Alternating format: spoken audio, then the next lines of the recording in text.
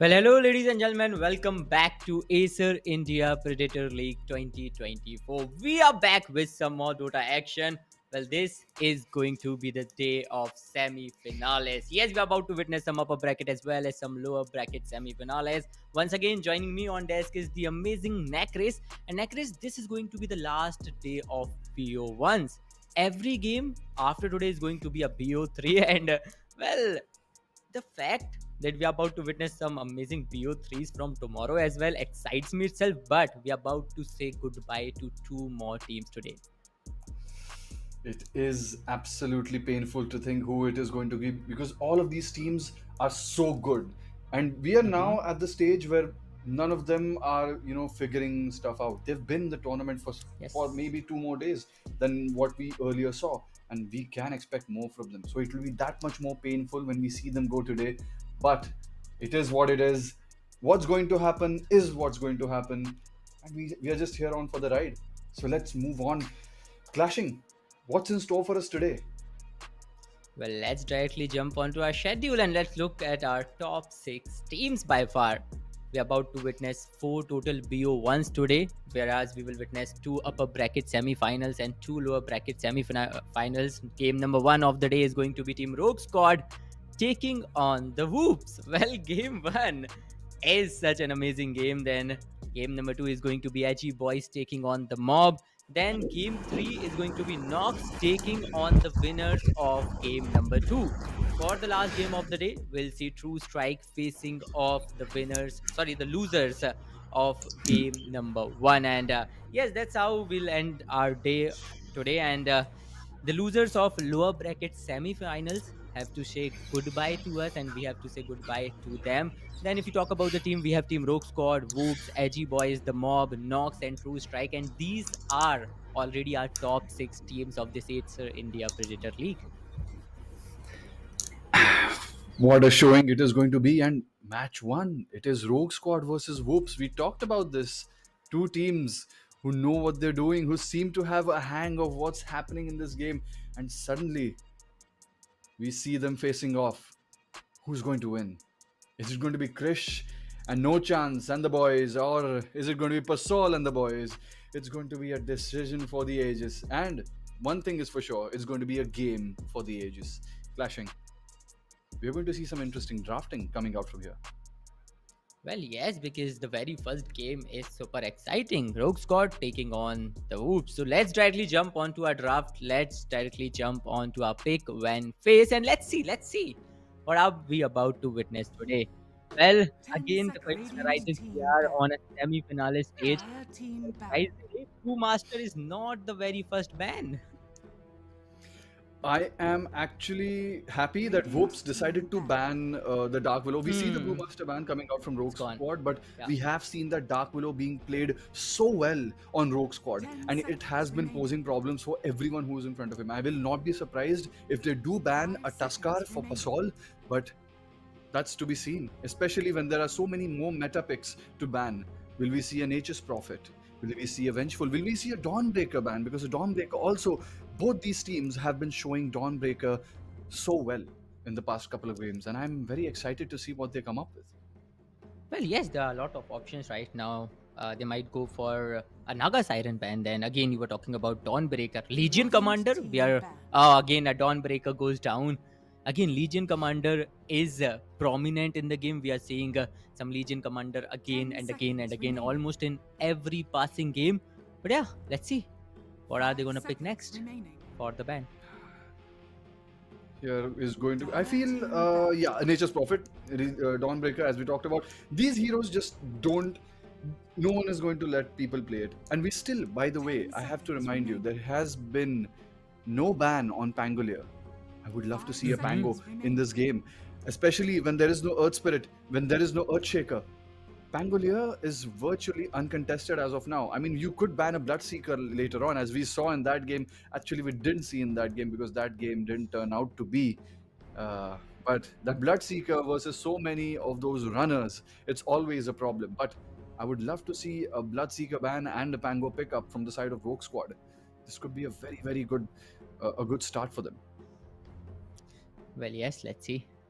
Well, Faceless Void is also in the pool right now, so we might see a Void ban because that is A what void band, we most are. definitely. Yeah, but yeah, let's see.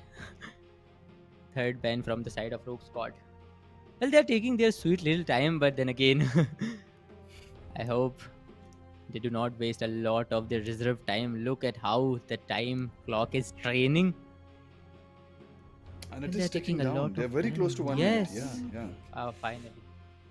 Gyrocopter, very strong ban in the current meta. Gyrocopter is extremely strong with his Oh, very fast farming capability, and the amount of and a good pick. like the flak cannon has gotten a lot of upgrades, and we see a Vengeful Spirit being picked out. Vengeful Spirit has been that hero of contention for the past couple of games. It has 100% involvement rate in the game, ban or pick, it's always there, and that's a Warlock.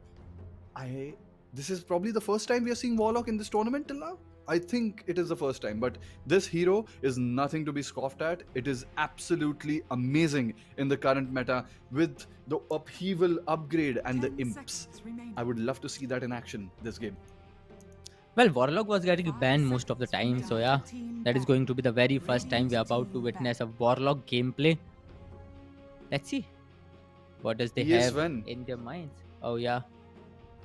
PSN being banned, I feel PSN they are slept on. Every time these two carries are in the game, we see something interesting happening because right now in the international stage, especially in the current tournaments going on, Sven and PA are probably the most picked carries in the meta, and I will not fault Rogue Squad for banning it, and also will not fault Whoops on banning that Skyrath mage, a very, very potent second pick, which you have always seen. The Dark Willow ban, the Skyrath ban. They have seen Rogue Squad play before, and hence they just know that Willow and the Skyrath mage should not be in the hero pool right now.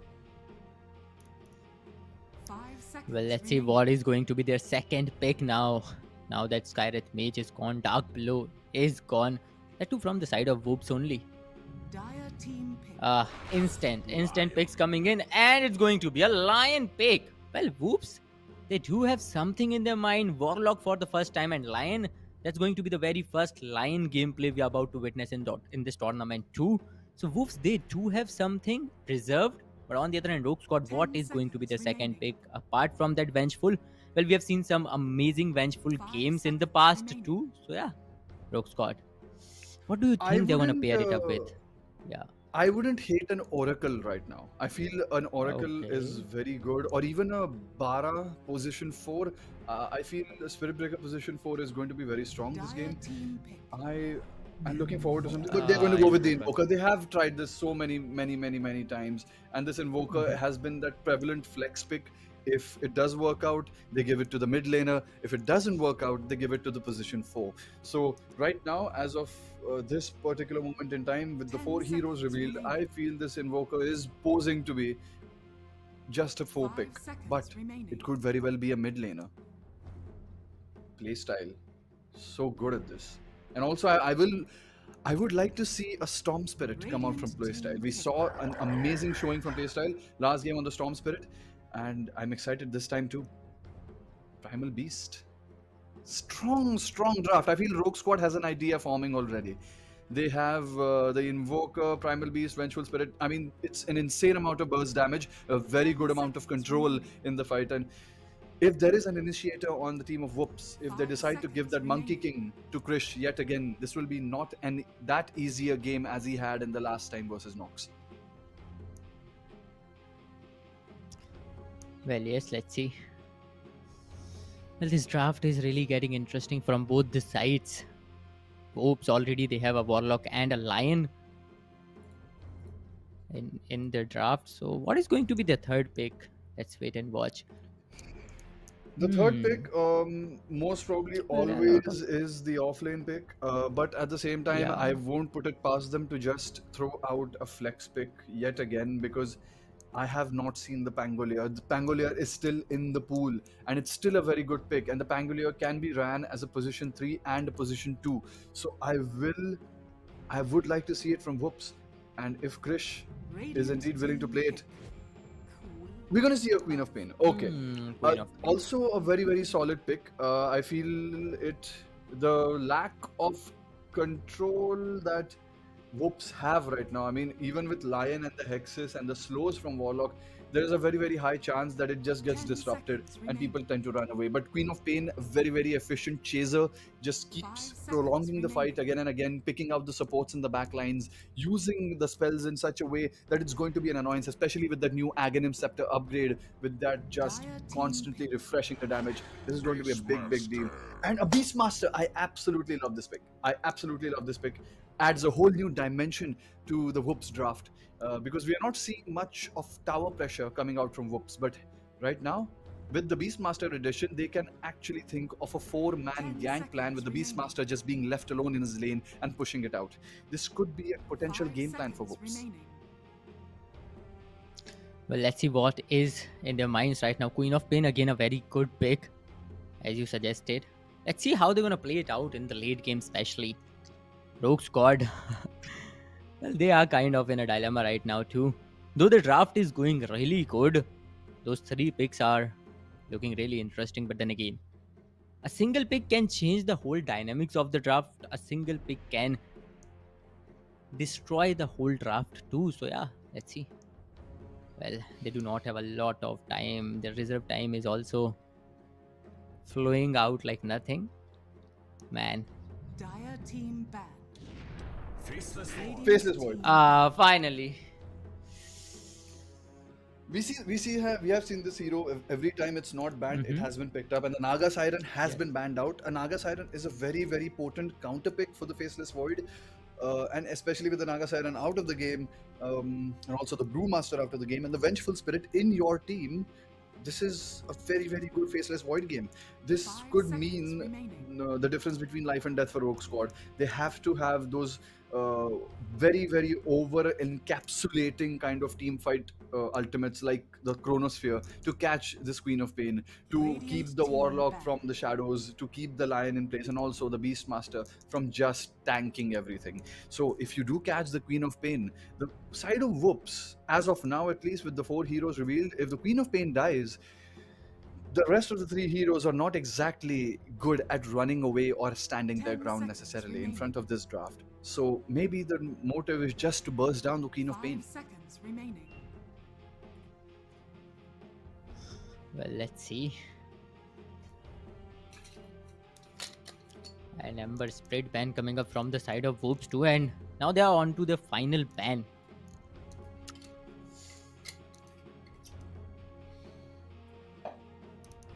Dire team The final back. ban is going to be a Jakiro. They know that most probably this Invoker is going to be on mid, and hence they are banning out a position 5 because by now I feel they are pretty clear as to what Rogue Squad are going to be drafting, the way they are going to be playing this hero. But maybe Rogue 10 Squad can surprise seconds them. remaining. That last ban could be turning out to be a waste 5 seconds for remaining. Whoops if they decide to run this Invoker in the position 5 or 4 spot. And it could open up many more heroes in that mid lane role just to counter and play with the Queen of Pain. Dire Well, team let's see what is Rogue Squad gonna do. Okay. Final pick for Rogue Squad. I'm actually, I don't hate the Storm Spirit. I still like the Storm Spirit a lot. Maybe a bit hard to lane against the Queen of Pain. Laning is not necessarily. 10 It requires a seconds very, very good Storm Spirit, and especially against someone like Krish, you need to be so 5 good seconds remaining. at the mid lane. And if you pick a hero that is even slightly disadvantaged, it is extremely difficult to play it against a hero like Queen of Pain. But we want something interesting coming out here. They want something to put this all together. Maybe a Kunkka, Radiant maybe team something that. Grims. Okay, so they are going to Oh, go with the okay. Invoker at the mid lane and the Grimstroke being the support. So I feel the Grimstroke opens up another wave of possibilities for the side of Rogue Squad because the double Vengeful Stun, which is already double with the Shard, 10 can be seconds quadrupled with the link, the Grimstroke link, 5 and seconds also remaining. it says a lot about just the amount of control they can have on 2 heroes. If he catches the Queen of Pain in the Grimstroke ultimate, and Primal Beast is going to have not a hard time catching him. He can catch him, burst him, and there's not going to be any running away. The silence also so good against a blinking hero and Lion and Warlock who tend to be channeling a couple of spells. This Grimstroke is an extremely very good pick. You may now And we end with the select your Spectre. heroes. I think that is a very, very good pick considering what kind of draft we have. They want something that cannot die easily, because the Beastmaster would have been the only hero kind of shouldering the weight of the tanking alone. But now he's going to be with Spectre, taking the brunt of damage that's going to come out and try to last in the fight and maybe target the backlines of the Vengeful Spirit and the Grimstroke with his Haunt, just jumping on them and finishing them off before the fight even starts. That is going to be the job of the Queen of Pain and the Spectre, and also the Spectre and the Beastmaster to just eat the amount of damage. A very well-rounded draft coming out from Whoops. I overall support, I think I like Whoops' draft better. Slightly better. Well, they do have some great counters. But yeah, at the same time, Rogue Squad, they are coming up with some great tag teams too. Again, that Grimstroke ban, the final pick of the team. Sorry, not the ban, that Grimstroke pick, the final pick of the draft from the side of Rogue Squad. As you suggested, that has just added a whole new dimension in the game. But on the other hand, Whoops, this is Whoops, right? You cannot just underestimate them at any point. They've come up with a Warlock pick finally, a Lion pick too, Queen of Pain, and like most of the picks coming up from the side of Whoops, whether you talk You're doing about very well. Spectre, I'm very a Queen proud of of you. Pain, Lion, or maybe a Warlock, we're about to witness the first time I've always in wanted this to, I've always tournament. wanted to be a giant space yeah. crab. I'd much like to see how much of value all these heroes can generate from the side of Whoops. But yeah, we'll get to see that once the game resumes and finally the game is about to begin. Well, let's see. This is getting really confusing at the moment. I am excited to see how this rune fight goes, because both of these teams have good fighting heroes right now, especially in the level 1 phase where everyone has just one spell, but it could very much prove to be a first blood on either side. So it is purely about the way they position themselves and how they end up catching the opponent. Rogue Squad is still split a bit. They have split the heroes over the map, trying to secure more runes than they can possibly handle. But let's see. The Void is still sticking top lane. Not much the Void can do if there is a 5 versus 5 fight, other than just chase and auto attack. But 30 seconds the to rest, battle. especially when it comes to someone like Spectre, the dagger proves to be very useful when chasing someone. And especially with the amount of slow they have, this could prove to be a first blood for the side of Whoops. I'm very excited to see, actually.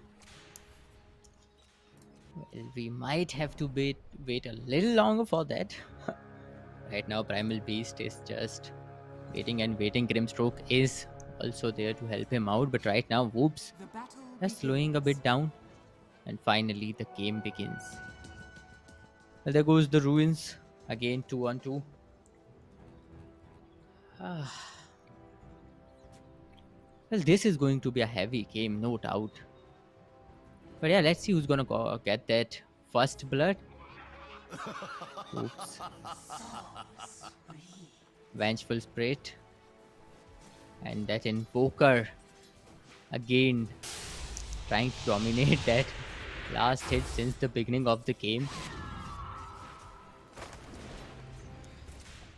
Well, yeah, let's see how this game's gonna progress, because... Oh, As for, I think the last hits are something that what the mid lane is going to be mostly concentrated on. It's going to be Queen of Okay. Pain just having the better end of the stick. It's not really easy for the Quasvex Invoker to pair up against a Queen of Pain, especially with the extreme amount of burst damage coming out of Queen of Pain with the Scream first build. He's not going to be going for the Dagger first. We may be seeing a Scream and Dagger max without the Blink, because there is no real way that they do kill him. Even if one value point in Blink is added, he can still be fine in the lane. And we are probably going to see that in the early phases of the game. Yeah, Spectre, Queen of Pain, as of now, really having more or less all the last hits they can get. Well, yeah, let's see. I'm curious to see what playstyle has in mind, because he needs to be keeping this Queen of Pain again, the same thing. Yeah, so he is harassing him again and again. He has to keep him in a certain health threshold so that he doesn't get tower dived. And if he does get tower dived, he will have to fight back. And in that case, maybe the Queen of Pain will die if he's toe to toe with the Invoker. Like, this is a very, very good play by Invoker, and maybe a bit of a misstep by our Queen of Pain. And, okay, top, no chance. A bit too out in the open, and he does not get the kill. He will be going down, and that's the first blood going to the Faceless Void. A very, very well needed first blood because of the lack of last hits. He's going to be suffering in this lane, especially against a Beastmaster and the Lion. But that first blood is going to keep him right where he needs to be. Well, yeah, Beastmaster did came into support, but then again, he was just a little late. And Lion goes down. Rogue Squad gets a very good first blood, and again, no chance. Well, he's back to take his revenge. So it's not going to be that easy because Rogue Squad, they are playing very carefully on both the lanes. Primal Beast. I mean, Spectre. we already see Whoops' draft coming out so well. I mean, they understand that the laning phase is extremely important, and they want the laning phase to go as well as it can. Oh, okay, So, okay. which is why this is going to be, okay, a bit of harassment going down on playstyle. He's going to drop a bit low, but with the Quasfex Invoker, you can't really finish him off. He has that passive region with the Quas balls. But it has been nerfed recently. Yes, it has been nerfed recently, and not the same kind of sustainable build that you usually see. We do have to see a bracer coming out on the Invoker, and it's going to be a problem for him to just stand in front of the Queen of Pain. Vengeful Spirit dropping a bit low. Oh, this Axis save gonna just graze him. Maybe one more right click could have done the job, but not enough. And Vengeful Spirit will go behind, get a salve up, and it's going to be business as usual. Well, yes. Meanwhile, Pasol. Invoker, look at the HP. Well, Queen of Pain surely is trying to, get that frag, but then again, Invoker, the way he's backing off and utilizing that tower advantage as well as that HP regeneration. Well, somehow Queen of Pain is again and again trying to harass him, but Invoker, he's completely denying him, and that too very casually. Oh, okay, let me just back off a little bit. But yeah, Rogue Squad, they do have kind of that kill advantage, the first blood in the form of Lion. But on the other hand, Queen of Pain again trying to aggress a bit. Meanwhile, the Spectre. Well, Primal Beast, it's really hard to, put a break on him. HBK.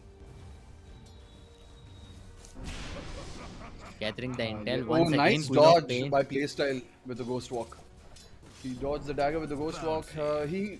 I mean, I understand what you're saying about Invoker avoiding a lot of damage and not really being harassed that much by the Queen of Pain, but we have to understand that the Invoker has had to go to double. He has to have two bracers, and I don't really like the fact that this is only because they chose to run the Invoker mid. They could have very well put him on a position 4 and had a better lane and maybe gotten a better mid laner in front of the Queen of Pain. And maybe playstyle would have had a better time. But speaking of someone who's having a very bad time, Dreezy, he's Yeah. falling very low, and the dive from the bird is going to finish him off. Well, They're again, really pushing Evil the Ash. advantage. This Void is really not having a fun time. 10 last hits behind his counterpart on the opponent team. But yet again, we see the Warlock just falling down. But we may see the Spectre finishing off this Primal Beast. If this goes down, it could very well be much more of an advantage than they gambled for, because a solo kill on the off lane, this could mean even more farm for the already super farming Spectre. But no, he is going to run away with that onslaught. That's going to be a very, very difficult way to pursue. Straight back to base. Well, yeah, it was a long chase, but then again, just in time that onslaught came in, and it came in handy. He survived because of that. But Queen of Pain, meanwhile, oh, No chance. No chance goes down again. Dreezy also trying to the fight second back time. the Brewmaster. It is not that easy fighting a Brewmaster, especially when he has that one bird just circling around. See, again the bird dives. and dives and dives. One more dive coming up. Oh, yes, and even then, he will not live. They will pursue for it. The Vengeful Spirits throws down the stun and catches Evil Ash on his way back. Okay, we see an onslaught going instantly into the Warlock. He's going to be just caught. The Inkswell also not going to let the Warlock. It's such a beautiful combo. Inkswell into onslaught into just the amount of pummeling he's doing. No hero is going to be able to run away. So that is one Hail Mary they have in terms of a strength in terms of their draft, but the rest I am not really worried about Whoops that much. They need to get their farm back, they need to get some tempo, and they can run this game very easily. As we talked about, just the Faceless Void going down yet again. Oh, I feel bad for him. But whoops, finally the efforts are somehow creating an impact. Oh, Treasy. Well, again, he's in a safe Needs to zone. be very careful. But no Okay, chance. He is looping back. He's looping back. I see him. He wants to see where Dreezy went. He wants to search for something. Maybe the courier. They see the courier. Is he going to get the Faceless Void courier? That could be a huge deny. But Queen of Pain, he sees Dreezy who's very low, and the dagger, and doesn't even need the ultimate. He was posing for it, but he doesn't even need to. And now they're just going to translate it into this tower. Already under 10 minutes. You see the power of the Beastmaster, just zoning the enemy carry out of the lane and just bullying the tower out of them. Well, for sure, Whoops, they are utilizing their draft so well. But again, okay, Spectre. Risky by Spectre. Okay, he's going to try to run away, but the Lion, what a beautiful Earth Spike coming out from No Chance. He's going to stop them from pursuing the Spectre any further. But now, the Grimstroke, he's a bit too far out, but the Vengeful Spirit is also rotated. The Blood Grenade does come out, but so does the Sonic Boom. And that pushes back the Faceless Void from the No Man's Land, and the Queen of Pain is going to help finish off yet another kill. That's going to be a double kill for Krish. But Soul going down on the Grimstroke. Also, Chris gets the boost he was looking for. Yeah. Exactly. He is going to be popping off this game, leading the net worth, and also such a dominant hero against all of this Rogue Squad draft. But by the way, Clash, do you see something on top lane? The Beastmaster, he's freely farming away. He's taking over your jungle. He's going to get that helm. He's going to get a couple of more creeps. And we are going to see more and more of a lane pressure coming out from this top lane by Evil Ash. Well, he's already pressurizing Rogue Squad so much. We have already seen that before, in the previous push that came in. But look at the net worth difference. Man, Queen of Pain, that's a humongous net worth difference right now. Playstyle, man, he needs to figure something out. But right now, Queen of Pain is still, Krish is trying to maintain a safe kind of distance, because somehow Whoops, they are waiting for the perfect opportunity, just like the previous one where they have got, I think, 2 or 3 good kills, and now they do have a good control. Rogue Squad, they started off on a very good note, but right now Whoops slowly and steadily again backing off, utilizing their draft, utilizing those team coordinated efforts. And Queen of Pain, that entry and those 2 frags by Krish, with the amount of damage that was he was dishing out at the moment, man, that was so perfect. Let's see what is Rogue Squad up to right now, because as we were witnessing Beastmaster, he was kind of on a very good farm, destroying the jungle of Rogue Squad. So yeah, if this keeps up, then things might go a little bit bad for Rogue Squad. I'm really worried about the Void right now. He is not going to have much space to farm in this game if this just keeps going on, because No Chance and Queen of Pain, and hell, even the Spectre with the new Haunt pick up on him with the level 6, it's going to be extremely hard for him to just be anywhere, because they're always going to be looking for him.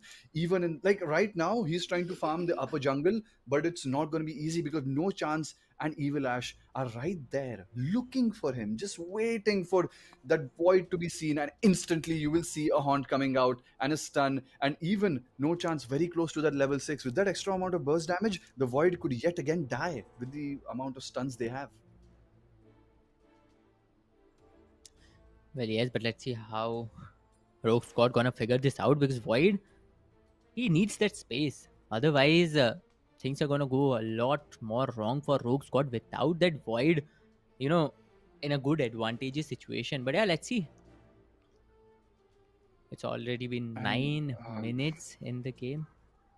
9 minutes, and I'm starting to think, if even if the Void does get a chrono off at this kind of, what is the damage Mhm. other than the Faceless Void coming out from outside of the chrono? Unless this is very much late into the game, where the Invoker has maxed out Sunstrike and also the Cataclysm available after the Aghanim Scepter pickup.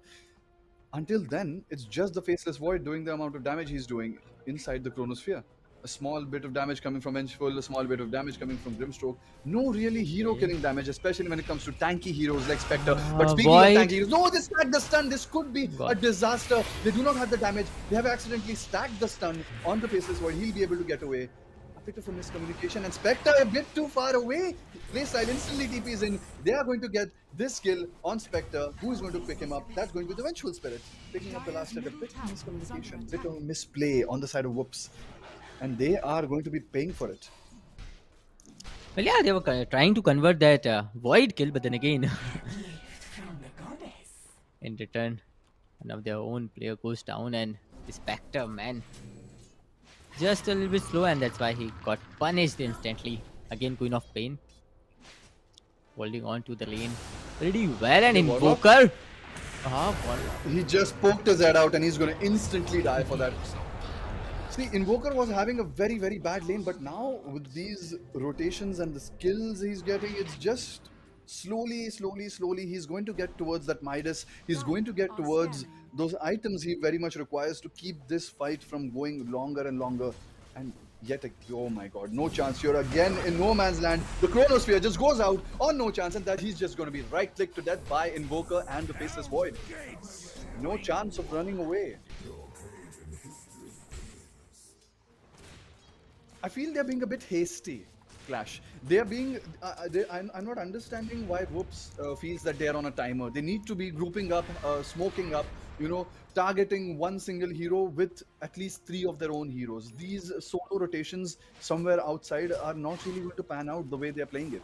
And the proof is in the pudding.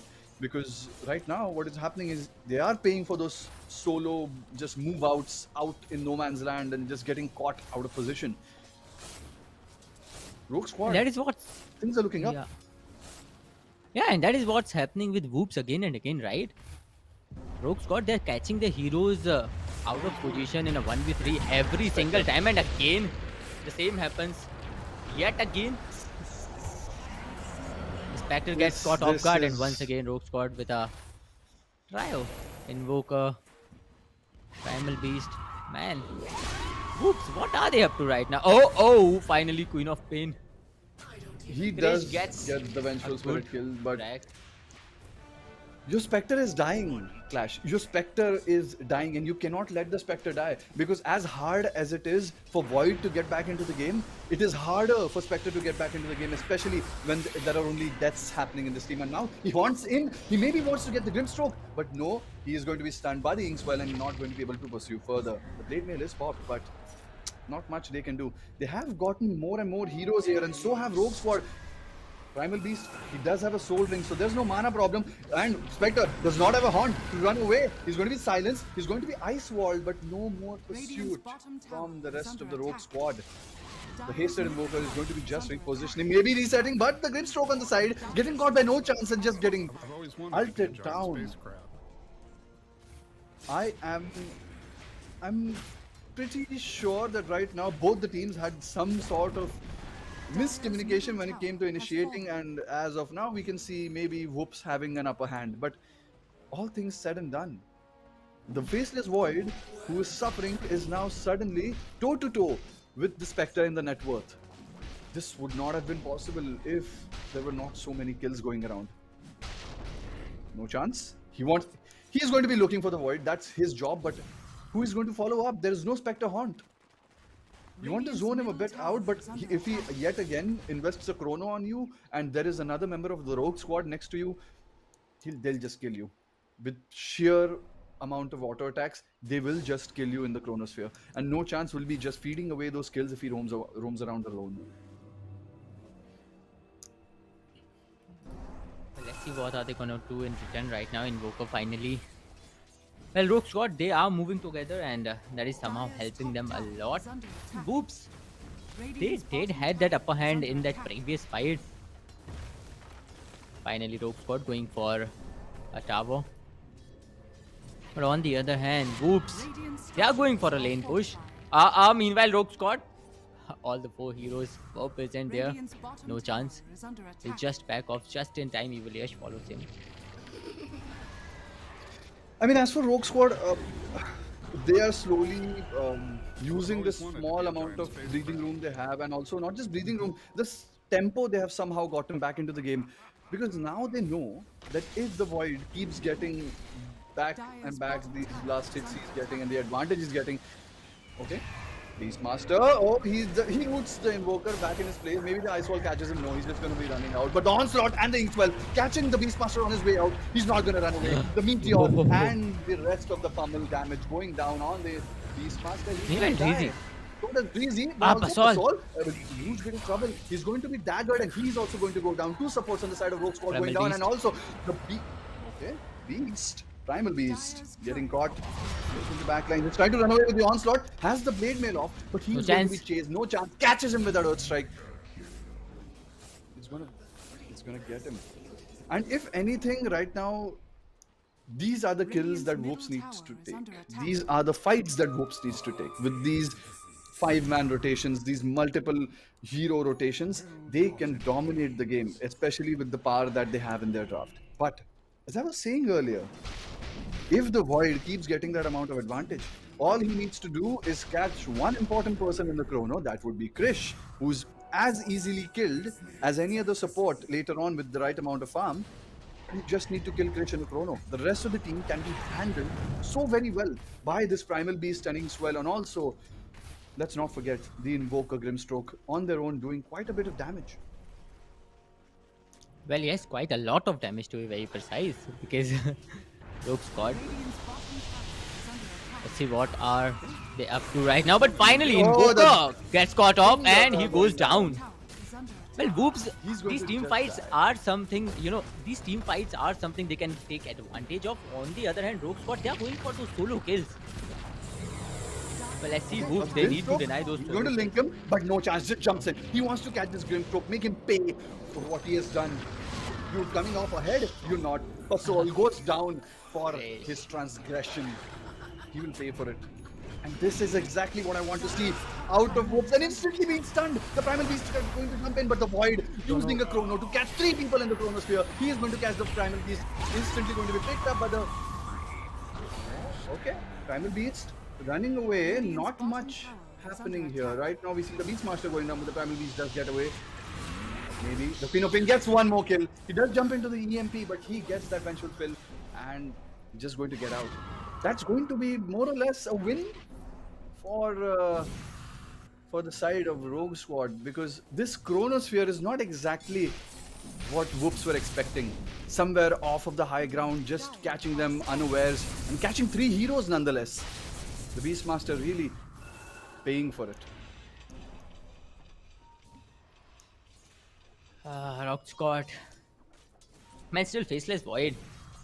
That Chronos was so on point, and that's why Rogue Squad, they somehow survived quite a lot of damage.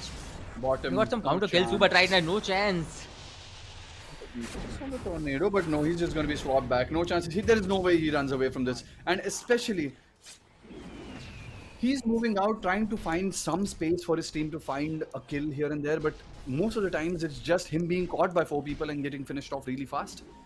And bleeding away your Lion, it's more than just a kill. It's that initiation that you have with the blink and the stuns and the disables more than that. It is just so difficult to get more fights out of it. And now the Queen of Pain doesn't have an ultimate.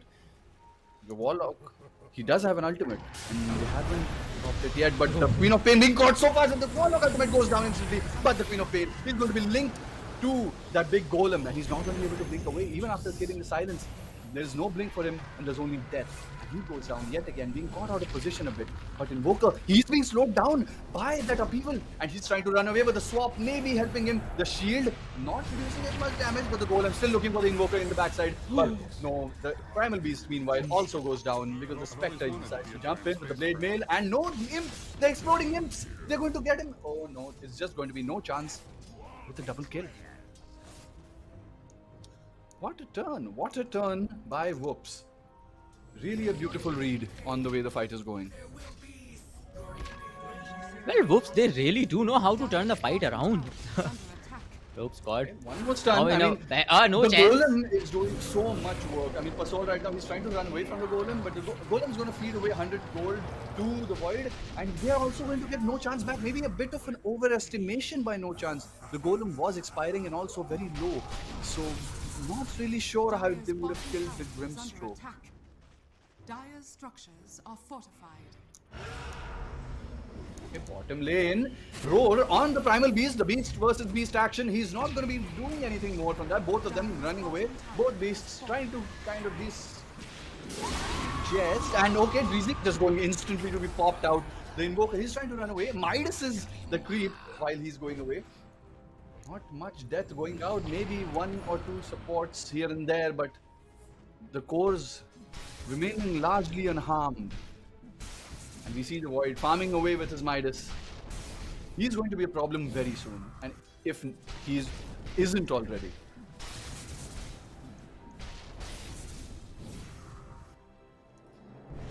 Well, problems are all around the map. Even No Chance is getting some fair skills here and there right now. Whoops. Well, they're getting back the control. They are in the control. But then again, they still need that all-out aggression, that, first 10 fight they're looking for. Krish is securing some very good kills, and by far he's proving himself again and again. The Tormentor. Yeah. Tormentor just going down really fast. I mean, they're going to get those shards on their supports, and after that, it's just going to be a party. Like, Inkswell, again, 40% more damage and heal to the target for 40% of the damage Inkswell deals. What is this shard? I mean, even on a support, it does such an insane amount of damage that paired with the Primal Beast, just dishing out as it is, it's going to be a lethal combo for most heroes on the side of Whoops. But that's all up to execution. If Whoops is yet again caught out of position, Dire's middle this tower could very is well be under the attack. reality, but Whoops. I think they understand. After bleeding out so many deaths, after No Chance dying in places where he shouldn't be dying, I think they have understood finally what to do. Well, let's see. Whoops. Finally, they're now looking for something else, and Rogue Squad. Well, they are understanding for sure. They're getting a grasp on the Whoops gameplay, because Whoops, Radiant are they're getting some scanning. very good kills, especially in those all-out team fights. But right now,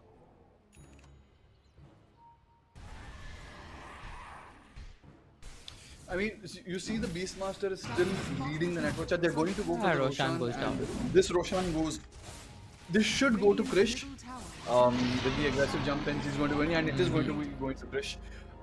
This Roshan could mean a lot for Whoops by the way they can approach it. Because if they do this right, this Roshan could end up being the doom of all the outer towers for Rogue Squad.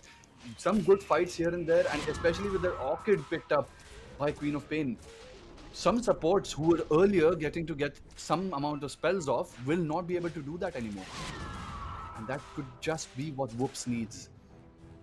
And right now, maybe they're smoking up. They should be smoking up by this time, trying to get something done. But there is a smoke coming out from Rogue Squad 2. They are looking for the side of Whoops, and maybe they're both running in two different directions. Both very, very narrowly missing each other. And maybe just going to be translating into Dire's some other bottom objective. tower is under attack. Whoops, they're already going for the tower takedown. But on the other hand, there's a single hero. Yeah, there's a single hero onto the top lane. from the side of Whoops, and he might go down. Well, Rogue Squad, they are moving forward for sure. But finally, Fasol. Yeah, they ping it out. They ping something out. They know there's something there. They are seeing the Spectre, but no, he's just going to be daggering and running through the terrain out of that place, not trying to take any chances. This team is very, very far away, and he does not want to be bleeding away yet another co-kill from his team. But what do Whoops do now? They have used a smoke. Their Aegis timer is still ticking, not really getting much advantage out of it. They have gotten the bottom tower. Now they're aiming for the mid. Even if they don't get many kills, they can just take towers. And they'll be pretty happy with it. All they wanted, the end game of this whole thing, was getting the outer towers. This last tower going down will mean a whole lot for the map outside of Whoops. And that's going to be it. Going to be resetting a bit, trying to get something, but no chance, getting caught in the trees by there. And now Grimstroke just focusing him down, but the Chronosphere coming out just on the Beastmaster, not really much, and the Warlock ultimate stopping the Void from dealing too much damage. The Lion does go out, but so does the Grimstroke. Playstyle being caught in no man's land, he is also going to go out, and still chasing. The Golem is out, and the Onslaught is out too, and there is no way you're going to catch the Primal Beast just like that. But even then, they still catch the Vengeful Spirit on his way out. And now meanwhile, they're going to go for to that be a high tower ground push. Well, yes, and it is already turning into that. Queen of Pain is still holding on to that Aegis. So yeah, he won't back off. At any case, look at him playing on the front foot right now, and Rogue Squad 3 of the heroes are already down. They are going for the barracks too. Whoops! Now they know that they do have a very good control. The control they were looking for, because the bottom lane barracks are gone completely. And they might go for the mid lane too. Yes, it's not going to be easy for them to hold on to the racks. It's just against the Beastmaster and the Golem just going to be killing the racks. And also the Imps. Let's not forget the Imps. Speaking of the Imps, there's one guy being caught in the EMP, the Spectre. He does not have an Aegis. He does not have any way to run away, and he is going to pay for it. Well, he was so far ahead. All the four, all the four heroes, spotted him, took him down, and there was no way. The whole team was playing a little back. Look at them just farming on, and they might go for yet another push. But yeah, they have to wait for that Spectre. Queen of Pain still holding on to that Aegis, and the time is already running. Well, let's see. Rogue Squad. This time they are already well prepared, though the barracks are already down, but still. It's gonna be real hard for Whoops to initiate yet another push. Only a single minute left till that Aegis expires. But yeah, let's see. Once the Spectre comes back, we might see yet again a good initiation from the side of Whoops. Look at them clearing all the lanes and pressurizing Rogue Squad at a very different level. The Tornado, I mean, this spell, I am absolutely a hater of the Tornado spell. I cannot tell you how much it annoys the living hell out of me. It helps in clearing creeps, and with the Tornado cooldown you get later on, you can just spam it. And even after everything, it's such a very good setup. It's a long stun. It's like a multiple hero and Yules on your team, which does damage, which debuffs, and also it sets up for the rest of your spells, which Invoker very sorely needs. If anything, if the only way Whoops kind of mess up an initiation, it is going to be because of the Tornado and or the Chrono. I would like to see something amazing come out of the Void though. Speaking of Chronos, we haven't seen much important. Okay, the Beastmaster is getting instantly swapped in, and the insane amount of damage coming out. Even with the Pipe of Insight popped, he's not going to live. He's just going to get crushed by the Primal Beast, getting picked up and put down in a very, very harsh fashion. These are the slips. These are the slips we've been seeing from Whoops. And these slips end up costing a lot, because now they can't push. Yeah, single little slip, and that's why Rogue Squad, they've got a very good chance, and look at them. Now they're going all out. Tornado catching him. Okay, but he still has a blink. He has a BKB. He's going to be blinking out of there. He does not have any Aegis, but because of that, he has had to pop off with the BKB. No chance. Still in no man's land.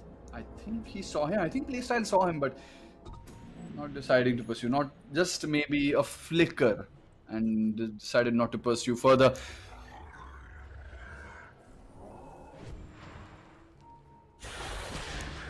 Silence on the Primal Beast. He does have a BKB, so he could pair it up with it. And yeah, he doesn't even need to. He's just gonna pop his blade mail and walk right off.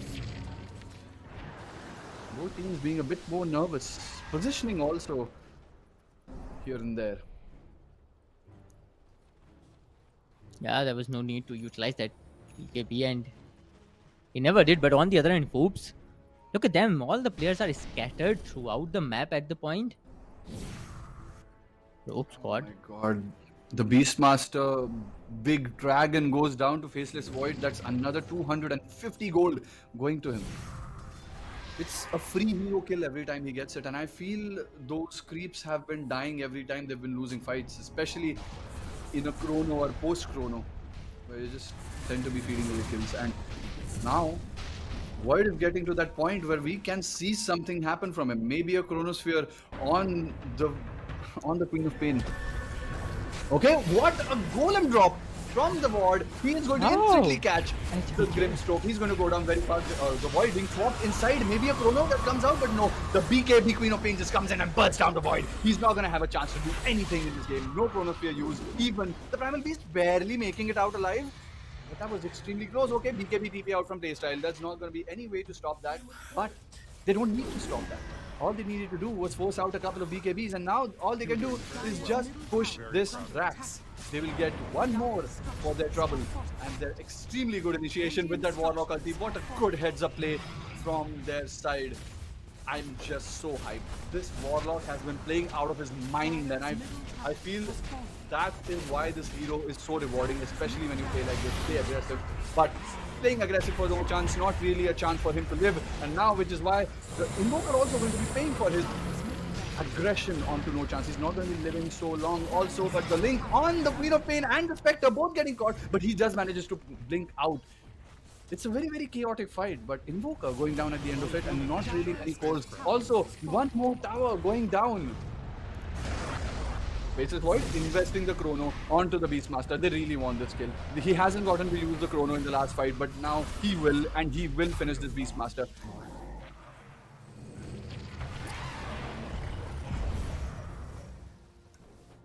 What is the deal with this? Well, again, the same mistakes Foops is making again and again. But again, I don't that think fight. that was a mistake necessarily. I feel this was the Beastmaster trying to get that one last tower and backing away. I think he's okay with his death, especially now that I think he hasn't fed away that creep he has. If he hasn't fed away the creep, I will consider that as more or less an okay death. Not great for Whoops, but at the same time, not really that horrible. Yeah, because they are in a very good situation at the point. And also, Faceless Void was forced to use a Chronosphere, and with Whoops and all of their ultimates up, they have a big timing. Without the Chronosphere, without the Primal Beast also doing much, they can have a good fight. What is Spectre going to do? I think they're going for another Roshan, but no, Rogue Squad. They will not. They don't want to let this go uncontested, and they will contest it. So let's see how they initiate into this, because right now the crucial ultimates that they need are not there. And Krish,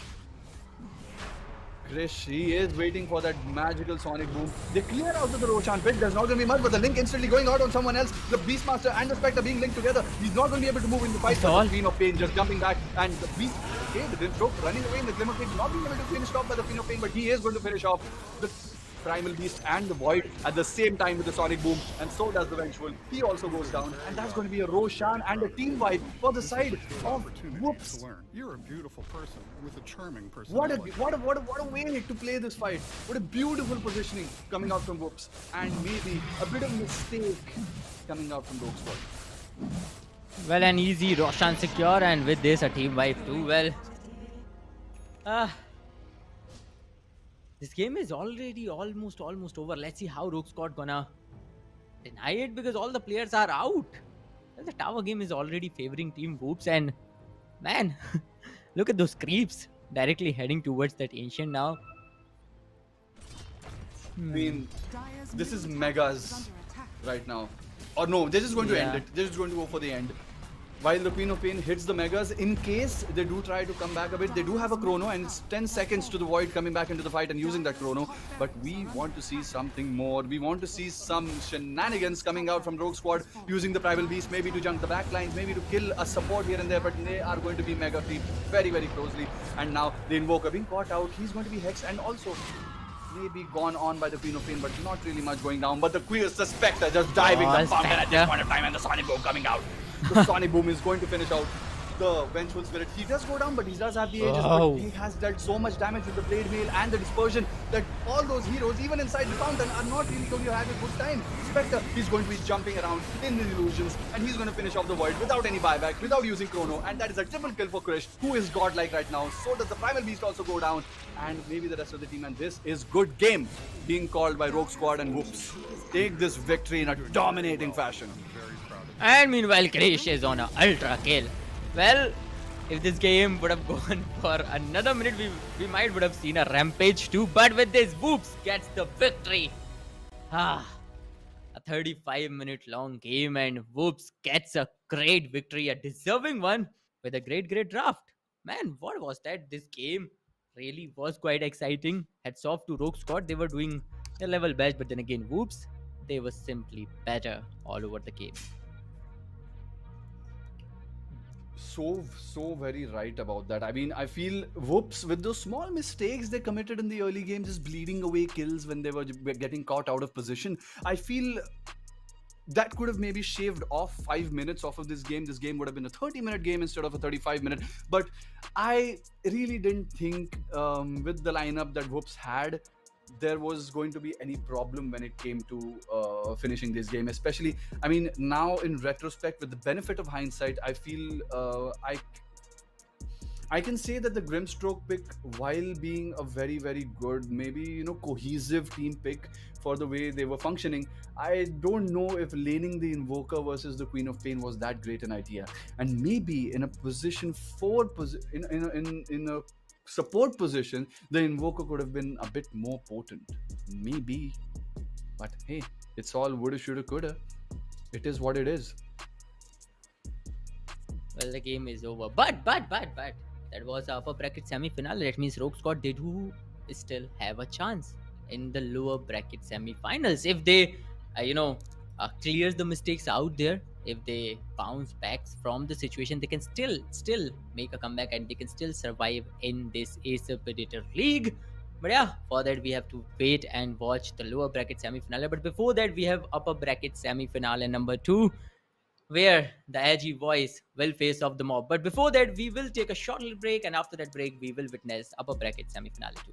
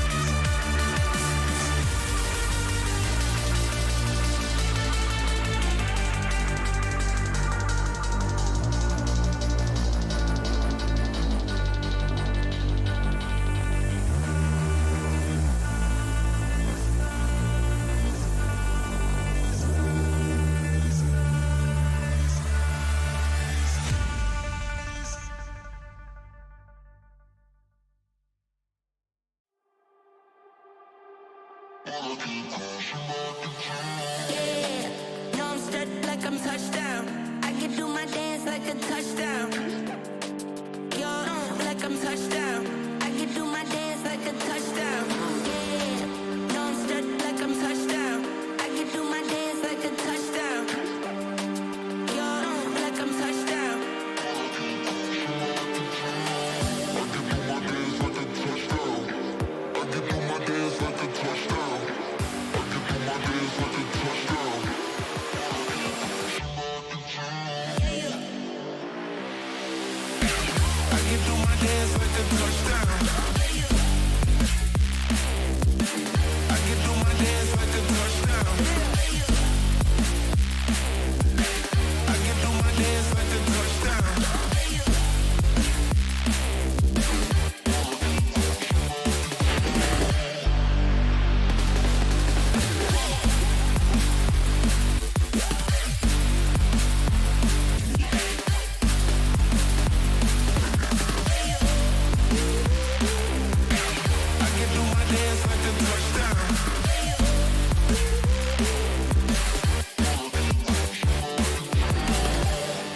No, I'm stuck like I'm touchdown. I can do my dance like a touchdown. Yo, like I'm touchdown. I can do my dance like a touchdown. Yeah, no, I'm stuck like I'm touchdown. I can do my dance like a touchdown. Yo, like I'm touchdown. I can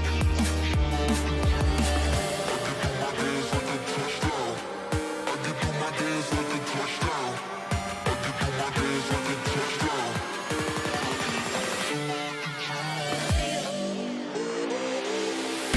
touchdown. I can do my dance like a touchdown.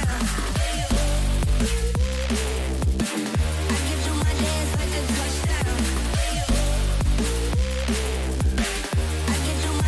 a touchdown.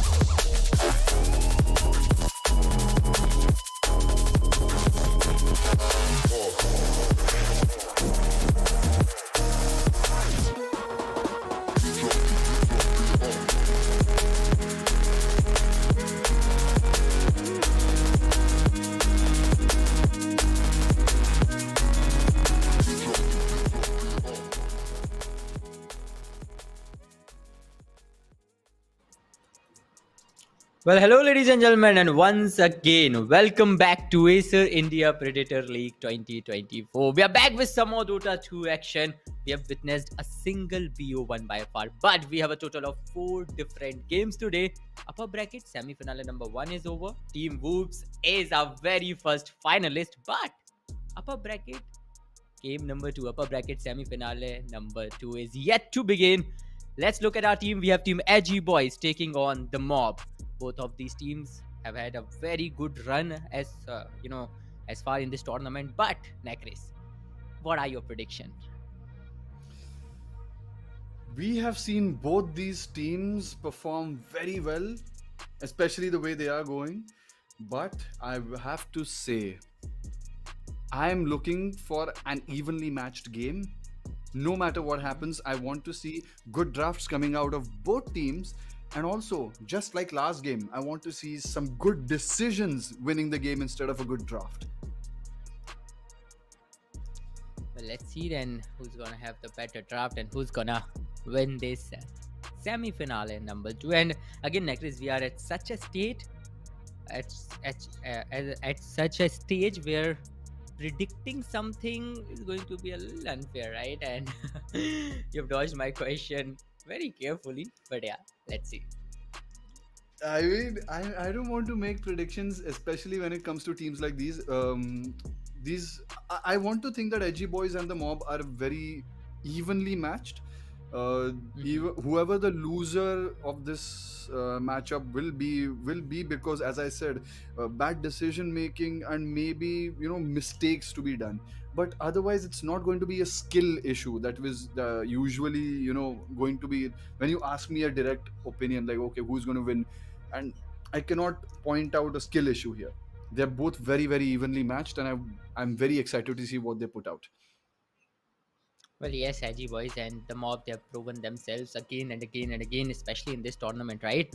We have seen some fierce battles coming out of from both the sides. But yeah, let's see. We'll jump on to our pick and ban phase soon enough, and then we'll get to know some juicy stuff, some spicy stuff. Because in that game number 1, Team Whoops, the draft was so on par, so on point. So yeah, we might see that kind of draft, or maybe something a lot different, a lot more unexpected from the side of Edgy Boys, or maybe from the side of the Mob. But yeah, we have to wait just a little longer, and then we'll directly jump onto our draft mode.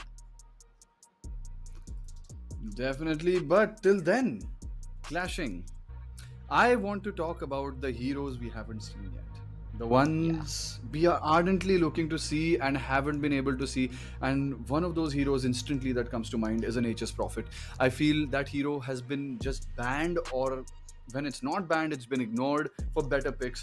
But I still want to see it. It has been a subject to some nerves, but hey, भविष्यवाणी आ चुकी है और let's go straight back to the pick and ban and see if Nature's Prophet is indeed going to be picked. Vengeful Spirit, banned first. We're going to see. Okay, let's go through the heroes again. It's going to be Brewmaster, it's going to be Dawnbreaker, it's going to be Nature's Prophet, it's going to be maybe a Gyrocopter, maybe a Primal Beast. Naga Siren. The usual bans. Naga Siren later on, but I don't want to think Naga Siren is an instant ban in this meta. I feel that Naga Siren can be countered with a lot of things, especially like Primal Beast can counter Naga Siren so well, even at the later phases in the game. A Chen, oh yes. I love that they banned the Chen instantly, because we saw such a good showing from Chen when it came to Edgy Boys and that rampage, which was, they were so famous for that rampage. And I think the Mob has done their homework. They have understood that Chen, Enchantress, those micro supports that you tend to play, I don't want the opponent playing it against me. It's a bit scary. 5 seconds remaining. Well, the Mob, they've done their homework for sure, because yes, you remind me of that Chan game. And that was beautiful. But yeah, let's see, Edgy Boys, what's going to be the counter. That Vengeful is already gone. But yeah, there are a lot of picks, there are a lot of heroes in the pool that needs to be banned. Otherwise, they're going to create a lot of chaos. Well, Brewmaster is still there, up. Yes. Yeah.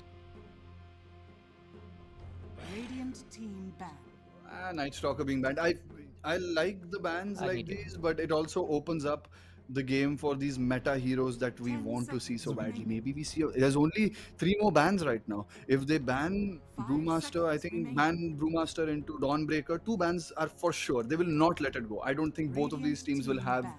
Oh. Okay, Invoker, good ban. Mm-hmm. And maybe the last 2 bans, I don't know. I'm not seeing a single meta ban for that matter. Maybe an Invoker is a meta ban. Invoker has been performing very well overall, especially in the support role. But what about the heroes we usually talk about? I don't know yet. So Dire team ban. Earth Spirit, another amazing hero played by Edgy Boys. That game, it was just beautiful. It was Earth 10 Spirit into seconds Chen, and remaining. it was just a complete onslaught of things. And I feel 5 seconds Earth Spirit remaining. Chen, the way this showed that game, this is going to be a permanent ban versus Edgy Boys. I'm very, very sure of that. Well, let's see. Dire Invoker, team one of the ban. most prominent. Radiant team pick. Warlock.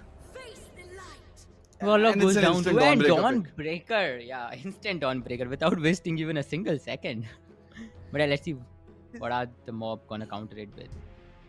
If you leave these heroes out in the open, they are going to be picked up. So I'm not going to be surprised if someone picks up the 10 Brewmaster, seconds if remaining. someone picks up the Pangolier. We haven't seen Pangolier yet 5 again. seconds But remaining. I want to see these heroes come out.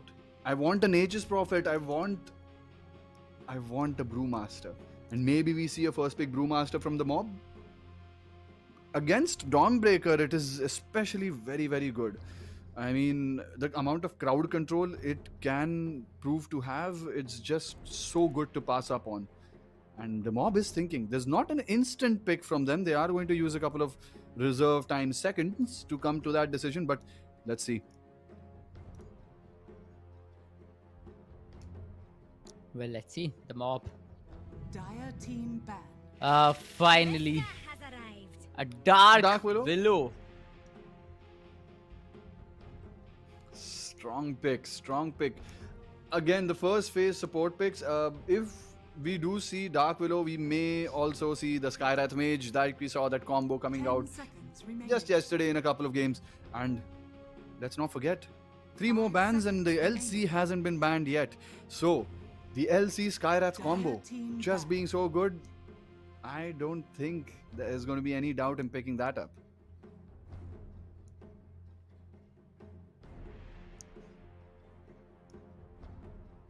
Well, yes.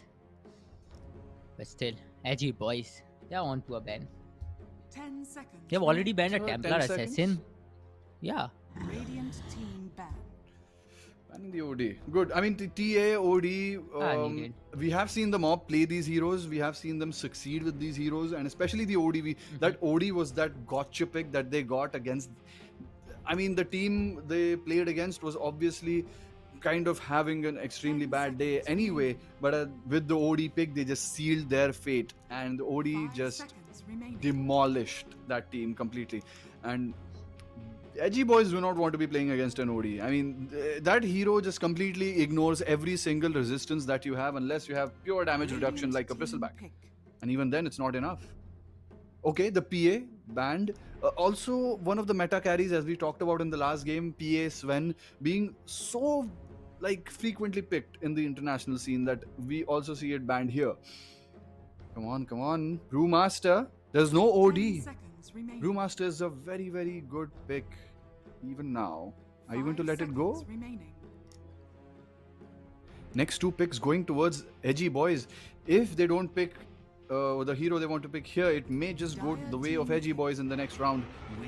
It's going to be Winter Wyvern. I love it actually. I absolutely love it. This could very well be a flex pick, and I want to see it either on the support wave or maybe as a mid laner. 10 This seconds hero is a remaining. strangely effective core. 5 Well, we seconds will remaining. see. Because the whole draft is yet to come, and Edgy Boys, well, they do have that Dawnbreaker. Again, those jump ins can be brutal, but yeah, let's see. What are they gonna pair it up Dire with? Because, team pick. okay, Skyrath. it's gonna be a Mage. Skyrath Comes out. Mage, yeah. Expected. I mean, they are probably going to just keep the Skyrath just because they don't want to give away the Skyrath, and also the fact that it's just such a good hero on the position 4. It just harasses the 10 carry seconds so much. remaining. And we are going to see a lot seconds of remaining. ganking. I mean, I think right now, Edgy Boys, the plan has already formed. They know Dawnbreaker, Skyrath, the combo. You catch someone with the Dawnbreaker and the Skyrath just piles on it with the damage, and especially when there is a third hero who does the just pure raw physical damage. Apart from the Dawnbreaker, it just comes together so well. Because these three heroes are going to be roaming around the map while the carry is farming and just digging in. Just need one more lockdown hero. They need something with a very, very heavy stun. I think Edgy Bois is looking for that. One more support. Maybe, I mean, a Lion. We saw a Lion last game, and Lion is not bad this game. And it's going to be a Faceless Void. I absolutely love this hero. Picking it right now prevents the opponent from picking it in the next turn. And also, for them, Skywrath Mage, Faceless Void, hey, we have seen this earlier. That is nothing to be scoffed at. 10 seconds remaining. Well, some of the very good picks coming up from the side of Edgy 5 Bois. seconds remaining. Dawnbreaker, Skywrath Mage, and that Faceless Void. We're not giving any space at all. Radiant team pick. But the mob. But we have to be very careful. Okay, Legion Oh, Commander Legion being instantly Commander. picked up. Well, yeah, I feel Faceless the Void and mob Legion has- Commander. The mob has some like a certain. They have a strength against Faceless Void. Like, this is not a free Void game by any chance. There is the Yeah. fear. 10 There is seconds the remaining. Winter Wyvern curse that is so good in a Chronosphere, especially if a Void 5 is trying to hit seconds someone remaining. and instead people just hit the Void. So if he gets cursed before or even in a Chrono, it is just enough to just waste the Chrono, more or less. And that could just prove to be the difference they need. So even now, I feel Dark Willow and Wyvern handling the cards they have been dealt. And now with the Legion Commander, they can look for some extreme amount of damage output that pairs with the Legion Commander. Maybe on the support role, which I still feel the Winter Wyvern is not. Maybe the Winter Wyvern is a core and we see another support coming out in the second or the third last pick. Dire Sorry, team second or the last pick. Okay. Spectre, that's the carry for you. And yet again, it's insanely good against the Void. It does not die fast in the Chrono. It does not die fast to the Skywrath Mage, especially when it has a Blade Mail and just kills the Skywrath in return. And it doesn't have that much of a problem laning against a Dawnbreaker. So, a very solid pick coming out from the mob. And the Legion 5 Commander just seconds remaining. lanes very well against the Void. So, as of the lanes, I feel I favor the mob very much.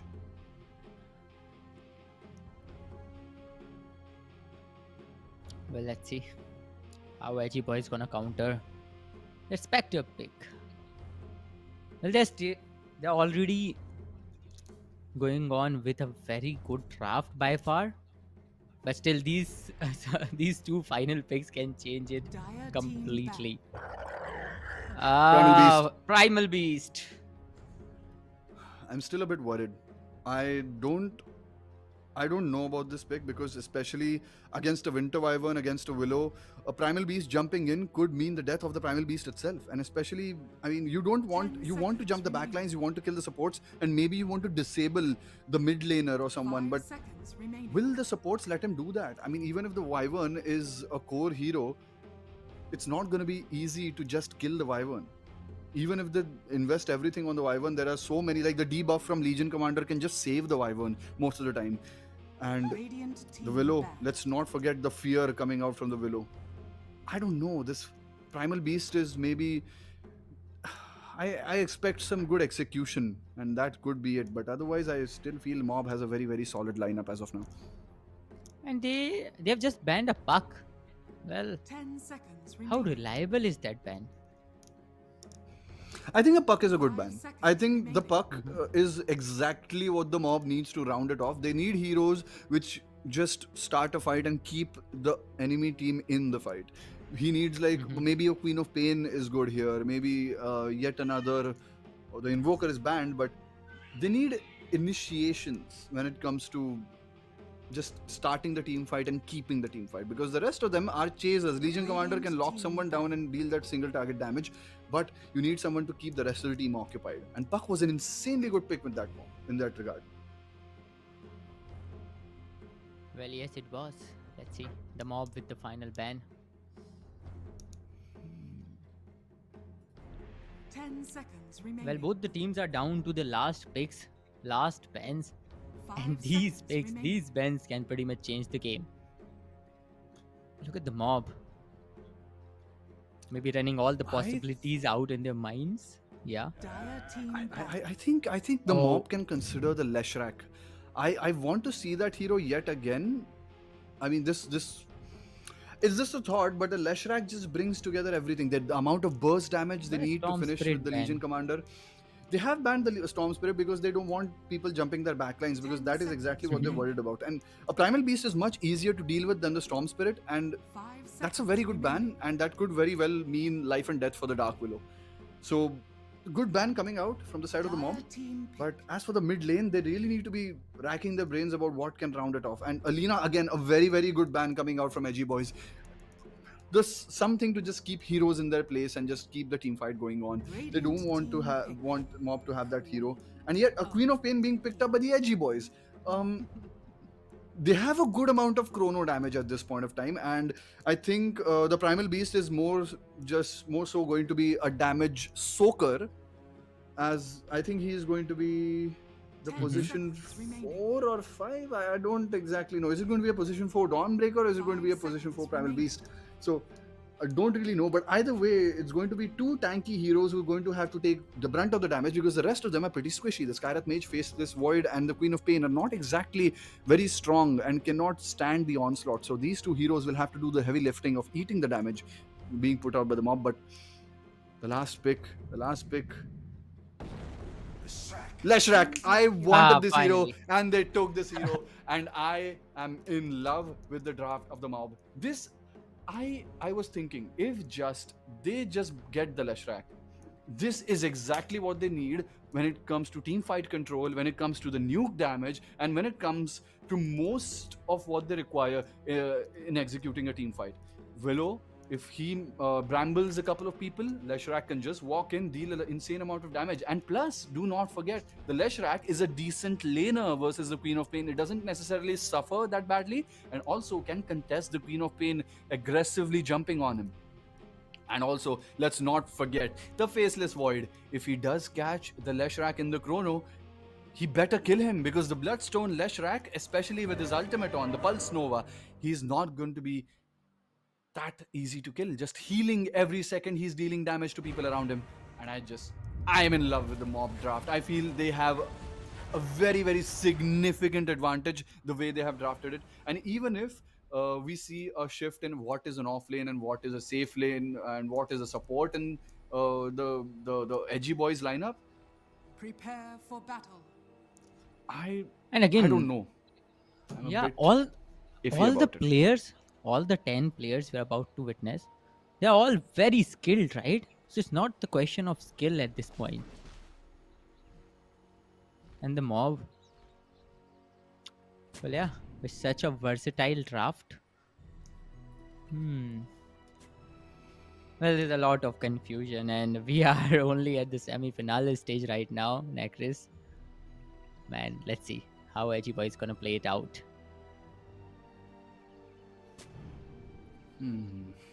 This, I want to see how they are going to approach the runes, because both these teams have quite a lot of rune fighting potential. This early level 1 Yeah. aggression they can put out, but again, it's down to positioning.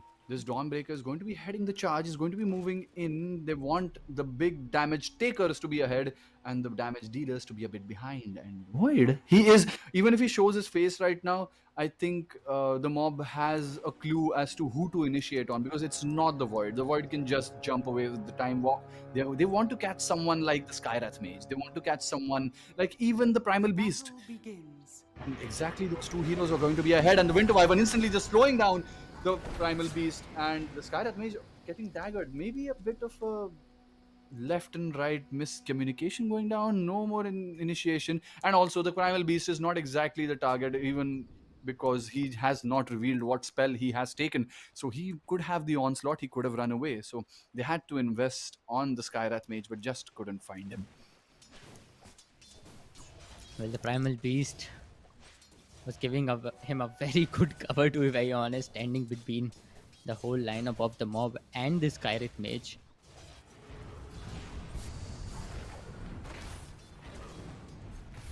So it is going to be the Wyvern who is the position 5, and not the it's going to be a mid Leshrac, which we knew earlier, but Oh, don't forget What? a mid Leshrac.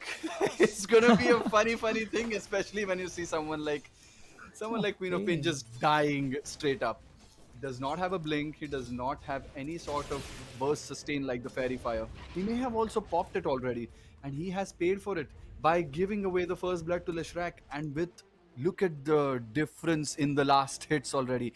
8 last hits to the Leshrac, with just 2 on the side of the Queen of Pain, already out of so many last hits. The laning phase.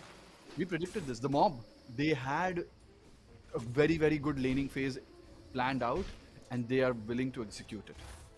Well, yeah, Leshrac holding on to the middle lane, that too in such a wonderful manner, even got the Queen of Pain once.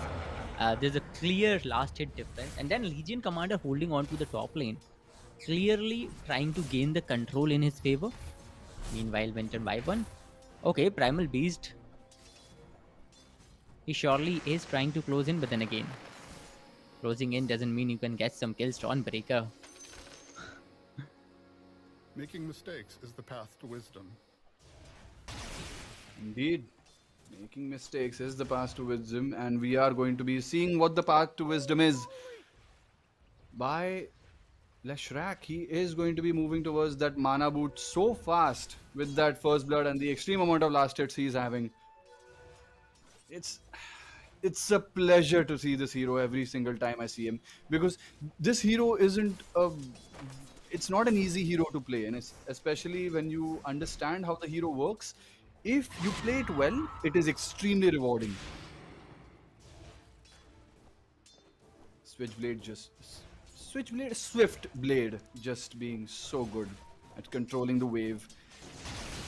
Did he get that creep? I think I didn't see him getting the creep, but I think he got it. 15, 16 last hits, and just the lightning just securing all the last hits for him, and also some bit of harassment going off on the Queen of Pain. He's going to soon get some raindrops, and that is going to maybe help him from the Leshrac onslaught a bit, but it's going to be a bit difficult, more or less, to just last hit in front of him. With such a equally matched last hit animation, Leshrac and Queen of Pain both have amazing last hit animations, and I understand that makes all the difference. Making mistakes is the path to wisdom. Bit of harassment, lane pull.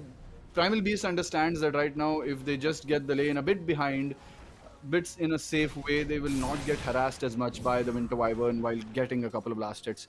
And speaking of last hits, Aqua is toe-to-toe with the Spectre, but at a very, very huge price of health. But he's okay with it. He was prepared for it, especially when he's laning against a Legion Commander. And all things considering, I feel he's laning pretty well. Legion Commander not really getting that overwhelming advantage he usually gets, but the Blood Grenade coming out on Skyrath Mage, just killing him. The Winter Wyvern is going to go down for it, and it's going to be a 1-for-1 trade for the bottom lane. Spectre getting a little boost in his farm. And a great trade from the side of Primal Beast too. Well, that was bound to happen, but right now Leshrac is still trying to hold on to the mid lane and trying to dominate the lane too. Meanwhile, Queen of Pain is somewhat... Okay, Spectre. No, nothing happening. Yes. Okay, Skyrath.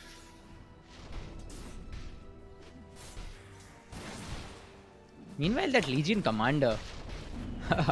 He is going to be dropping very low, and that position 5 Dawnbreaker just jumping in with the Blood Grenade and the Hammer. He is going to take him down, but also the Dawnbreaker falling very low, the Shadow Realm being popped, and is he going to find a hit on him? And he does kill him, and that's a trade. But a support for a core. The Void is very, very happy with this. And unlike the last game, this Void is having quite a lot of fun, and the Spectre is really not having a lot of fun, because he's going to just barely get the Primal Beast kill in return, and he is going to die later. That was something they did not expect, and now the rotation coming out from Dark Willow, not catching the Skyrath Mage in the Brambles, but he's pretty happy with that.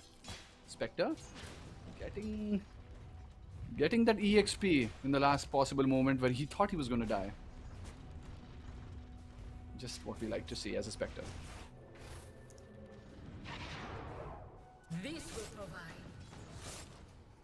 Well, Edgy Bois giving some very good counters, some impressive counters to the mob. With every single kill Mob gets, the counter is always ready from the side of Edgy Boys, and again Legion Commander back with the Dark Willow. Okay. Oh, The Leshrac is going down to the 3-man rotation. It is hard for the Leshrac to stand up against 3 heroes, and yeah. a good usage of the Sonic Boom from the Queen of Pain. I feel this is the time you want to get back into the game, especially with the hard laning phase you've had, and you want to call a couple of your teammates to just get this guy out of your lane, because he is going to be farming stacks and pushing the lane, but someone's farming the Skyrath Mage, and that's going to be the Winter Wyvern, throwing an ice cube on him and killing him in the process. Well, the Mob. Painful. But still, that Leshrac kill. Edgy Boys, they just needed that. Does Dawnbreaker get it? Okay, a good timing on the Cursed Crown, but no, maybe not good enough. Oh. It's going to go to the way of the Dawnbreaker. He does die for it, but that's an XP rune denied for the side of the Mob, and now both XP runes going... Okay, no, the bottom XP rune taken by the Winter Wyvern. Huh. So, okay. A 1-for-1 trade. Just the supports that usually benefit for him did not. Mr. Well, let's Versatile see. versus Agua. Let's see, indeed. We are going to see the Spectre maybe struggling a bit more than he usually does. When a Spectre has a hard lane, we expect a harder mid game from him. But no, it's going to be a hard lane for that Winter Wyvern. He's just going to be gone on by that onslaught and the pummel. But he's going to get killed in return. The Spectre, no, he will not get the last hit. For some reason, the Dark Willow does secure it. Maybe a bit of a miscommunication there. That could have meant a whole lot to the Spectre. And just got him back on the top of the net worth chart, which is, I feel, the net worth chart should be led by, Primal Beast. Primal Beast, a very, very, very, very strong hero at this point of time in the game. Just the extreme amount of damage he can put out.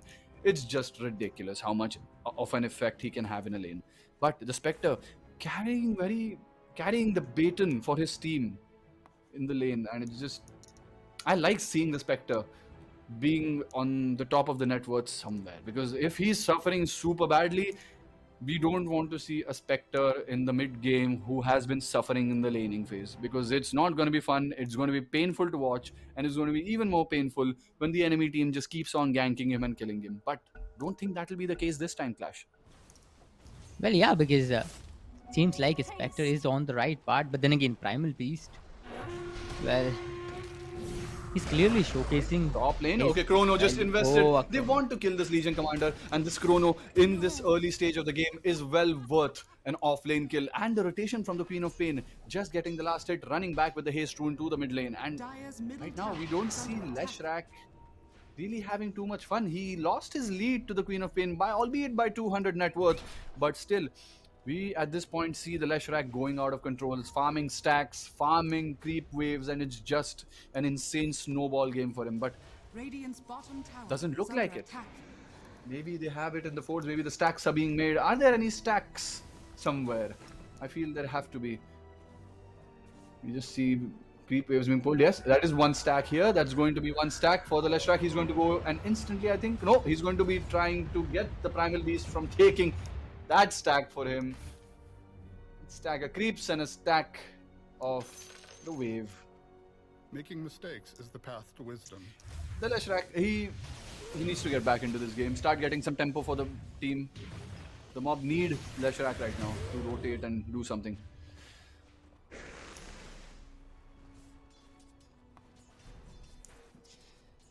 Let's see. Both the teams are playing a little bit slow, waiting for the perfect opportunity. Look at that Primal Beast. Primal Beast. Followed by the Dawnbreaker. But yeah, Edgy Boys, somehow they are ruling the net worth chart. That is good for them. That is really good, especially that Queen of Pain also taking over Spectre. Primal Beast is on a whole different level, no doubt. And the way he's holding on to his lane since the beginning of the game, clears And it I all love out. that he's going instantly for that pipe. No selfishness coming out from him. He is going to get that pipe, minimize the damage that the Leshrac could possibly do when he does get that Bloodstone finally. But the Leshrac, speaking of him, he just dies to the Queen of Pain solo. Oh my god, that is not what we want to see if you are a mob fan. The Leshrac pick that was supposed to make it all Dire's top come tower together is just under attack. going down and going down in effect more and Radiant's more. bottom tower is under attack. Dire's structures are Well, fortified. yes, Edgy Dire's Boys, top they tower are is under attack. in the perfect situation right now. Also going for the tower game. Dawnbreaker gets one, meanwhile Queen of Pain almost destroyed the middle tower too. Top And lane. oh, Skyrath Mage. Bramble and Dawnbreaker just trying to save the Skyrath Mage, but he's not going to be able to. Dawnbreaker may get a trade onto the Dark Widow, but no, he fears him. He tries to push him away, but the Spectre, he's been caught. He's in the trees, and he will die for that. But even the Faceless Void being very close to them, but he time walks it off. He is going to kill the Legion Commander in return, and that's going to be 2 cores and 1 support going down for the side of the mob, while they just trade with their own 2 supports. Is under attack. This is falling apart so fast, Clash. Dire's structures are fortified. The mob, things are not going their way, and every time they're trying something, Edgy Boys, they're always ready. They're always ready with a counter with a greater impact. And once again, Edgy Boys, now they do have somewhat of a visible lead. They are going for the tower game, they are going for the levels, they are going for the kill game too. But no, we have I to wait for a don't want to proper- see the mob taking any fights without this Leshrac, because without Mm-hmm. this Leshrac, they just don't seem to have the firepower. And every single fight they have And taken Leshrac is has been falling without the behind. Leshrac. He is, and he requires that boost from his team to get that 5 versus 5 engagement, and maybe just then maybe they can get something done, because without Leshrac they are lacking a whole lot of damage. They do not have that much damage to just kill even a support outright, and especially with the Dawnbreaker heal coming out, it's just so difficult for them to secure a kill. So they need to roam with this Leshrac. They need to smoke, maybe get some kills here and there, maybe catch the Void, catch the Queen of Pain, catch someone and kill them, because leaving the Leshrac alone to farm while they bleed away kills is definitely not the way to be in this game. But maybe they have a different plan, or maybe Edgy Boys are just reading them Radiant's too bottom well. tower is under attack. Well, Edgy Boys, they seriously are reading them too well. That is clearly visible by far. Every single time the mob, every single time they're up to something, Edgy Boys comes up with a very good counter. As of they have already known what is about to happen. But again, the mob with the smoke, 3 heroes are again moving ahead. But Edgy Boys, they're present at the opposite direction. There's only a single hero. Well, he too is on the backside. Radiant's That middle Legion tower commander. is under Just attack. that, I feel they can do the. I think with the Blade Mail they have the damage to kill the Void, but no, he just time walks. There's no Bramble connection on him, and he will Radiant's just bottom time tower walk. is under attack. And that's a waste of a smoke and a 3-man rotation, and maybe no catching the Leshrac, no stunners there. Now it's time for the Edgy Boys to counter initiate. The Skyrath a bit ahead, but no one's going to finish him off. The TP going off, but he's going to be instantly bashed by the Faceless Void and bumped into and crashed into by the Primal Beast and just killed instantly. They will pay for the smoke rotation with the rest of the heroes from the Edgy Boys coming towards the top lane. And this is getting more and more painful to watch if you're a mob fan.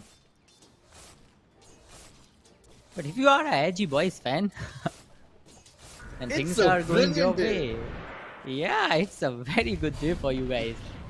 Again, Especially- Leshrac. Well, Leshrac is not getting the space he deserves. Leshrac is not getting the space he requires. And he is clearly falling behind and far behind. The way Edgy Boys, look at that. Queen of Pain leading the kill chart with a total of 5 kills. Leshrac is still on just 2. Got denied 3 times. Man, Edgy Boys, they are on the perfect path. But let's see how long they can hold on to it, because we are again moving towards the mid game, and mid game can for sure be the point of comeback for the mob too. Well, let's see. Edgy Boys, what are they up to from now on? And every single stack that has been made for the Leshrac is being farmed by that Primal Beast. And it's becoming that one mistake that they were not supposed to make is the only mistake they seem to be making on the mob, and they are paying so heavily for it. This Leshrak just needed to farm stacks and stay very safe in the lane, but every time he shows his face, there will be 2 people or 3 people just jumping onto you, and there will be no way to escape. Even right now, when he got caught near the river, it was no position for a Leshrak at that stage of time to be in, especially against a Primal Beast, Void, and a Queen of Pain. And even a Dawnbreaker for that matter, who can just stun you and chase you. Radiant's bottom tower is under attack. Radiant yes, indeed. structures are fortified. Dire's Edgy Bois. Leshrak needs is that under bloodstone, attack. yes. Well, he does, but... Well, let's see. Let's see. Waiting is the only option we have right now. The mob, they're clearly falling behind, but let's see what is going through their minds. Again, a smoke. 3 heroes trying to go for a gang, but no. I don't think it's gonna work out. There's no one into that area available. They have to start including the Leshrak in these smokes. I don't know what is going on in the mob's mind, because they just do not have the damage unless they get a perfect initiation on someone, like a perfect duel with the blade mail on and every single spell lands. Even then, even with the Spectre Haunt, it is just one Leshrak could make all the difference, and I don't understand why they're not including him in the fight. Let's see. Maybe they have an idea that they have just not been able to execute yet.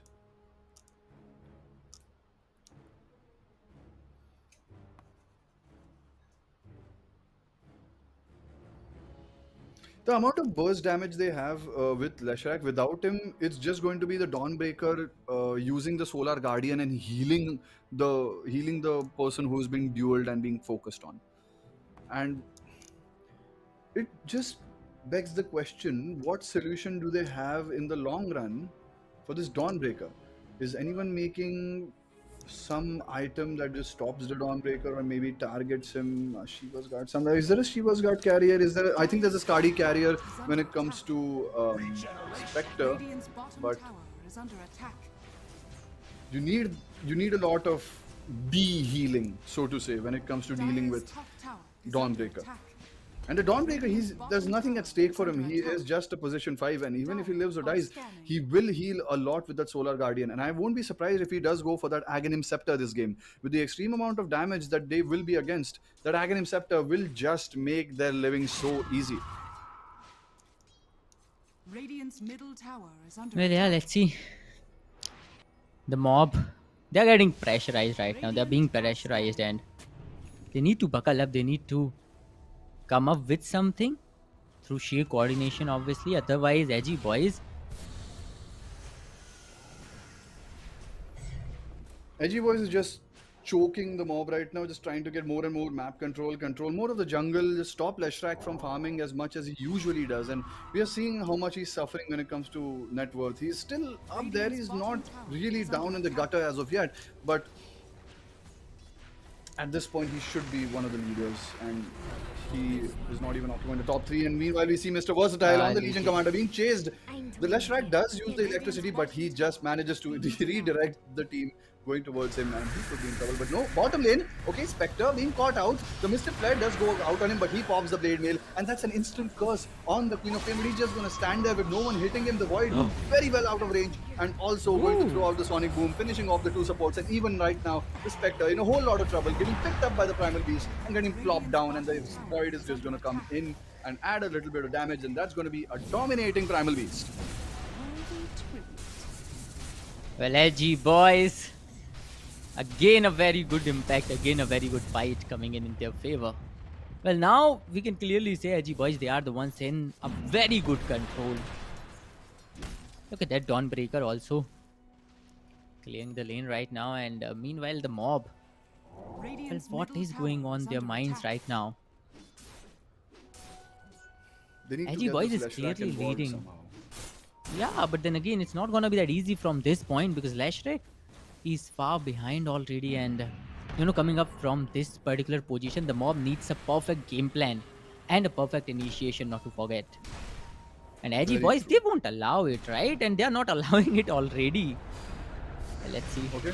Again, we see in the triangle the Winter Wyvern barely making an escape, but finally the Leshrac comes up with the Bloodstone, and you already see how much damage he can be able to put out. Just almost getting the Dawnbreaker, not getting the dual damage necessarily, but the Primal Beast so close, but the stun misses on him. The stun should have connected. Okay, the Spectre, he is going for it, but the Onslaught will push him back, and the Primal Beast is going to be going ahead. The stun is out on the Queen of Pain. He's going to be blinking out. He does have the Shield Rune. The Shield Rune is gone. He's turning back in. Brambles. He's going to be walking around them. He is still daggered. There's still vision on the Queen of Pain, but this is what we need to see if you need to come back in this game as mob. Yes, Include you the need that Leshrac. Yeah, you need that Leshrac, and you have to make sure that Leshrac is showing us this kind of gameplay, because man, Primal Beast, he is clearly on top right now, but still Leshrac. Okay. He almost got it. Dawnbreaker yet again catching the Dark Willow, getting a lot of damage done to him in the return, because there's a Leshrac waiting in the wings, and the Dawnbreaker is going to die first. The Shadow Wrench saving the Dark Willow from getting right click to death, and he is going to live. And the Leshrac picks up yet another Dawnbreaker kill. Small Well, two times in small 2 things minutes. clash. Yeah. Dawnbreaker. Man. Well, let's see the mob. They have to keep up with this kind of game. This kind of small impacts. Tiny kills, but yeah. Well, yeah, again, the mob. Yeah, it just seems to me that maybe right now is the time to kind of gather your wits. Use this pause to get back into the game and really double down on the Leshrac plan. You picked this Leshrac for a reason, and that reason has to be evident by now. You can't lose sight of the game, because if you lose, you're going to be up against another amazing team, and you don't want to take the chance of going through the bracket again and risking elimination. You want to take this game for what it is, a best of one that could decide your spot in this tournament. This Leshrac is literally the thing that is standing in your way. So get it and do something with it. And I feel there is a very good game on our hands, because we've been talking about the Leshrac for a long time, but let's talk about the Edgy Boys and the way they have been executing that draft. It's just a beauty to see the Void and the Primal Beast, and also the Dawnbreaker. A huge hats off to that pick, for that matter. Position 5 Dawnbreaker, who would have known? What a pick it is proving to be. And the way they are utilizing each and every pick to the greatest extent. You know, they are dominating the mob at a certain point, and it's a huge thing. It's a big thing. And then again, no one knows what's gonna happen in the lower brackets. If you lose this one, you have to fight the Nox. If I'm not wrong, whoever loses this upper bracket semi-finale 2 has to fight the Nox to claim the spot in the finals. So it's a huge risk. You have to claim the deal. You have to seal the deal here only, where the Edgy Boys, they are taking on the mob in quite a very good manner. And the way that Primal Beast as well as that Queen of Pain is engaging in each and every fight, that is so perfect. Well, again, Leshrac, he is again gaining the control back, but then again, can the mob keep up with this? Because Edgy Boys, once they get that Leshrac, yet again, after that, it's going to be real hard for the mob to somehow sustain back in this game. That's very true, Clash. And the mob, I'd like to think that they have their game plan straight. They have taken some time to get back into it, but now I think at this position, all they need is a cool and calm head, a cool and calm mentality. Use that Legion commander to initiate fights and use the Leshrac to end those fights. And let's not forget the Spectre, this ace in the wings that they have that just seems to jump the backlines every single time that there's something that is happening. And we will see it. Now we finally see the Leshrac being included in the smoke. They have understood it. They are going to go with it. The Bloodstone Leshrac. I think he was waiting for the Bloodstone, but well, long there I Durustai, and he will go for it. Okay, duel, no, not going to be going out, but the Chrono just being in the right place at the right time, and the Dawnbreaker jumping in. He is going to be able to stop everything from happening. The silence on the Leshrac, that's going to be a dead Leshrac. And just like that, a small mistake in initiation from the mob costs them Ah, yet Legion another Commander. 3 kills. Legion Commander just... what a heads-up play from the Void. Jumping back, instantly dropping the chrono, catching 2 in it, and also just doubling down with the right clicks. And just dodging also, do not forget. The Leshrac did attempt to stun, but just masterfully dodged by Faceless Void inside the chrono with that bonus movement speed. And also, the position fight Dawnbreaker just seems to be everywhere he needs to be. And he came in at the right time. Radiant's Just middle contributing tower to is 3 under kills. attack. And clashing, I think we are back to square one. Well, yes, the mob. Somehow it was looking like that the Leshrac comeback might come in handy, but then again, Edgy Boys, Void, Dawnbreaker, as well as Queen of Pain. Queen of Pain with that Phonic. Man, that was the perfect timing with the perfect positioning. So Edgy Boys got 3 more kills, and okay, finally a counter kill coming up in the form of that Skyrat Mage. But then again, these single kills won't make a big difference because Edgy Boys, they're going for a big blow every time. Every single time, and they are getting it. And now the well, difference no, is getting again huge. a bit off the mark. It is just so... maybe a bit hasty from Versatile, and so much damage just coming out from the Queen of Pain, just screaming on him and putting him down below just half health. It is so hard to watch. And the Primal Beast, he's going to bump into that willow. He's going to be feared, but the Queen of Pain, just look at the amount of damage he's doing. Maybe he gets him right during the TP. He gets him, and the body has been transported back to base. You can keep your body, but I'll have your life. And that's what happens. And keep in mind, Clash, the only hero on the side of Edgy Boys that does die to the mob lineup is Skyrath. Even the Dawnbreaker, as we talked about in the draft, is going to be one of those heroes just soaking damage. And as a position 5, if you're taking so long to kill a position 5, it's already a waste of time. And we see, okay, Spectre maybe going to be able to kill the Skyrath, but the Aghanim Scepter ultimate going out from the Dawnbreaker, just slowing him down so much, and the Spectre dies straight away. Maybe the Dawnbreaker pays for his transgressions, but no, the Spectre is right there to use his Chronosphere, and he jumps in, catches Leshrac and the Legion Commander, instantly just bursting them down with the Primal Beast closely following in the fray. And it's just going to be more and more damage being done to the mob's morale and the mob team, and overall to the net worth. We see Edgy Boys just taking these engagements, and they're really exploiting this Dawnbreaker pick with the amount of amazing ganks and the amazing game he has played overall, getting that early Aghanim Scepter. Just healing a Skyrath. They can't even kill a Skyrath anymore. What can you kill? Well, and look at the Primal Beast. Radiant's middle tower. Well, he is unstoppable at the Edgy. moment. It's Edgy's game to lose. It's absolutely Edgy's game to lose right now, and because they're so edgy at this point of time, they're just going to dive the tier 2 and kill the Dark Willow. And which is why now the mob, they're kind of sitting there with a question mark. Everything we planned with this draft is sort of falling apart. The one hero we depended on to do stuff in this game is just miserably failing. What are you going to do? What are we going to do? People are just falling like flies everywhere. The Primal Beast has no single care in the world. I mean, with the amount of kiting potential they have, at this point of time, Primal Beast, he should have a BKB, but he doesn't even need it. He has built an Aghanim Scepter, he has built a pipe, and he does not even need any debuff immunity. He just goes in, comes out, goes in, comes out. There's nothing really that the mob can do. Radiant's middle tower is under attack. He's not scared of being disabled. He's not scared of staying in one place. Because all the damage... Look at him. Even if the Leshrac stuns him, Is under attack. there is no way they are able to kill this Primal Beast. I don't think any point in the game they'll be able to kill this Primal Beast. And this has gone to a point where I feel the mob... I don't know what solutions they have. Maybe the Edgy Boys make a mistake. Somewhere someone is alone. But even then, the Dawnbreaker ultimate is always there saving that person. How are they going to kill them?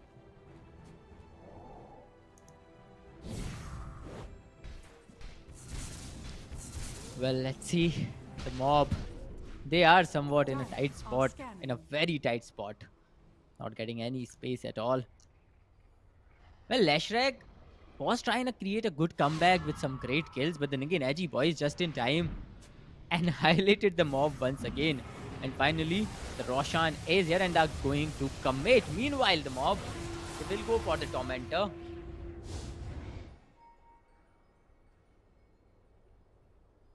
Ah, Edgy Bois. The Roshan. This is, I mean, this is not the final nail in the coffin, but it's definitely, at least they're putting the plywood in right now. This is making the coffin as of now. They are going to, it's almost made also. The way they have played this game, Edgy Bois, just so masterfully dodging every single gank, and even the ganks they do take, they just take it in such a way that they are just 2 steps ahead of the mob, outplaying them at every single moment, especially that Void comeback with that chrono, just turning around, dropping down a chrono and just avoiding a whole 3-man gank, and in fact getting a 3-man kill in return. Brilliantly played by Agua. This is Edgy Bois, and the way they are, always moving one step ahead of the mob is something that is helping them a lot. Right now it's a 18,000 total net worth lead, which is huge, and they're holding on to that Aegis too.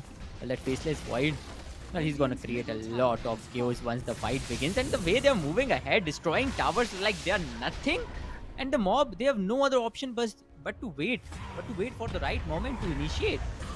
Finally, Primal Beast goes all out, but then again, Lashrak needs to back off, and he will do just that. Edgy Bois. Are scanning.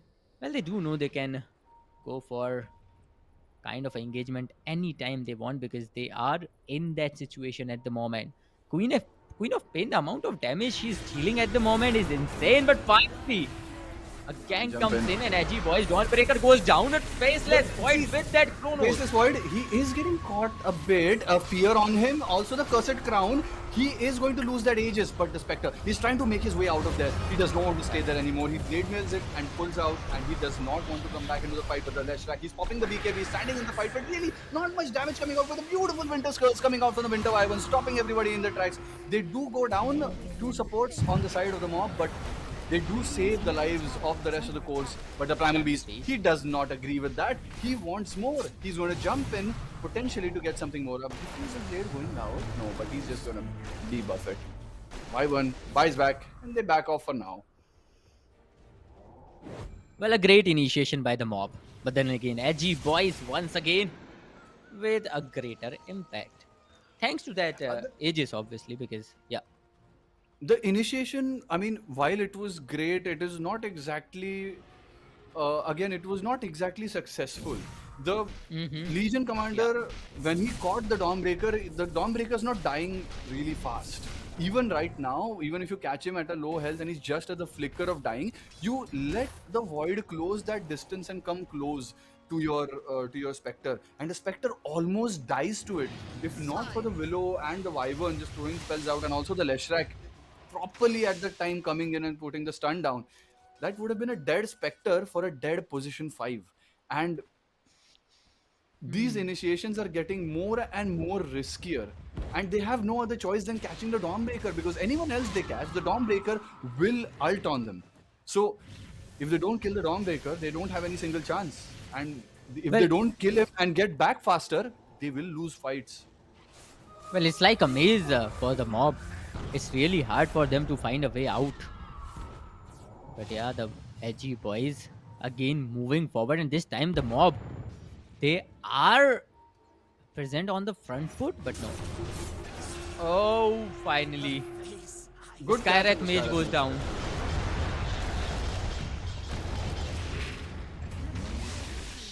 That's one way to come back. I mean, you get some damage on the Legion Commander so you can stand and fight. Okay, a stun going out on the Primal Beast. Just look at how less damage Leshrac seems to be doing to the Primal Beast. With that amount of magic resistance he has, there is no way he'll be able to kill him on his own. And now they just jump in onto the Legion Commander, but he skateboards away. Okay, off, very, very, very aggressive blink in, and he just Sonic booms the Winter Wyvern. There's a die back on the Winter Wyvern, and now that opens up a whole array of possibilities for Edgy Bois. They can pressure high ground with that. For sure, they'll go for it. There's no doubt about it because right now Winter Wyvern is out of the picture and for a long time. And look at them. Well, they are unstoppable at the moment, and the amount of damage Queen of Pain is dealing, man. The way she took that Winter Wyvern down, and look at that Primal Beast going all out once again. And meanwhile, the mob, they have no other option but to spectate the whole scenario.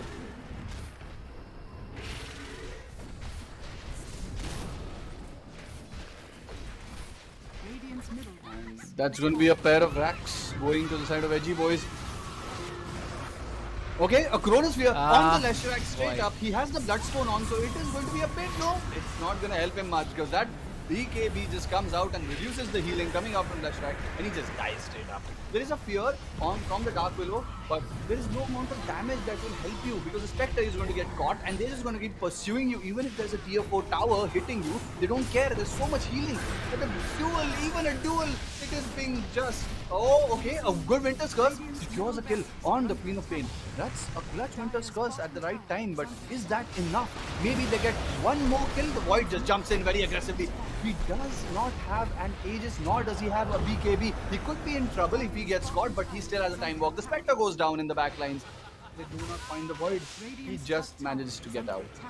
And now, everyone's backing away. What do you have to catch? There is no duel. There is a Bramble, but he's not in position. And the Winter Wyvern does have the cold breath, but he's not going to do anything with it.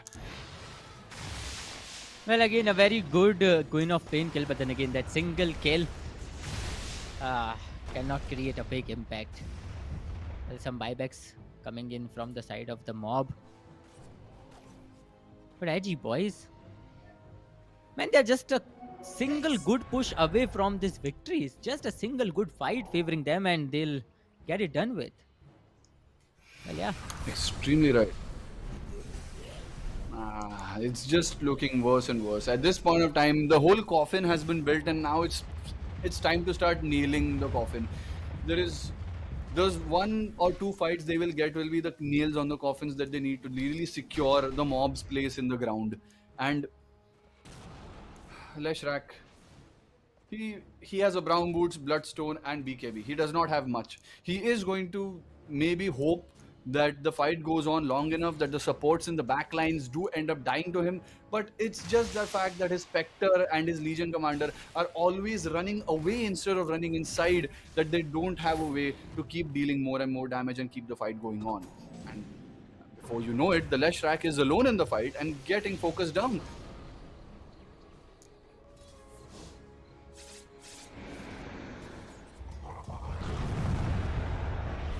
Well, Edgy Boys on the other hand. Look at that Primal Beast. He cares about no one at the moment. Moving all Really alone. doesn't have to. He is just so tanky at this point of time. I think he's going for a Swift Blink, or is that a heart? I don't know. I think he has something in his courier. We'll see it soon enough. But either way, whatever he gets next is just going to make him even more harder to kill. It's just, I don't know how you kill the Primal Beast, but even if that's not your target, you can't even kill the Queen of Pain. There is no core at this point of time which you can confidently kill, unless they make a very, very big misstep. I mean, the Dawnbreaker and the Skywrath are almost the same net worth as the rest of the mob's cores. So, you see where the game is. Okay, a BKB, they will pop out. They instantly catch the Dawnbreaker. Maybe they bump her out, but no. The Chrono just comes in, catches 3 in position, but the Winter's Curse, stopping the Void from dealing the damage. And maybe they just get that enough time to get the Dawnbreaker. But no, there's so much healing, there's so much magic resistance that they do get him in the end, but they lose so much in return. They're going to keep the Leshrac there, frozen in place, trying to heal, but you can't heal from so much damage. He's going to be dying in the most brutal manner, and also Spectre in the back line. He's going to suffer. And I think that's it. I think that's the last nail. This should be an indicator to the mob that maybe this game isn't it. Well, it seems like this. The mob backing off is the only option, but from my Primal Beast, he won't let you. Man, look at that. It's a 2v5 scenario, a 2v4. kind of situation, and the mob, they're just sitting in the fountain right now, having no other option whatsoever. Meanwhile, Edgy Bois just destroying all the buildings Making mistakes coming is in the their way. path to wisdom. You're a beautiful person. I mean, we Charming. understand that at this point of time, I mean, Aqua has been playing out of his mind. Really just jumping on opportunities. Every single time the Dawnbreaker Yes. gets dueled, he's always there to catch the people who are trying to kill him. And that's all he needs. It's more or less every single time 3 people trying to kill the Dawnbreaker, because that is how many people you need to kill a position 5 at this point of time. And he just catches them every single time. He catches them in a chrono, and even if he gets cursed, there's not really much they can do when it comes to running away, because the Primal Beast, the Queen of Pain, and let's not forget the Dawnbreaker, who is still alive even after all of this, keeps slowing and pursuing and just giving more and more control for the Void to go in for the kill. And the Queen of Pain Void are cleaning up for the side of Edgy Bois. A very, very, very potent combo they're proving to be. And I'm excited to Radiant's see top what they do tower has next. fallen. Radiant's top barracks Well, are Primal Beast surely is out of control at the moment. The mob, Radiant's how are middle they gonna tower is stand in under his attack. way, man? Like how? I think Look at at this that point Legion of time, the Commander. game is pretty much over. Okay, Yeah. Legion Commander. What is he up to? What is he thinking right now? I mean, Full Blade is maybe... there to support him No, out. there's no way. Uh, Radiant's top barracks has fallen. The Dire There's a mega kill, mega creeps happening in the backline. Versatile, he TP's out, but 2 people trying to kill 1 Queen of Pain, it's not happening, and the Leshrac just dies. And that's GGWP. And And that's a meanwhile, chrono to end with Aqua, throwing the what? chrono down, getting a couple of kills. And he's going to end this game in style. A very, very well played game by Edgy Bois and a very well deserved victory. Absolutely love playing. I feel this game they enjoyed. They enjoyed this game truly, and it's Well, yes, we they can did. see that. yeah, there's no doubt. No doubt we can clearly see that they enjoyed it a lot. They played it out in such a beautiful manner, because they were securing this lead slowly and steadily, one by one. After each and every fight, there was a little bit of net worth advantage adding on to their side, a little bit of confidence adding on to their side. The utilization of that faceless Void every time, that Chronos was so on point. And then Primal Beast, after a certain point, he was going completely berserk. He was completely out of control, and there was no way the mob can stop him. And that is how they've secured a very good victory. And a huge congratulations to Edgy Bois. Just played it so amazingly. Just understood their timings way better than the mob did. And you understand that the mob, the thing they depended on, the Leshrac, it just seems to have been not even a, it should have been a highlight, but now it's just nowhere to be seen. And it's an amazing read by Edgy Bois to understand that maybe we don't need to do what we usually do. We just need to choke them the way they expected to maybe come back into the game. The Leshrac is your win condition. We're going to completely shut him down and kill the rest of your team in the process. Easily done and very masterfully done. What a beautiful play, and especially hats off to Aqua. What a chrono god. Always catching at least 3 heroes in the chrono and just finishing them off with a swipe of his mace. And for that, I feel yes. after a game like that, I think we need a break. You need a break. And I guess we are going to break. So, thank you so much. And please stay tuned.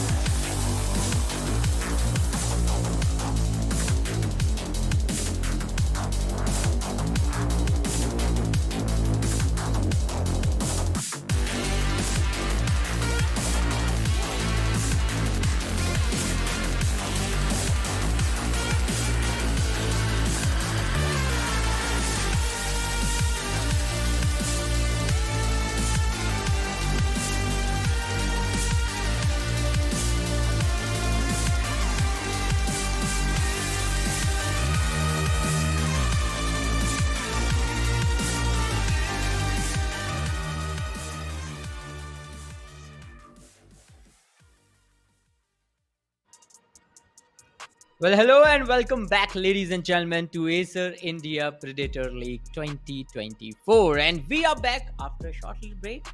Break se pehle, we have seen the upper bracket semis, and it's time for the lower bracket semis. Well, two teams that have lost the upper bracket semi-finales, they do still have a chance to make a comeback and to write history by creating a comeback and, fighting back, maybe becoming the champion of this Acer Predator League. So our very first lower bracket semi-finale is going to be Team Rogue Squad taking on the Nox. Necris, Rogue Squad is getting the second chance of the day, and if they loses this one, then they'll be out of the tournament. And it will be a sad story indeed, but I don't think that will be a problem, because I feel Rogue Squad has a certain, I guess, a grip on the game by now. Even if they had a bad game here and there, they still know how to play this game, and I don't think this is going to be a problem for them. But even then, I hope Nox has something to show that we haven't seen yet.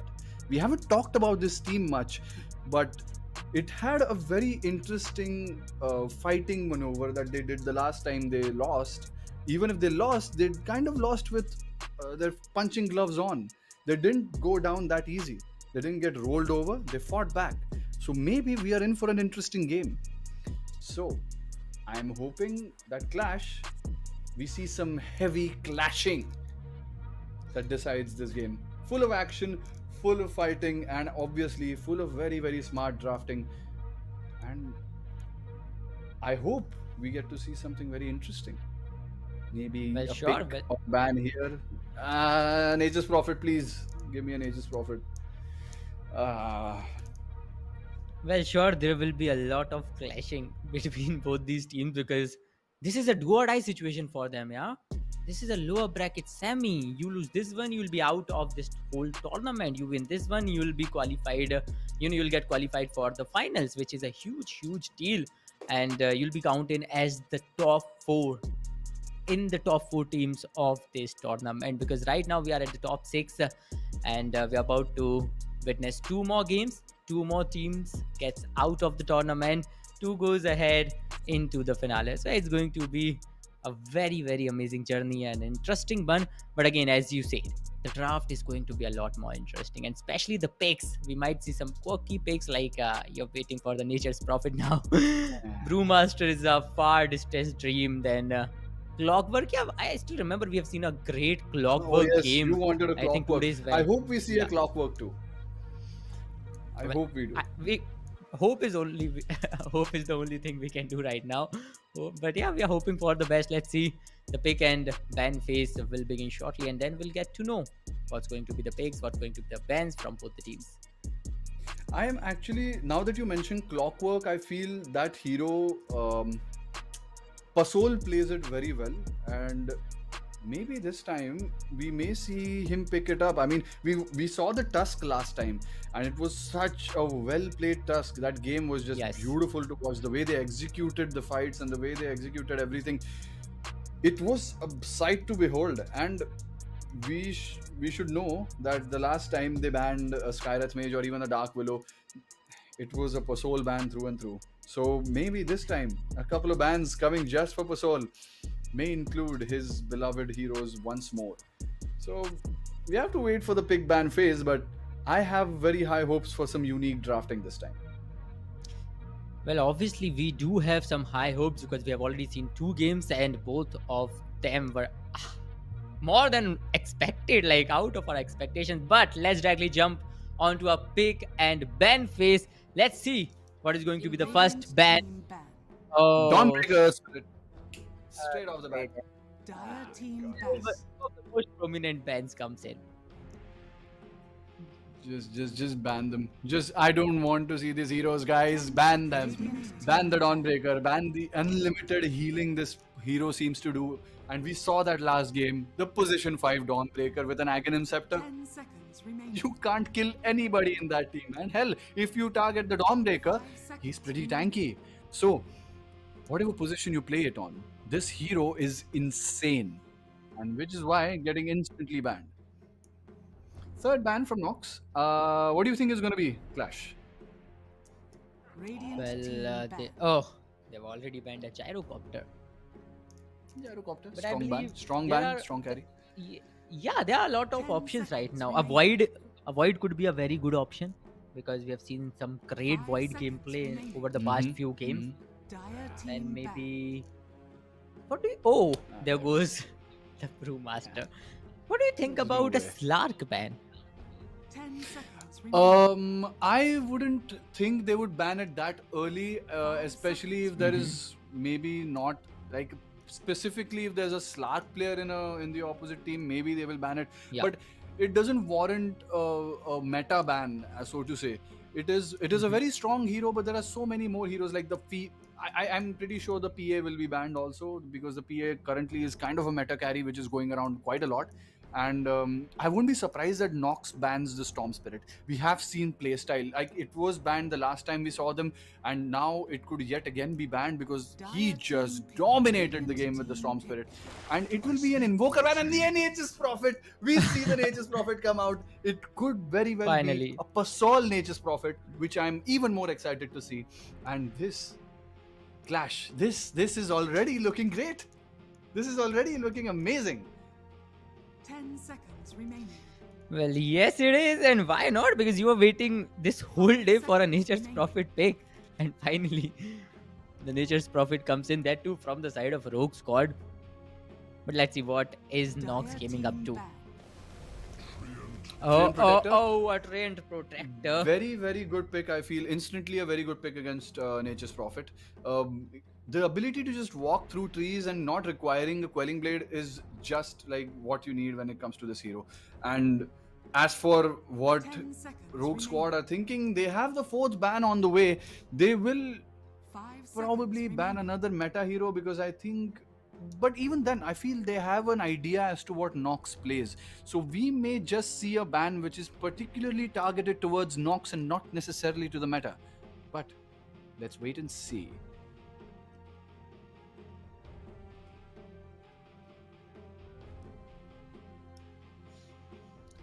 Well, let's wait and see. The 4th ban from the side of Rogue Squad. Dire team ban. Okay, PA being banned, we talked about this just now. Much- PA meta carry going to be banned instantly. Don't want to play against that, especially the ability to blink out of situations, and especially with the buff that he gets. Now his crit is 10 sort of like a seconds buff. remaining. It's a going buff. You can choose when to hit and when to not hit, and it gives you a whole lot of 5 seconds freedom when it remaining. comes to options. Radiant But team more ban. than that is the Aghanim Scepter upgrade of PA, which is just so annoying, which is so potent when it comes to just spamming the blur constantly, being out of sight, and just jumping into a fight, surprising your enemy and bursting them down. Radiant And right after team that will be an Earthshaker ban, followed by a Primal Beast ban coming out from the Nox Gaming. This is more or less the textbook of bannings that we have seen. Well, but picks are somewhat of what interests us the most. 10 seconds Well, let's see remaining. what's going to be the second pick from the side of Nox Gaming. 5 seconds They have a vast option, pool of options. So yeah, let's see. What are they gonna go ahead with? Hmm.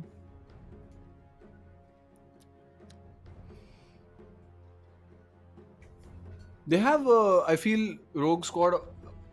We have seen time and again that they play these aggressive position 4-5s, and they also play like this Dire team very aggressive offlane line. And to that, I feel, okay, Nox playing the Chaos Knight. Instantly, I feel as a position 3 or even a position 1, this hero just shines a lot. His crit being a very good form of sustain in the lane. He can lane very well against almost anything, because no matter what happens, if you keep right clicking, you will keep healing. 5 And seconds with remaining. the stun and the pullback with the minus armor, this hero just seems to have a lot in his overall arsenal to just get kills and keep going.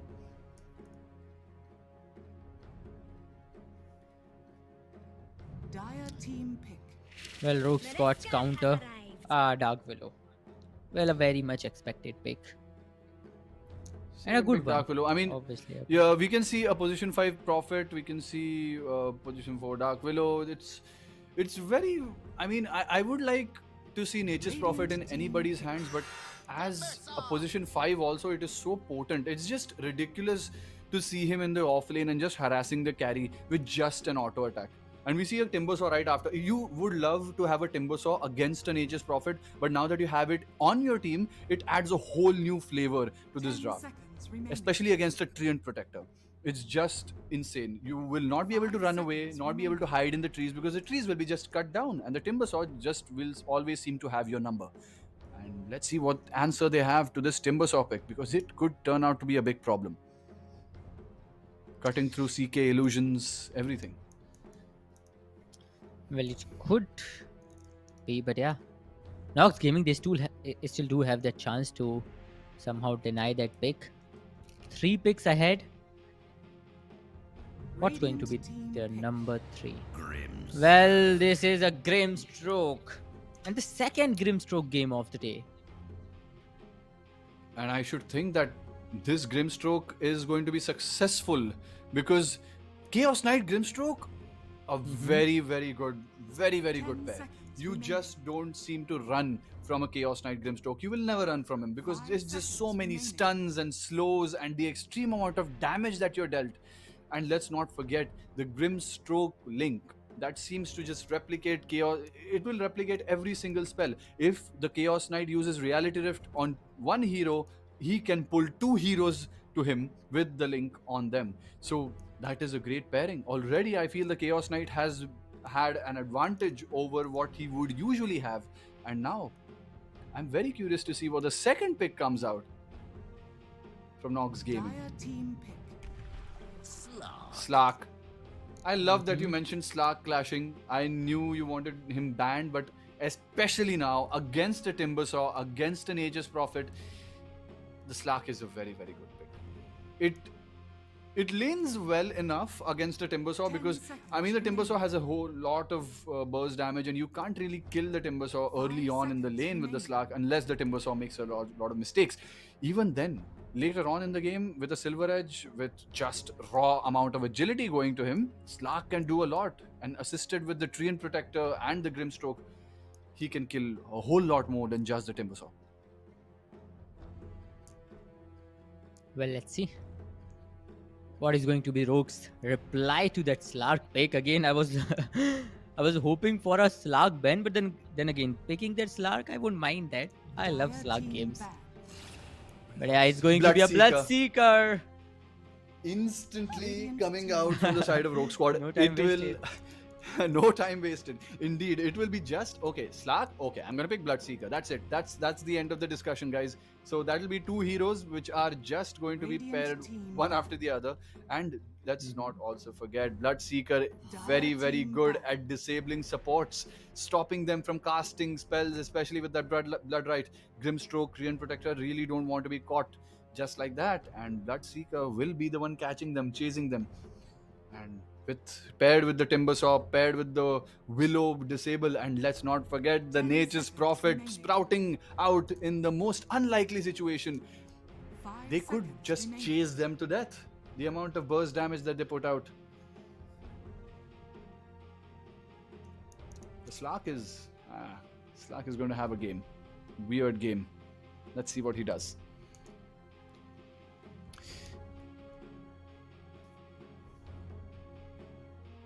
We see the puck ban yet again coming up from Rogue Squad. We see the Queen of Pain and Lina being banned for Nox Gaming. Any amount of playmakers in this game is going to make it extremely cohesive for that team, because the Nox Gaming team just very much requires heroes like Puck or like a Queen of Pain, or maybe, Dire team pick. dare I say, an OD. I was just gonna say an OD, and he gets last banned, and that would have really been the cherry on top. But hey, not gonna work this time. They want to see something else. Maybe a Razor. They still have the Razor in the 10 pool. seconds remaining. They can do something with the Razor on the mid 5 lane, and also seconds remaining. Radiant team pick. a couple of other heroes. What do they pick? Oh, a Pangolier coming out. We see two of my heroes, two of my favorite heroes that I wanted to come out on Rogue Squad. A huge props to them. Picking Bloodseeker and Pangolier at the same time, again, secures that duo, just does not let him be countered, and at the same time, just the same way 10 Nature's seconds Prophet remaining. and Timbersaw being picked together. Yeah, there's no problem here and out, and it's 5 just seconds becoming remaining. better and better for Rogue Squad. Clashing. Well, Rogue Squad. How are you they started feeling? off. Well, I'm feeling great too, and I was about to say that only when you named Pango and Plus Seeker. I was about to name Nature's Prophet and Timbersaw combo too. So, yes, Rogue Squad, they are on the right path, and the way they have picked all these heroes, kind of the heroes everyone was waiting to witness. They do have a strong draft. But at the same time, Nox Gaming, they're also coming up with a very good draft, and this fifth pick, well, Maybe it can a change Storm the game. Spirit. Chances are pretty high. It's Storm Spirit Razor, a Oh, Tinker. Tinker. Interesting pick. I am Very actually interesting. very excited to see this pick. Actually, my God, this is going to be a fun game clashing. Well, it's hard to tell. Well, it's going to be fun for sure, but yeah, let's see. We will wait for the time being, because the game will begin really shortly. The draft is done, and both the teams are coming up with a very good draft. As for the Rogue Squad, well, they are looking very well prepared. Very well prepared indeed. I Nature's- feel this Rogue Squad draft is just. It's so well thought out. It's so well thought out, and I mean, even we shouldn't undermine the Tinker Grimstroke combo. Like the amount of damage they can put out on two people, let's not undermine what Nox Gaming is Making capable of. mistakes is the Because path to in wisdom. the right moment and with the right initiation, with the Link and also the Treant Protector overgrowth, it could mean the doom of many of these heroes with the sheer amount of burst damage that the Tinker can do. And let's not forget, it's pure damage with the laser that is going to be doubled in the Link. So, let's see.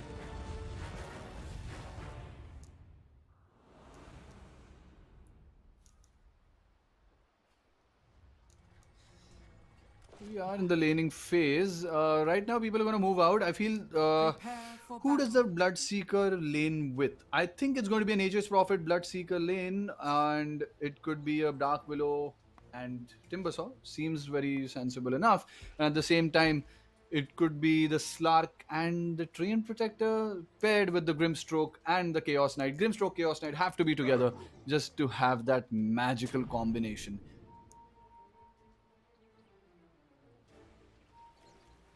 Dropping a couple of wards.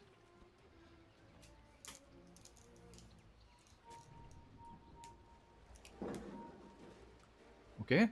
Are they going to find Dreezy? He's moving around. He's planting a couple of wards here and there, but no real vision. They're going to just brush past each other, maybe get some vision down. 30 seconds. Want to see battle. someone, catch someone, because right now Nox, they have a very good fighting lineup with the Chaos Knight stun and the Brambles, everything from the You're Treant doing Protector. very well. It does I'm very proud of very you. well when you're catching one target. They're waiting for that one instance, but I think Rogue Squad can smell it. They're not going to risk it. They're going to go away and let the gank possibly just fizzle out. A 2-for-2 trade when it comes to runes. It's going to be the upper runes going towards Nox and the bottom runes going towards Rogue Squad. An even trade and an even start to the game.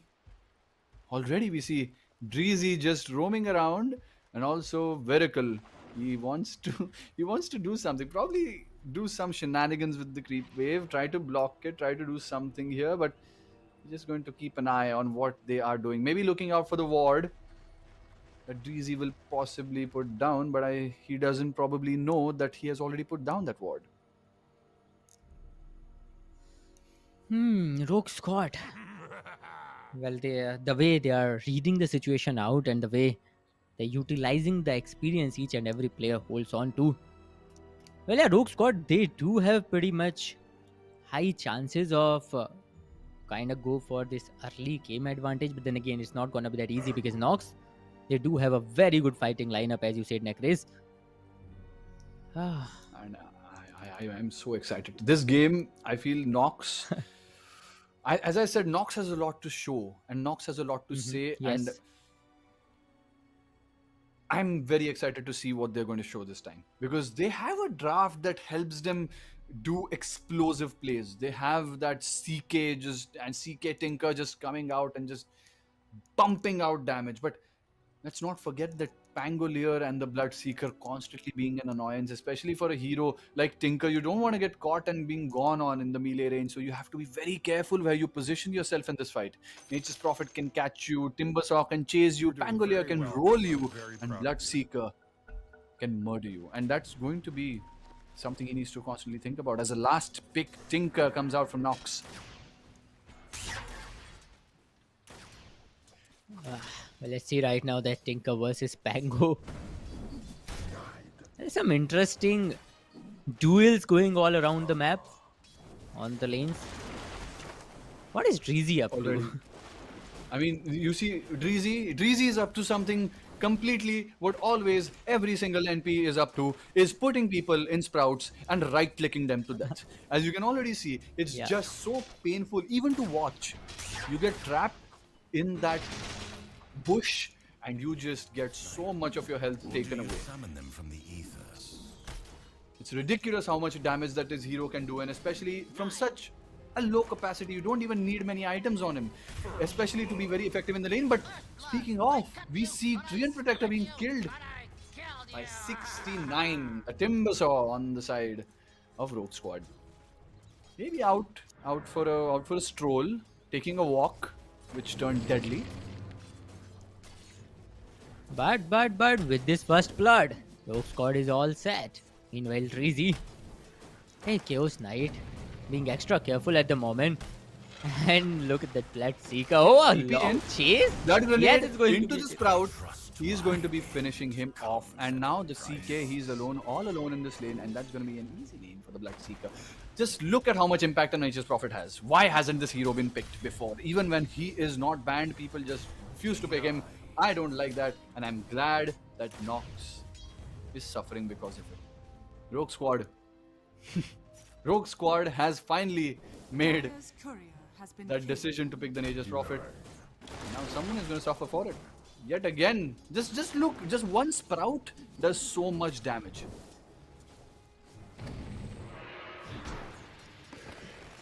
Well, yes, and Rogue Squad, they've gained a good early momentum.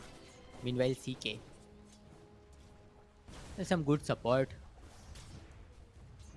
Yeah, it's this is the early part of the game, but still Rogue Squad, we can clearly see they are playing on the front foot. Even though we are just 2 minutes or maybe 3 minutes into the game, Rogue Squad, they're refusing to back off. Okay, Finally, Pasol. He is dropping low, but he's going to Shadow Realm. He's going to turn back, maybe get a hit on the Treant, and he does get it, but he will not die. The Slark still taking agility from the Timbersaw. He is going to be able to run away. Nobody dies, and that's a very, very harsh trade of health. Yes. Below was on a very low HP, and same goes for the trained protector. Rogue squad. Well, finally slowing down a bit, otherwise the game was going super aggressive for the time being. But CK. Okay, that Bloodseeker. Oh, Bloodseeker in a 1v2 is still not afraid to participate. I mean, even if he's virtually 1v2, Nature's Prophet can join him anytime. If he's in trouble, Nature's Prophet just sprouts inside and just uses his grow. What is that thing called? What is that spell called? Sprout is this, and teleport. Well, is that? Yeah. So Dire structures are he will hostile. use a teleport and sprout someone, and just like that, he did that to Sultan on the Tinker. And just look at the amount of damage a position 5 Nature's Prophet seems to be doing to the Tinker. And he just dies. Playstyle Oh. lands a very, very good swashbuckle on him, and at the same time, Savlon, he is going to be taken down, maybe? Yes, the Timbersaw uses the Timber Chain in the last moment and takes him down. One more extra right click could have gotten the Timbersaw, but just not landing it. Timbersaw getting his kill, getting his due. Grimstroke running away, top lane also full of action, but the Bloodseeker, he has all the movement speed he needs, and the Sprout just takes over, just takes the kill. This Nature's Prophet, just proving to be such a nuisance every single place he goes, and the Bloodseeker is going to chase him too. That's a Chaos Knight getting bullied out of the lane. And Sultan too. Well, as Just look at the you were position. talking about that teleport sprout combo, man, this Nature's Prophet is proving. Again, Pasol just getting away. He's getting away yet again. And the Sprout again. He doesn't even use the Sprout. He doesn't even need the Sprout. He just comes in, uses the Blood Grenade, and right clicks him to death. And that's another kill going to the side of Rogue Squad. 0 kills on the side of Nox. And now they're going for the they're going for the Slark, but he does. Okay, they see him. They see the Slark. And remember, when the Slark is affected by thirst, he cannot heal even if he's technically out of vision, because he's never out of vision. He's always seen by the Bloodseeker.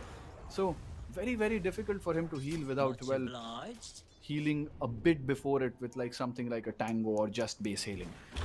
Easy. Oh my god, again he has the medallion, he just catches someone, but the Grimstroke, he's very well prepared. Just on his own, Nature's Prophet is not going to be able to do anything, but he is not on his own. The Pangolier, he rolls back in. He is going to jump on the Hagger, but he gets stuck. But still, the Swashbuckle, it finishes him off. And that's another kill going to the Pangolier. Clash. Rogue Squad started off with a great momentum. It's a 0-7 lead. A clear momentum favoring Rogue Squad. And man, what is Nox up to right now? Because they're not getting the space, not even on a single lane. Bloodseeker is holding on to the top lane, then we have Pango holding on to the mid. That too in a very wholesome manner, and Rogue Squad, they're super aggressive from the beginning of the game, and we are already on 7-minute mark, and they already have 7 kills, and that's a pure lead because Nox, they're still waiting for a single breakthrough, a single kill. Rogue Squad. Well, this game is tilting a bit around, but yeah. But it's just so good to see a team understanding exactly the potential. I feel Rogue Squad is so good at identifying that. They draft around a certain idea and they know exactly what it is and exactly what they need to execute it. And they do not falter at all in trying for it. Even if it is like this time, it is happening very smoothly. But when it doesn't happen smoothly, even then, they have such good faith in what they have drafted. They do not differ from their game plan. They are adaptable, but at the same time, they're confident. And we see that confidence yet again translated in another kill. There is no wisdom rune for you. You may go for it, but the team will get you. And that's more and more advantage. Let's see who exactly got the wisdom rune, Mr. Observer. Can we see who exactly got the wisdom rune? So it's going to be a wisdom rune for the Grimstroke, and at the same time Pasol taking that one. Could have been 2 for the side of Nox, something they sorely needed, but a 1 for 1. And at this point of time, if it's a 1 for 1, it's more like 2 for 0, because Rogue Squad is already so ahead in EXP. You just keep getting more and more, you'll get even more ahead. Rogue Squad is far more ahead. Well, I don't know how Nox is gonna come back from this situation again. That Slark will back off somehow, although Timbersaw is trying his level best. But yeah, there's a huge difference arising, even though we are just in the early part of the game, but still the difference is clearly visible. If you talk about the last hit, then Pangolier is leading, and that too with a huge difference. Then we have Bloodseeker following him. Slark, everybody's just bottom lane from the side of Rogue Squad. They're going to be pressuring the Slark forever and ever and ever. And now Viracle, he's trying to run away. He's going to be weaving around the trees, but he's eventually going to be found out by the Timbersaw. And once the Timbersaw catches sight of you, you're not running away as a Treant Protector. And at the same time, Dreezy gets another kill on the Tinker along with the Pangolier assisting him. It is just looking up for Rogue Squad and looking up for this Nature's Prophet. Already on his way to the Solar Crest. Top lane, okay. Maybe Bloodseeker a bit ahead, but no, they're not going to pursue any further because they do not know if they're going to be able to finish that off, especially if there are some more rotations which they do not know about coming towards them from Rogue Squad. That portal is a sneaky thing. And as we say, portal or teleportal, both of them, they do come out. Pangolier and Dreezy are both here. They are going to probably try for some return aggression. Dreezy, he is revealed, but nothing really in his hands. He is going to be turning back, looking for another opportunity, resetting, taking some Lotus. Flash.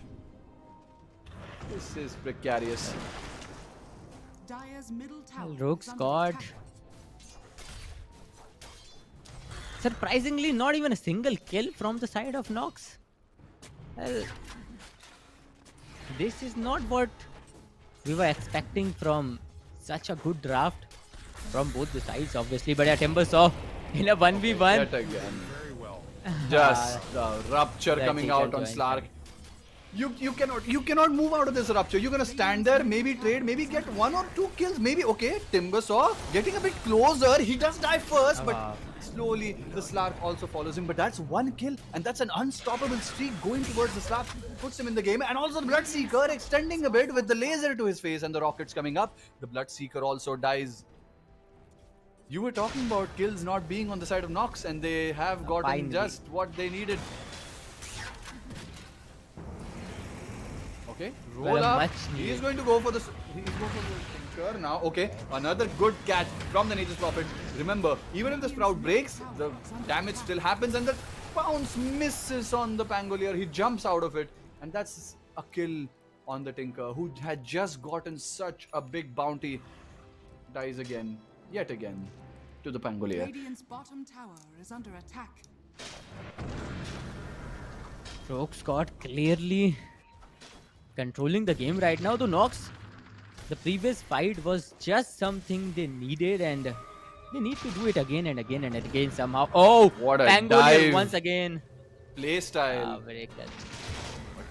Oh, amazing swashbuckle. He just did not need to dive that far, just needs to swashbuckle and hit it. And again, the Tinker a bit out in the open, but the CK rotating, he understands that this could potentially be more than what they bargained for, and they are going to bring 3 heroes to the mid lane to prevent this Pangolier from being a bit too aggressive. But okay, Nature's Prophet on one side tries to sprout Sultan, but Sultan, he's going to run out of the sprout. And the tower goes to playstyle. There is not going to be a deny. Same time, CK tries to do something else, but Grimstroke, okay, meanwhile, dying. People are just dying left and right, just getting caught, and the amount of swashbuckle damage going out is just too much for them to handle. Now CK is also caught in the bad spot, and they don't even need the Timber Saw. It's just Pangoliers' world, and we are living in it. Radiant's top tower is Well, under Pangolier, and okay, he barely. is still. He is leashed, okay, maybe he gets to roll out, but no, the root, it catches him, prevents him from rolling out, and now Dreezy is also in trouble. He's trying to TP out, one more hit, but he will not get it. He'll TP out in the right point. Now maybe Pasol will pay for his life. Dreezy also a more valuable kill than Pasol, but a kill that they missed. Pasol will have to sate their thirst, but the big kill they were looking for was the Pangolier. Maybe extending a bit too much, getting leashed, getting rooted, preventing him from rolling, and also the death. Well, could have backed off after those 3 good kills, but yeah, Radiant's bottom just a little tower bit of is a under over-aggression and instant punishment from the side of Nox. attack. Radiant's bottom tower has Meanwhile, fallen. Rogue Squad gets the majority of runes once again, and meanwhile Timber Saw just clearing the lane Radiant's passively middle and tower is under attack. so carelessly at the moment. But yeah, Nox, they are getting some counter kills at least, because most of the part, most of the game they CK were on goes 0 down to kills, but Dreezy. CK goes down. Yeah. Top lane, I feel Bloodseeker. What is Dreezy up to? Pasol, Dreezy's just everywhere. Clash. He's just Yeah, he everywhere. is and now everywhere. we go top and we see a kill at bot. Now they And have Tango. yet again gone on the slack. And killed That's him. swashbuckle damage. I'm really feeling bad for the observer because this game is just so intense every single time. 2 different corners of the map, people are getting killed, and so is Sultan. He is going to get chowed down by this Timber Saw Chakram. He's going to be cut in half.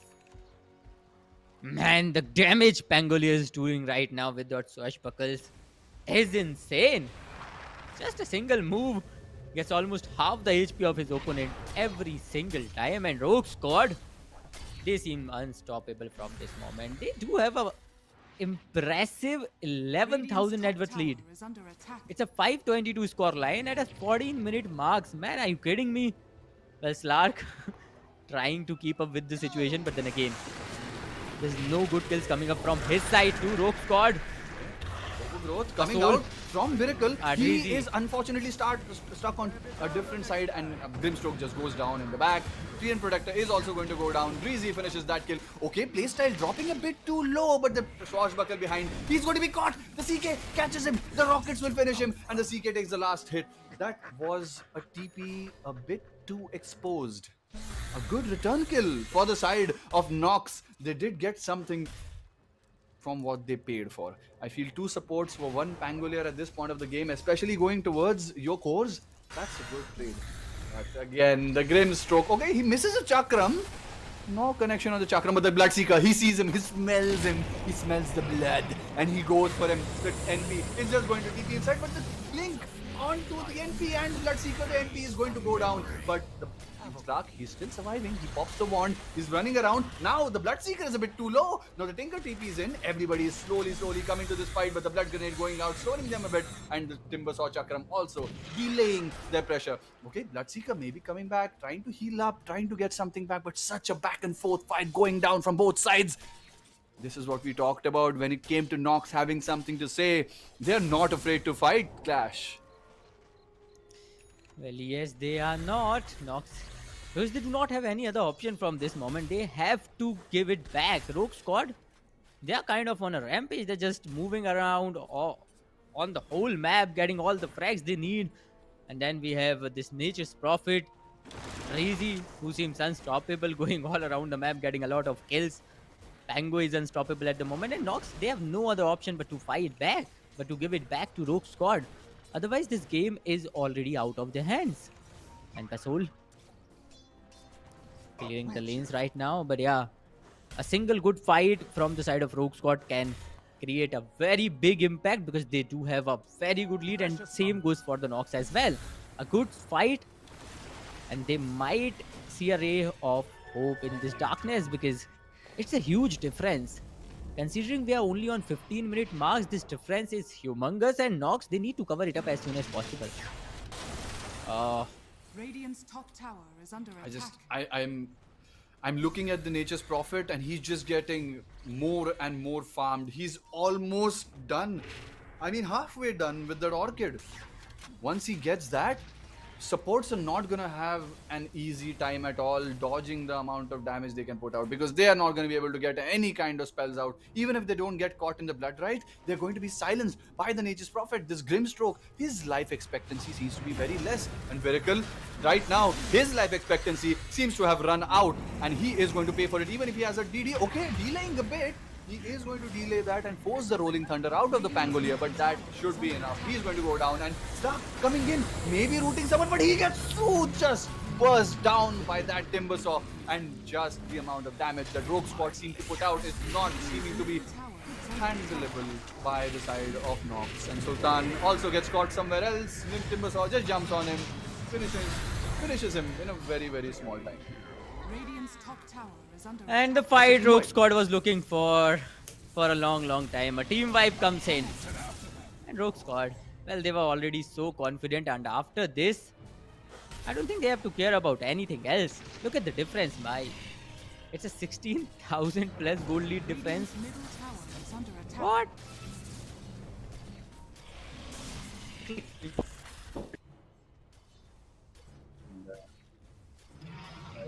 Well, look at the net Worst worth I feel chart. for Nox.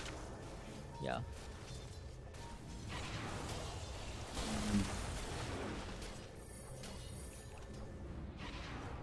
If you take a look at the net worth chart, Rogue Squad, they are not just dominating, they're just annihilating the whole squad of Team Nox. Well, what are they up to right now? Because nothing seems to be Yet working another out. kill. There's an overgrowth. Maybe Dreezy goes down, but look at the damage coming out from the Swashbuckle. Miracle, he's going to be burst down by that. And the Rolling Thunder just finishing the job. Also catching Tinker in the process, but maybe he's a bit too ahead. The Rolling Thunder is going to run out. He's bumping a bit. The stun still connects. He's very low. He has one more Swashbuckle remaining. Maybe, okay, jumps out into the tree line, trying to avoid the line of strike, but he is going to blink out. And meanwhile, the Timbersaw just waits for the right moment and just jumps in, finishes off Sultan on the Tinker. And the Timbersaw is not going to stop. The Rupture goes out on the Slack. He is not going to be able to run. No Shadow Dance. And that's going to be a death and a rampage for the Timbersaw. Timbersaw on a rampage, and the amount of damage those Swashbuckle is dealing at the point, that is insane. Man, that was almost yet another team wipe. Just a single person survived from that fight, but Nox, I think this is all done and dusted. Rogue Squad, it's a 20,000 gold lead at a 20-minute mark, and the way they're playing on the front foot, still dealing a lot of damage and getting all those frags is insane. 69. Killing the lane, clearing the towers after that rampage. But Nox, well, there's nothing they can do from this point. What is in their hands from now on? I wonder what are they up to, what are they planning to do, because Rogue Squad, they are in a humongous lead at the point. I feel what they can do is, again, you have to not take 5 versus 5 fights. You have to find people who are alone. Even 2 people, like 2 people are the golden number for Nox. If you find 2 people and you link them with the Grimstroke and burst them with Tinker and CK, there is a chance you can kill 2 big cores doing that. And right now, that's what they need. They need to kill the Pangolier, the Bloodseeker, or even the Timbersaw, because right now they won't be able to find supports that easily, because the supports are just standing back. Everyone who is in their face is this 69 Timbersaw, is this Pangolier who just seems to not care about who is inside and just keeps rolling into it. And also the Bloodseeker that just keeps chasing. So you need those pick-offs. But Rogue Squad, they know that. They know that very well. And they're not going to give them any space to get picked off. And they're just going to stick. They want to stick, take towers, get some space. You may get a Dreezy here and there, maybe, but not really anything. And even then, Dreezy, he is leading the net worth. He's above every single person from Nox in net worth, and he is a position 5. Okay, keeping out. Stun going to be in time, but yet again the TP is going to be just enough time to buy time for the 69 jump in, and 69, even if he's linked, he's going to keep pursuing. There's nowhere that the Grimstroke can run, especially when there's a Timbersaw in front of you, and he's going to get cut. Godlike, in fact, beyond godlike for 69's Timbersaw. Dire's top tower is under attack.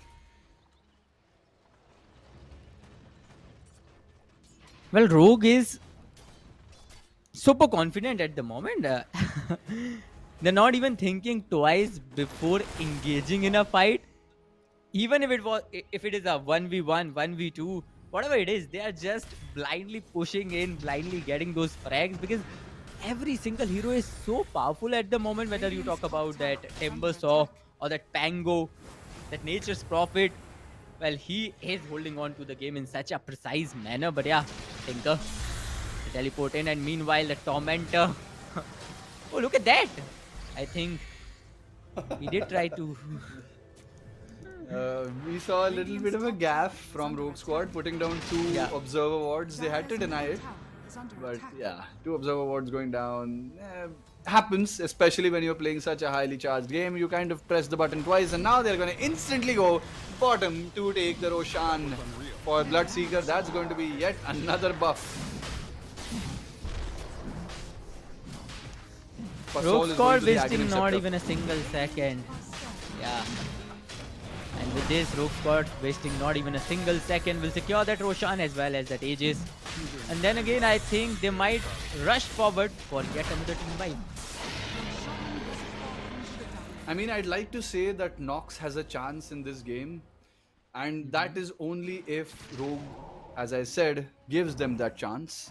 That is that pick off somewhere here and there. But how many pick offs will you need to be toe to toe? Maybe once the Slark gets a BKB and avoids a rupture, that is the time he can truly do something. But this Slark pick has been shut down so well by Rogue Squad. It is just, I mean, it's a marvel to see how they're playing this game. And just look at the net worth difference. Both the supports on the side of Rogue Squad are higher than anybody else in Nox, and almost going to overtake the... Pasol is going to overtake position 1 Slark in Nox. And the CK... Okay, chain miss. That secures an easy getaway. I mean, he was almost dead. The armlet helping him a bit, but the chain missing really just helped him get away. But maybe that was... If he didn't get lucky there, this would just getting worse and worse. Well, it is already getting a lot more worse than Nox, would have expected, because Rogue Squad, well, they're chilling at the moment, again going for the tower game. And look at the Timbersaw. Pango, we have already seen the damage he's dealing. But yeah, as you were saying, Slark is the only one somehow surviving, though even he is not carrying a lot of net worth at the moment, and if once he goes down, then this whole lineup, this whole team of Nox will fall behind. Okay, Timbersaw. There's no stuns coming out quick enough to stop this Tinker from TPing out. So that's going to be a safe getaway for now. The Tinker, there is always danger. This Tinker pick, I mean, he just needs to be having always such a safe position to never be jumped by them, especially against so many chasers. And the Pangolier, look at him, just look at him running around in the base, almost killing the 2 supports, but it just helps the Bloodseeker to come in below half health and just finish off the Tinker with 1 Rupture and Blood Right. And the CK is going to die in the background, so does Viracle. He is going to be chased by this Aghanim's Bloodseeker, and when the star finally comes out of the Shadow Dance, it's going to be Bloodseeker, who is very, very close to dying, but no, the Chakram finishes off the Slark. That was close, but not close enough. Even with the Aegis, I feel, even without the Aegis, I feel there is nothing much Nox can do at this point of time flashing. 40-8. Well, there clearly is nothing Nox can do from this point onwards, because Rogue Squad, well, it's a 30,000 plus net worth lead, man.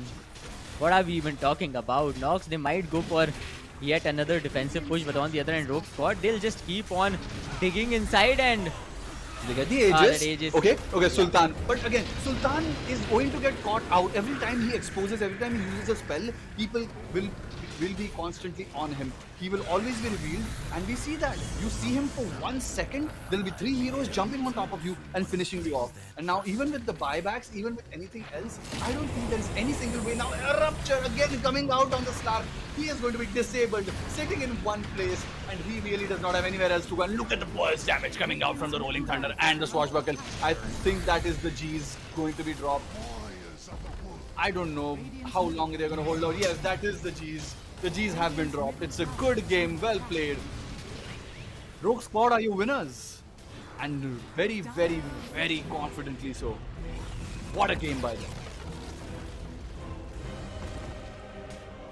Well, Rogue Squad gets the victory, and almost a one-sided one, because they have dominated this game since the beginning till the end, and a victory comes in their favor. And with this, Rogue Squad becomes the very first lower bracket finalist after winning this lower bracket semi-finale number 1.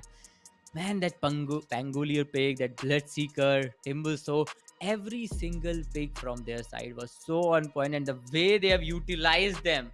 That Pangolier, wow, what was the damage? The way he was just rolling around, getting, using those swashbuckles, dealing a lot of damage. And then Bloodseeker, we have seen him chase a lot of enemies down. So yeah, that was all in all a very good draft and a very well coordinated victory coming up for this team.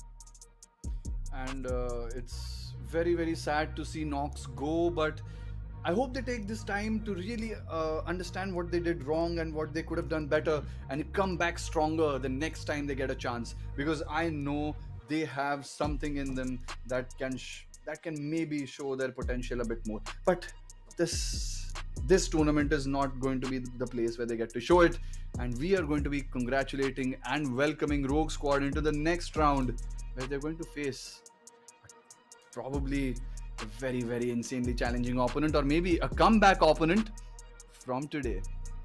So either way, I feel after this game there's only one game remaining.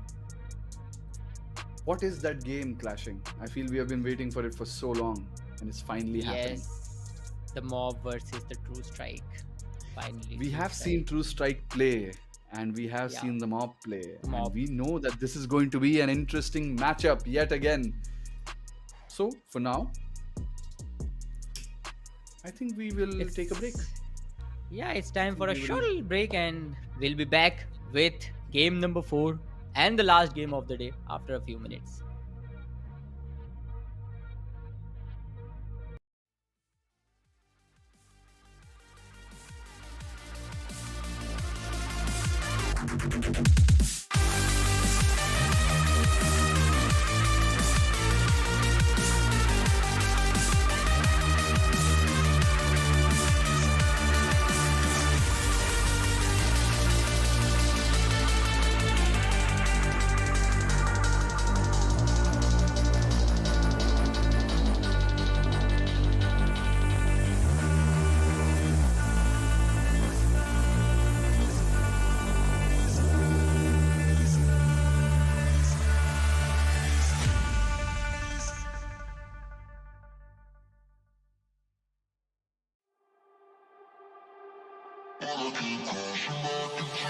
Yeah, no, I'm stepped like I'm touchdown.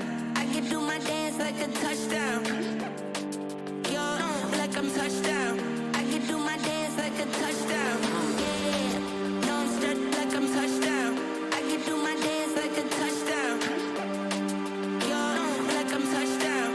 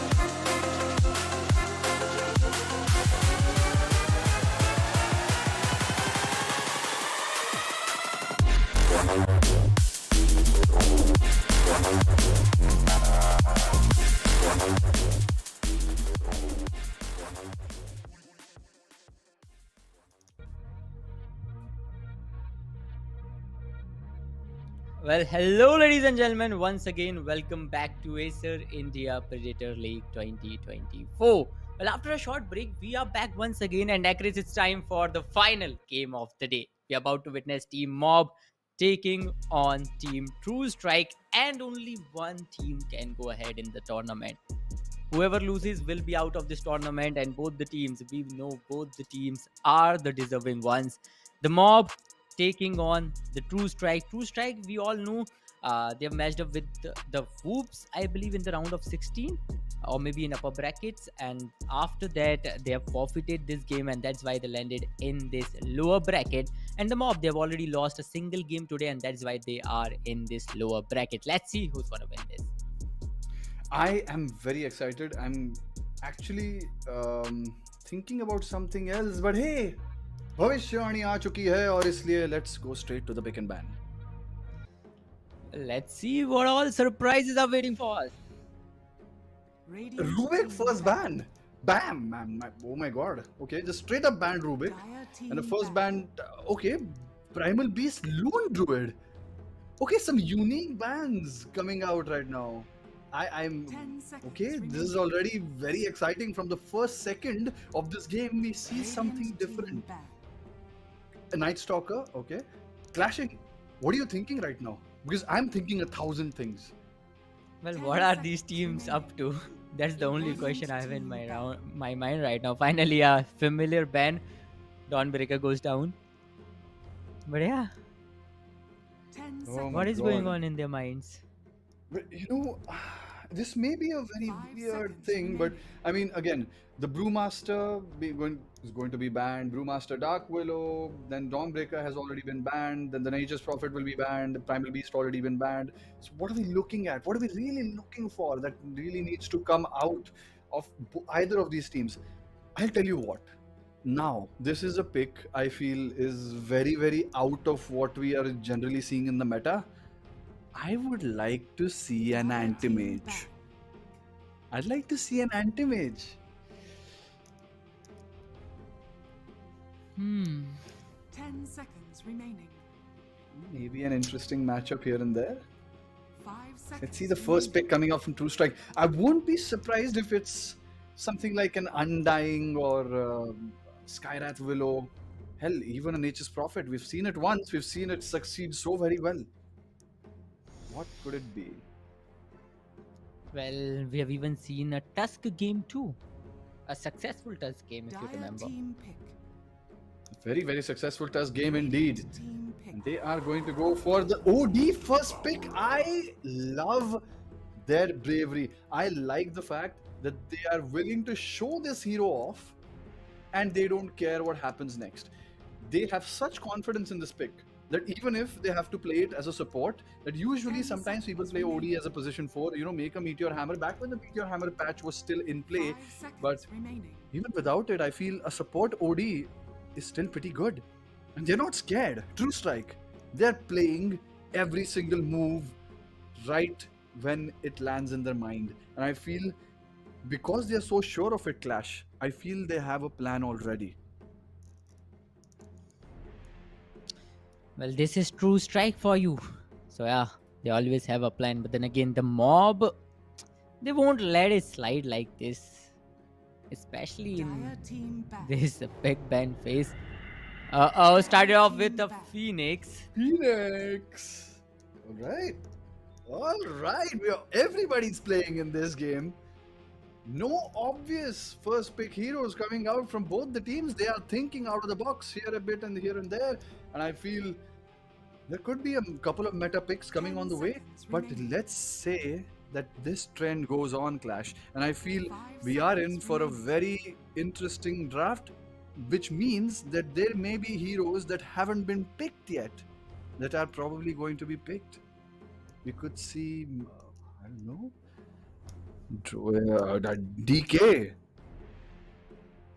Probably even, I don't know, I'm thinking about 10 heroes now. Usually you just think about meta heroes, right?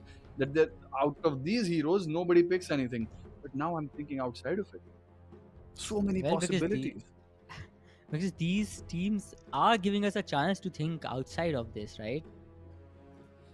Very much so, very much so. Radiant team back. Bans are also interesting. TA LC banned. They do not want that Skyrath LC to come out. And no one's gonna get the Skyrath LC combo, but there's still the Skyrath in the wings. Both of them, both these teams could benefit with a 10 Skyrath mage. seconds remaining. I feel a Dark Willow or a Skyrath mage could be a good second 5 pick. seconds And even remaining. let's not forget an Undying. I feel that hero has not shown its face today, but it has shown its face yesterday quite a bit. So let's see. Are we in for an Undying pick? First double ban.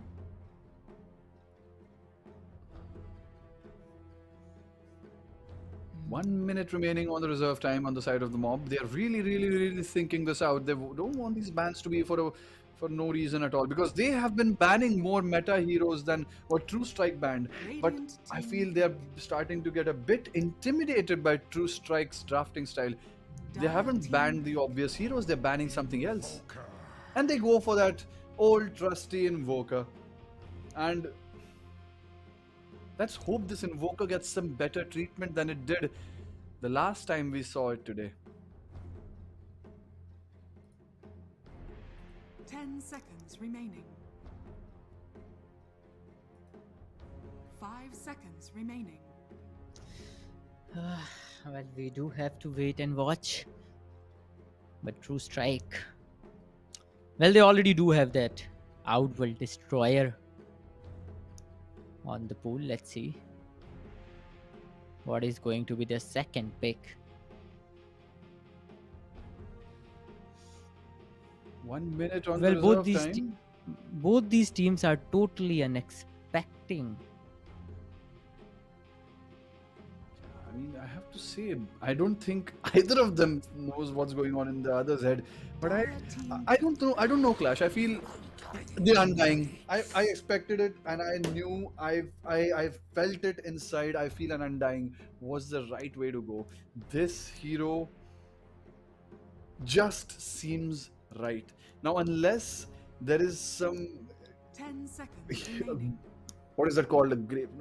A tombstone hitter 5 on the seconds opponent team, I remaining. don't really feel there is a problem, and I feel Truestrike expect this. So even if there is a snapfire, even if there is a sniper or a draw ranger or some hero that just keeps hitting tombstones, I think Truestrike have an answer. Because what you were saying earlier, I don't think both of them don't know about each other. I feel Truestrike, they know something. They know something, and they are playing on it. They're playing with Mob's head. 20 seconds. The amount of reserve time they're using for this pick is 10 seconds. Cutting it very close. Not much time remaining for the rest of their picks and bans. 5 seconds. Radiant team pick. Skyrath Mage. Another very, very good hero pick. Whoa. I already feel so electrified, so excited. This is going to be an action-packed game. 10 seconds remaining. 5 Well, yes, seconds it is going remaining. to be an electrifying game. But still, the draft is still on, and Truestrike. Well, the Radiant clock team pick. might Phantom Assassin. make a Phantom problem for Assassin. them, but a PA, yeah. Phantom Assassin coming up, joining the mob. I mean, this pick is good. Overall, Phantom Assassin in this patch has been looking very good, but 10 seconds remaining. against heroes like OD or even like an 5 Undying, seconds remaining. it's very hard for a Phantom Assassin. He may be able to kill one or two heroes here and there, but the two other heroes, I mean, see, you're already unfurling Phantom Assassin very early on in the draft. It's not a last pick. It's unfurled early on. So they have still two more cores to pick right now on the side of Truestrike, and they could very well pick the Dire counters team for it. pick. Admiral Kunkka? A relatively stronger laner against the OD mid that would usually just suffer, but Kunkka, I think, has a fair enough not an advantage, it matches up fairly well against 10 the OD. seconds It's not going to be a great lane for the Kunkka, but matches up better than 5 most. seconds remaining.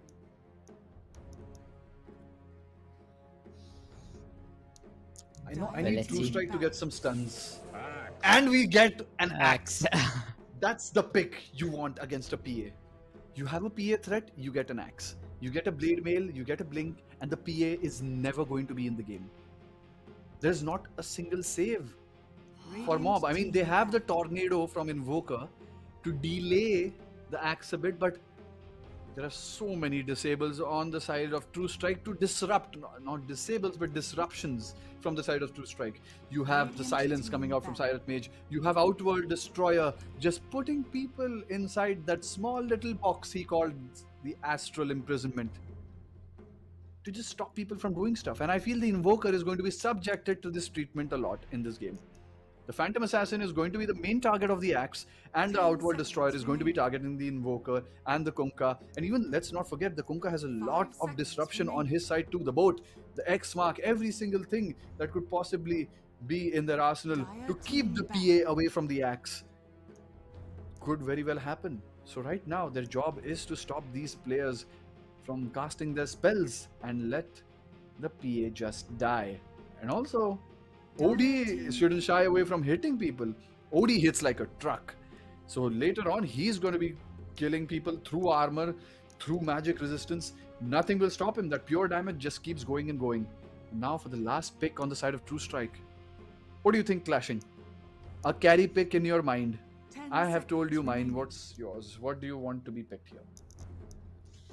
Well, 5 to be very seconds honest, I remaining. have nothing in mind right now.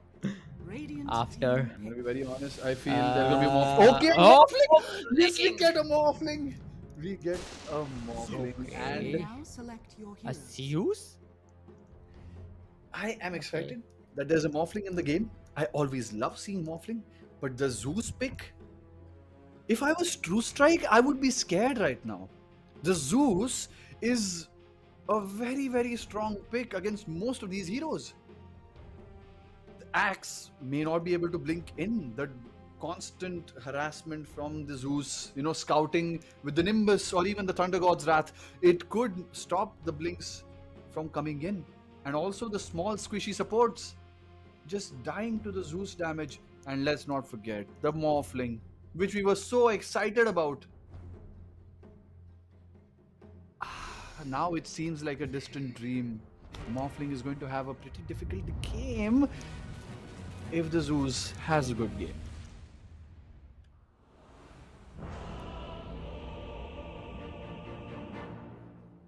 You're always scared as a Morphling against burst damage.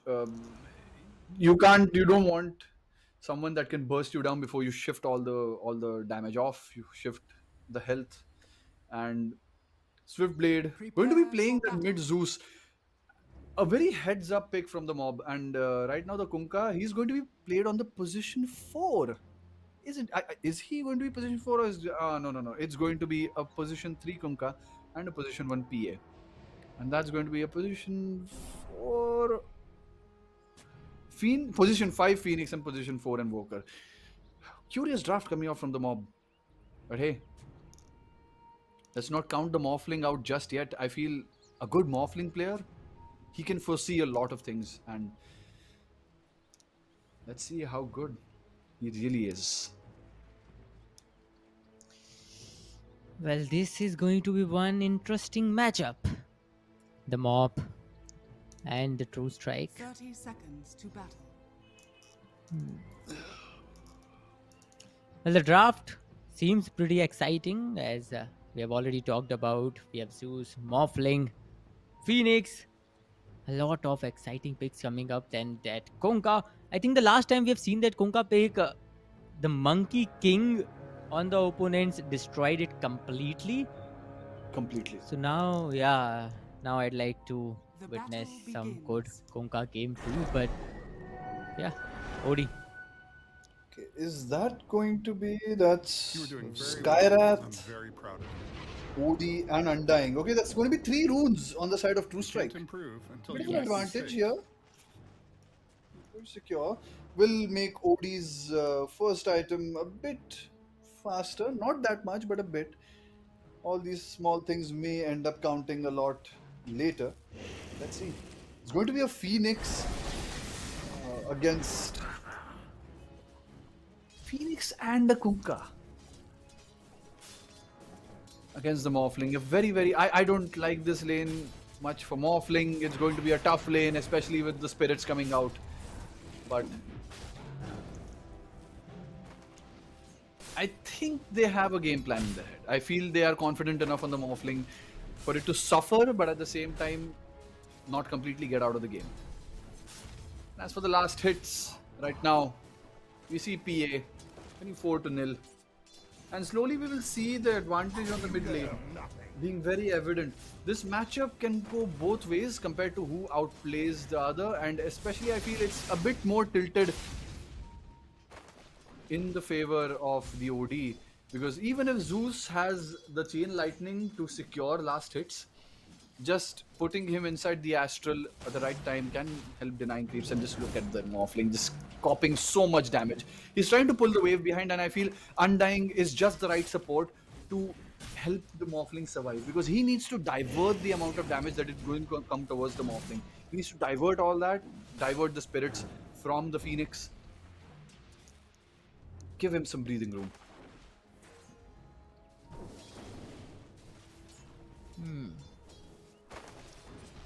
Let's see. A slow approach from both the sides as of now, but Has been killed. Morphling. Morphling, be a bit careful. Maybe a cleave here and there, just a random cleave. Get him down. Yeah, he's dropping down. He's going to morph back. Dire's Just middle shift tower his health is here under and there. attack. He's going to keep himself alive. Well, this is going to be a long game, no doubt. I mean, I hope Look at so, the stance because both the teams are holding on. Yeah. really, the stance you just talked about it. I mean, I feel it's not just the laning phase. I feel this game is going to be much more dependent on how it goes later, because no matter how badly or how good the laning phase goes, the later part of the game is going to be the real decider. The laning phase, it shouldn't affect much, especially if like right now the tombstone is going to be dropped. The Phoenix, he has wand charges, he has the dive, so I don't think he's in much of trouble right now. But some misplays, and especially that tombstone going down to Kunkka could be a huge loss for the side of Truestrike, because Kunkka has already gotten a very, very good lane. He's 12 last hits, and he shouldn't get more of an advantage here. And surprisingly enough, I feel you see Morphling just last hitting so well, even against such an harassing lineup.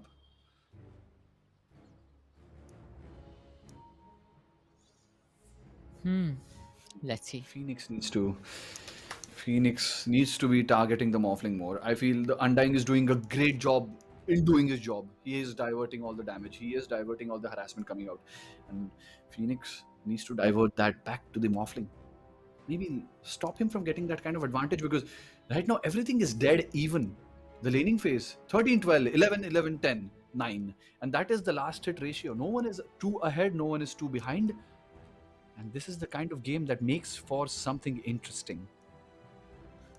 Well, by far, this is kind of a even Steven situation, but yeah, things will change. Things needs to change, but yeah, I think it's gonna take a lot of time. Let's see what is the mob up to. But yeah, as we were You were doing discussing, very both well. the You were doing teams very well. are I'm very kind proud. of This doing is a good great during this opportunity to laning learn. phase, and we're just 3 minutes into the game, so it's really hard to anticipate something now, or you know, expect something now from any of the teams. So we have to just wait. Let's see how they're gonna aggress, how they're gonna defend, and what is going to be their all over game plan. Are they going to play a little aggressively, a little defensively? So a lot of things depends on the game style of the players. Well, both the players, like all the players from both the teams, are fully skilled. We have seen them play in the past too, but finally the game resumes, and Phoenix, uh, as we were witnessing this fight where Undying, well, he is So close, and the Undying, creating. that one last spirit. Does it mean a death? No, barely living with that extra borrowed strength. That was a great aim by the Phoenix. Bounty.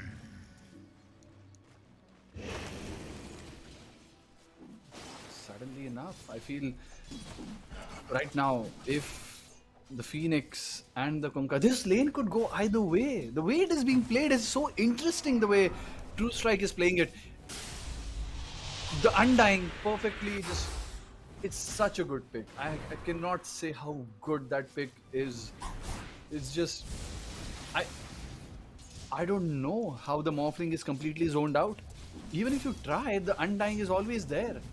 And the Morphling, he has gotten the next... What has he gotten? Has he gotten his Morbid Mask yet? Is that a Morbid Mask on the Morphling? No. Mr. Observer, can we see Morphling's inventory? Okay, no Morbid Mask yet. He's not going for it. He's going to be going for the treads straight. He is... I think he has called for just a couple of tangos here and there. Dire's You want middle much, tower but is look under at the attack. PA just getting harassed so much. He does have a magic stick and the raindrops, but it's a hard lane to be in. Radiant structures We haven't are talked about fortified. him much, but this is also not a great lane, especially when you're laning against an axe as a PA. It's never great. You can't really kill the axe. You can't really jump on him and finish him off, lest you get spun on and killed. But mid laner OD, he's suffering quite a lot. Yes, he is struggling because the Zeus. Well played. Well, there's no way out. I'm liking it actually, yeah. Look at that, 5 minutes into the game, but still both the teams are looking for the first players to come in. Well, survivals are really important. Axe is spinning yeah. around.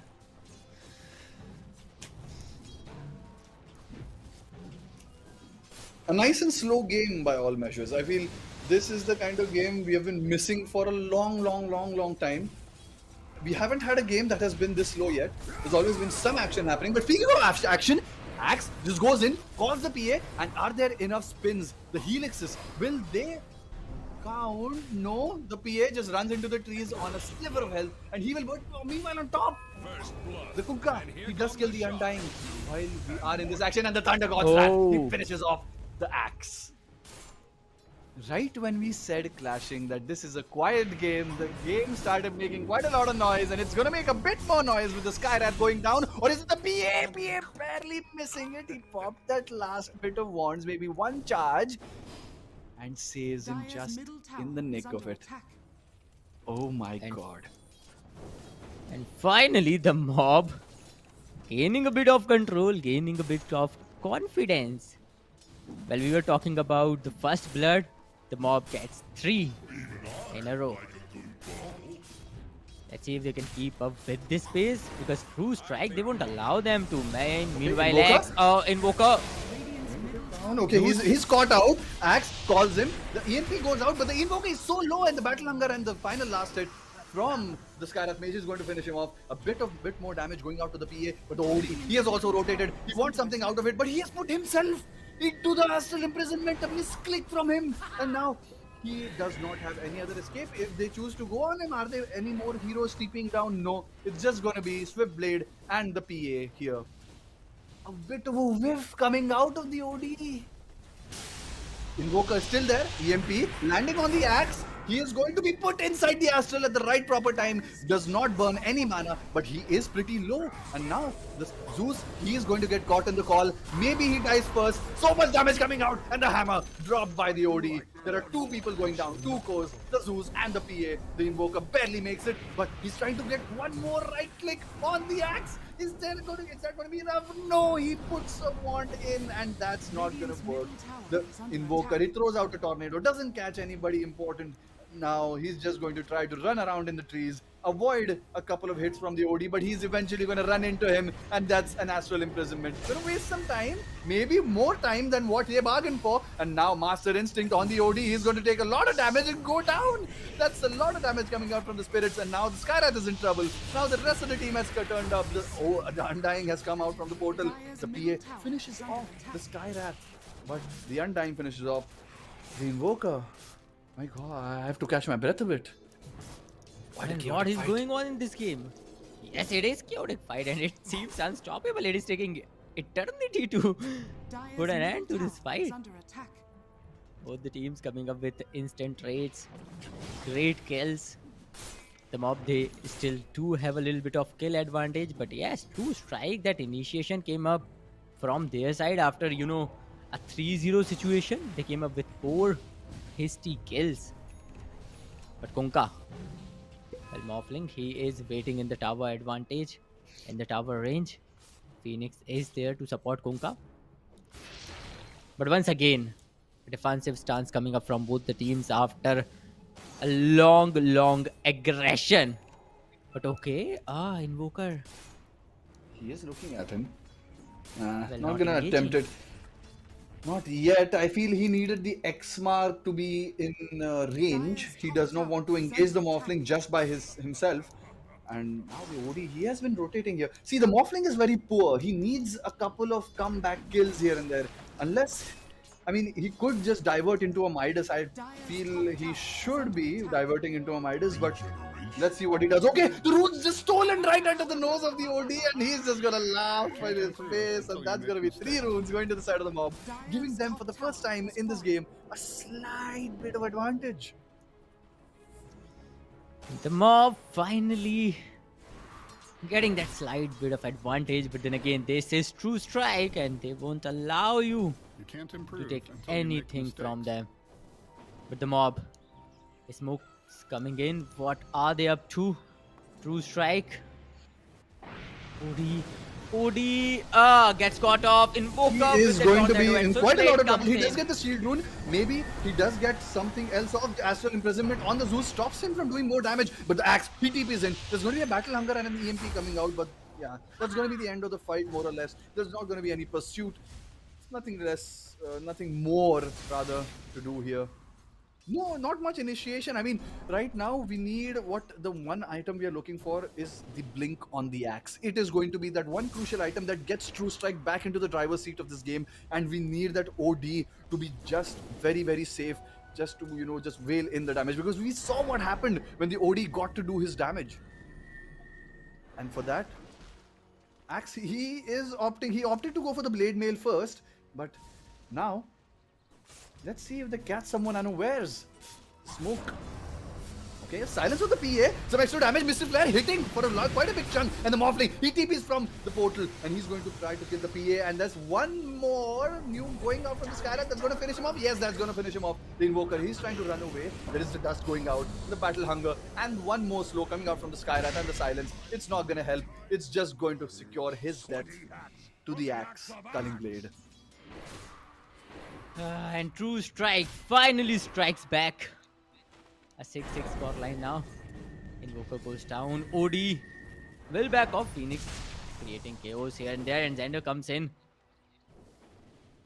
Well, Truestrike. They wait and they wait for the right moment. But when they strike with their full might. But yeah, let's see. We are already on 12-minute mark, and this game seems to be going nowhere as of now, because both the teams are kind of on an equal pedestal. Bit of an initiation. Is the Kunkka in trouble? No, it's the Undying capping a lot of damage from the phylactery on the Zeus. He just gets nuked once and that's half his health. It just goes to show how good this item is. On a Zeus, on a single target hero. And right now the Kunkka getting caught out a bit. Maybe one more silence, a slow coming out, and the Mystic Flare hitting for a big chunk. Will he go drop the Sanity's Eclipse? And he will drop the Sanity's Eclipse. He will catch him out. He will die for that. A bit of an overextension from the Kunkka, punished very well from Truestrike. You can never underestimate Truestrike. A single mistake, a small one, and they will immediately punish you off for that. That is what Kunkka had to face off there. Meanwhile, that PA moving ahead, clearing the lane out. That this OD, he's going to have a great time in this game, especially with there's such less, such a less amount of intelligence heroes. Like we know there is an Invoker, we know there's a Zeus, but they're always going to be behind. The guys who are going to be frontlining, like the PA or the Kunkka, they do not have much of a mana pool. So without a BKB and without much of health, they're going to suffer very badly to the Sanity's Eclipse and the pure damage coming from the Arcane Orb. This OD, just the first pick OD, coming out to be such a strong pick overall. Already, he has a Midas in, he is going for that Witchblade. And right now we see an Undying going down somewhere else, trying to get some more control in the map. Okay, a bit too ahead. This is an Astral Imprisonment out on the Kunkka, but the axe, he catches the Phoenix. Here there is silence, and there is no egg coming out from the Phoenix, and he is just going to die. The EMP and the boat completely whiff. There is not going to be any more initiation coming out from the mob. Or is there? The Torrent, it does go out. The Tornado also goes out. But Axe, he is on the run. He is trying to pursue the Invoker. Somebody has to get caught. But the Axe does not have a blink as of yet. And hence needs something more. And that something could be that invisibility rune. Not much sentry vision when it comes to the mob. He could do something. And they are the smoke up. It goes out, and now they may just find this Invoker. They know he's around. Maybe a dust pop. No, a sentry is dropped, and instantly the blink is out. This is the blink reveal, and he's going to get a Culling Blade kill on the Invoker. Too much talking, not enough This fighting. is exactly what Truestrike need to do. They need to buy time for their Morphling. They need to buy time for their OD and defend him. Because if they get big, that is the moment Truestrike will truly strike. That is what we're looking for. Even Morphling is trying to get big as soon as possible. But yeah, Truestrike. Look at them, all the players Radiant's middle tower is revolving under around attack. the mid lane, and now they're going to go Radiant's for structures are fortified. some tower damage. But yeah, be careful because the mob can strike at any time. So yeah. And let's not underestimate Yeah. mob's damage. They too have quite a lot of damage, and especially when you're caught out like this axe, kind of getting his mana burned right now. Not a great thing also, because you want to be initiating, but there is always a mana boots in the fray. He's going to get pumped back up to full. And now he's ready to roam around even more. They are going to be looking. There is that Zeus who is farming that small jungle. They're looping it out. They feel there is something there. They want to loop into it. And now Axe with that newly purchased blink. They want to get something out of it. The Axe, he knows something is getting farmed there. Maybe he sees him. No. Does he know? Does he feel it? He's not going to dive that. That was absolutely stellar reading of the map from Truestrike. Zeus in the back lines. He has been spotted, and that's a blink in. That's a blink in into the Mystic Flare. And still, the Zeus, he lives because the tornado interrupts. The Axe Call does not let him Culling Blade him, but the Morphling is right there to finish him off. And he is going to finish him off. So the Phoenix, he's trying to run away. Maybe. Nope, there's not going to be an egg either because the silence is always there. The Phoenix has not gotten to use his egg at all, guys. Well, a much needed fight coming in favor of Truestrike. They needed it, they got it, and now they are the ones in a slight bit of control, and that is all they need. That was all they needed. Now they have it. Let's see how they're going to utilize it. That Zeus kill Morphling came from a different angle. Otherwise, Zeus would have survived from the situation. He almost did, right? Because of the tornado interrupting Truestrike.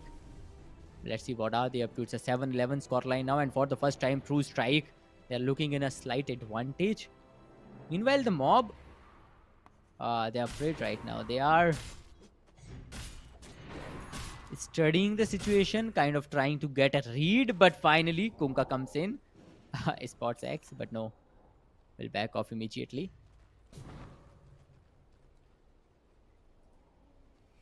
We need to, I feel, as if you are the mob right now, you need to take a step back. Just, think about what you want to achieve right now. Because you can't take a 5 versus 5 fight versus Truestrike, and especially when you're out of position. You need to get someone, you need to just target this Morphling. Truestrike has been targeting single heroes every single time. They caught the Zeus this time, and even if you TP to support the Zeus, the 3 heroes, they had done so much damage, and your main damage dealer is a Zeus. If you kill him to start with, where is the damage going to come from? So you need to target someone who is extremely crucial to the Truestrike lineup, and that could be the OD. If they target him and if they get him, that could be an opening that they are so sorely looking for.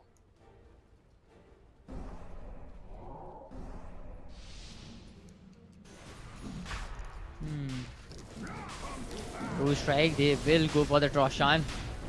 Well, yep, uncontested. They will secure that Roshan as well as that Aegis, and Truestrike, they're kind of already somehow leading the fight game. And with this slight bit of advantage, they can go for yet another good push, and they can go for yet another good fight. Well, a 5-man smoke comes in. They might spot someone. Let's see. They are moving in the right direction. Might spot someone. Might get some frags. And if they do Truestrike, they will land in a very... The PA, they see something, and it's going to be a blink and call, and that's going to be just a burst of damage. You're not going to live. You're not going to live. That's going to be so much of burst damage coming out. Not even for a second. And the blade mail. This is just crazy. I mean, just the Axe and Skywrath Mage combo paired with that blade mail. The PA has no chance. No chance. Radiant's top tower has fallen. Well, he couldn't survive even for 2 seconds. That was literally in a blink. Under attack. In just a single second, got annihilated by the whole team of Truestrike, and now they've secured a very good tower too. Well, the mob, they are kind of in a dilemma right now. It's been a long time since they've got a frag or they've got a good fight against Truestrike. Now they're gonna aggress the mid lane too. Let's see. Kunkka comes in, Morphling backs off. And Truestrike, They're still holding to the onto that ages, and they might go for yet another aggressive stance. Meanwhile, a fight might emerge in towards the bottom lane, or maybe not, because both the teams are holding on to their own grounds. But yeah, Truestrike. They're still looking for opportunity.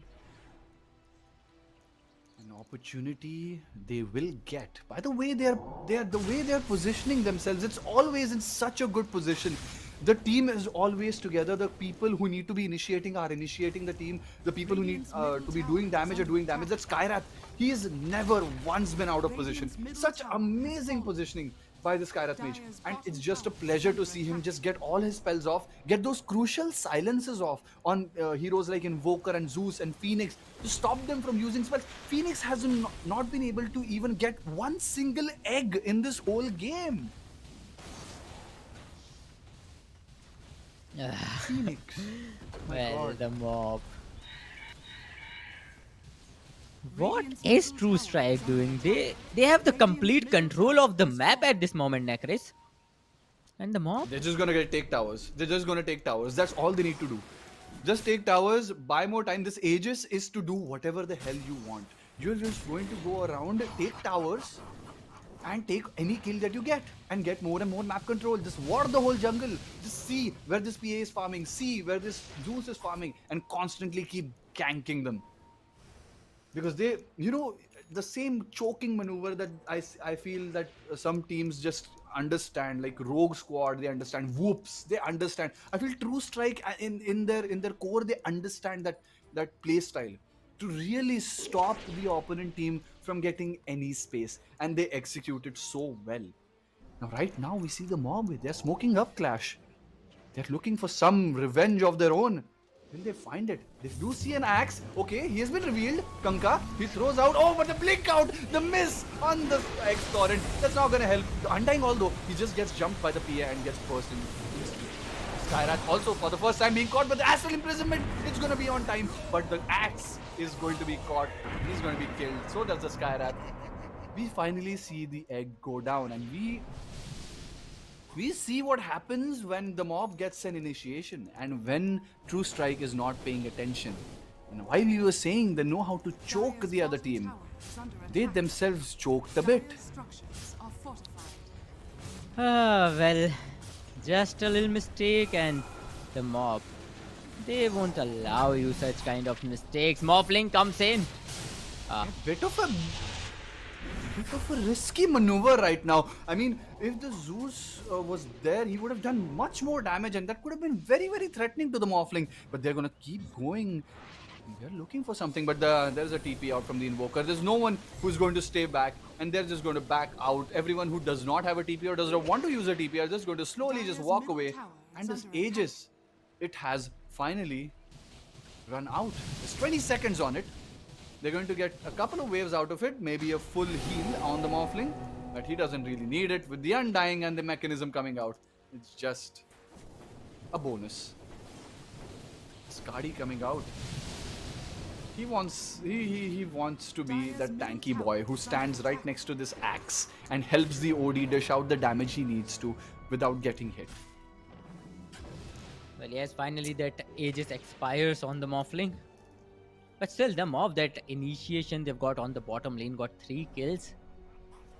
Finally, they've kind of cleared that net worth lead at a certain extent, but still, Truestrike. They are somewhat in a slight control, in a slight lead, and Morphling leading the last hit chart. OD is also Heavily doing leading. great.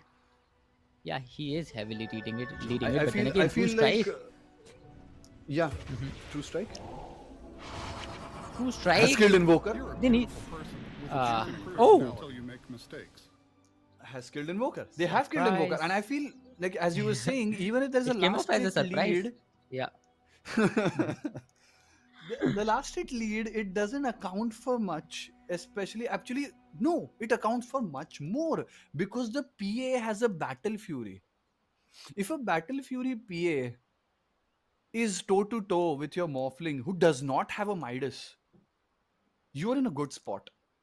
And I feel the Morphling has been farming very efficiently. The Morphling, since the start of the game, even if he was dealt a sort of a bad lane, he still stayed so stable in the laning phase and has stayed stable throughout. He has not dropped a single unnecessary death. He has not dropped anywhere out of the lane unnecessarily.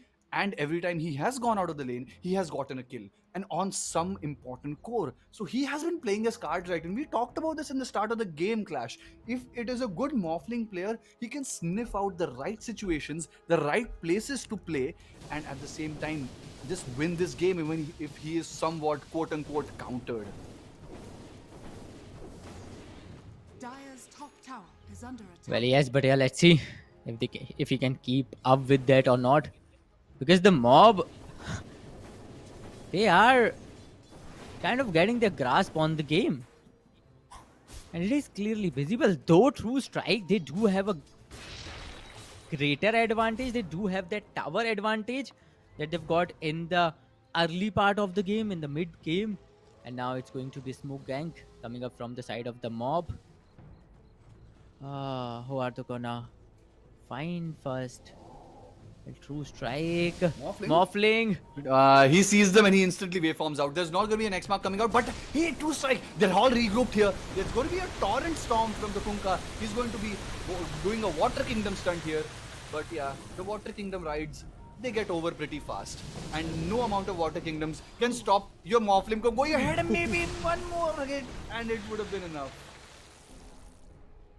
Phoenix barely dodging death, and he always had the egg in order to avoid that, but he did not want to use it in case the fight needs it later. He would have just died. This should make my life He has a tranquil boot. He's going to be healing up, Clash, and yet again a very close call for the mob. Radiant's top tower is under attack. Yes, it was a very close call, and Morphling, man, he almost got the frag.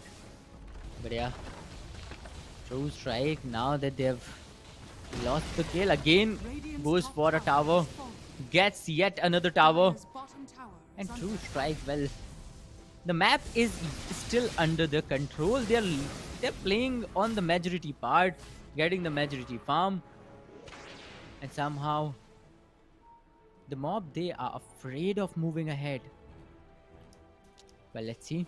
Truestrike. We do well to remember that no matter how fat this PA gets, the axe will always be able to kill him. Always. Yes. Like, a Satanic is the only way he somehow has a chance of surviving it. But even then, the Morphling has a Skadi. The Satanic, it's not going to be worth that much. And now I feel, how far on is Morphling when it comes to the MKB? I don't know where Morphling is when it comes to MKB. Can we see the Morphling's item? He is going to go for the Silver Edge instead, which is still very good. It applies that extra amount of pressure and extra amount of presence for the Morphling. You can roam around a bit faster with your team, which is constantly running around. And speaking of running around, they just catch the Phoenix and burst him down. Axe, use your bow. Not even a second he got to use anything, and just an instant silence into call, into Blade Mail, and into Mystic Flare, and just over. Okay.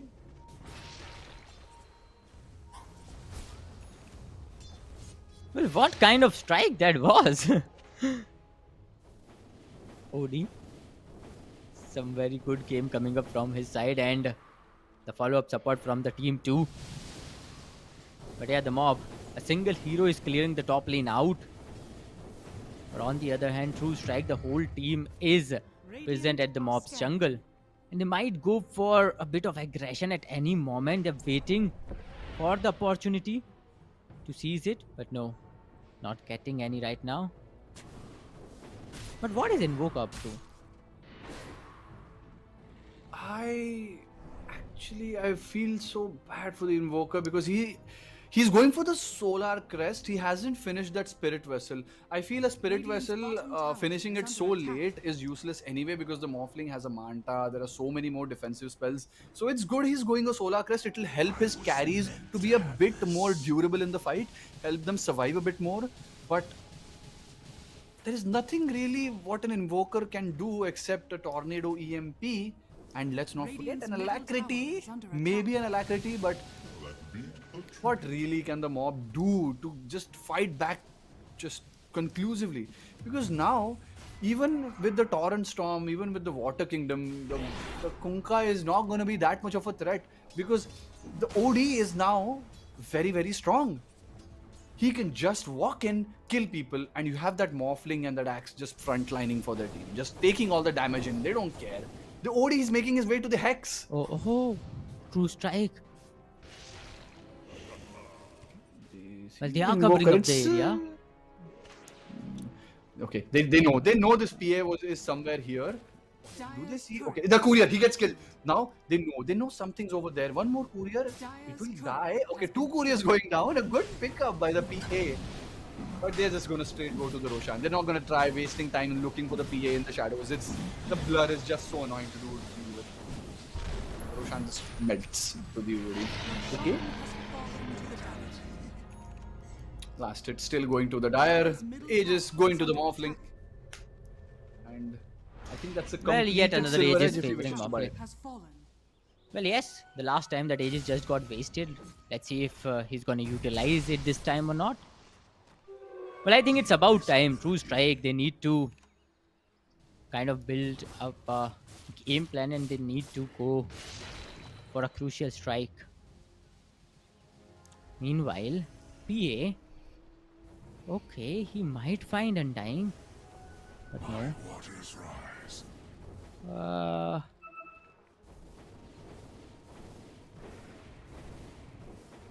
That's not gonna help. Are scanning. That is not gonna help anymore. Truestrike. Again.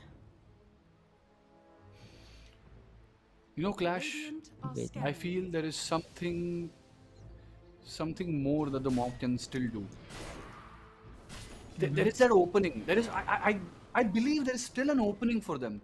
They get one more fight where they pick off the supports fast enough, where they just catch either the OD or the Morphling. I mean, not right now with the Morphling having Aegis and OD having Cheese, but just catch them off guard without the rest of the team joining in. That could very well mean something. That could be their chance because they have to get something done. The 5-man of Truestrike is just proving to be too strong. They need to get another way to get into that vanguard of Truestrike.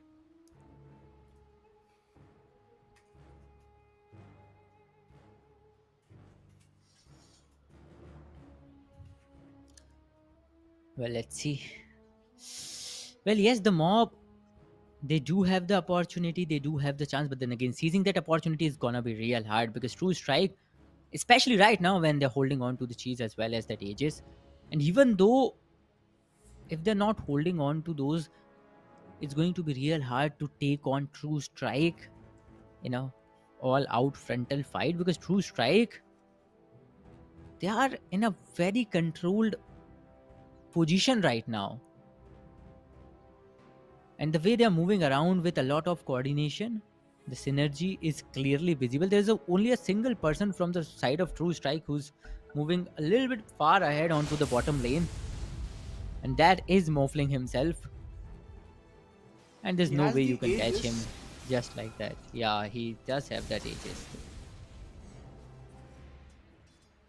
I mean, the Silver Edge pickup is going to... I mean, otherwise I would have not really thought the Silver Edge was that good a pickup, especially against someone like Zeus. But Dire's the structures Zeus just are does not fortified. have a presence right now in front of this team. And they can... Okay, meanwhile, someone just goes in, Axe, he catches the Zeus in a call, a bit out of position, a bit too ahead, and he gets caught. And that TMP may take Axe's mana for it, but that's a Zeus dead. Your main source of damage just dead. And you're going to try and, waste up some time, but Morphling just mantas off all these debuffs and he's just going to wail into this tower. The Phoenix is going to be annoying with the spirits, but Are fortified. yeah, they're going to force out a glyph. Top tower is under Push back.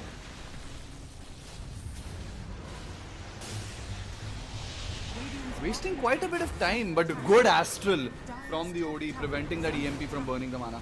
And now he's been disarmed into pushback, slow, Again, it's a hard way. They know only Morphling cannot be pushing it. And now Morphling, he sees an opening. The Blade Mail! The Blade Mail just wastes ages on the Morphling, but still he is coming back. And now the Blade Mail on the Axe is open. And PA, he jumps into the fray, trying to finish off the Axe. He will cleave the two supports to death. The Axe is soon going to follow because the PA is right there, ready for it. And this is what they were looking for. This is the kind of opening they were looking for. They want them to extend a bit. The 5 seconds that the Morphling was out of the fight, that was enough for the Mob to fight back.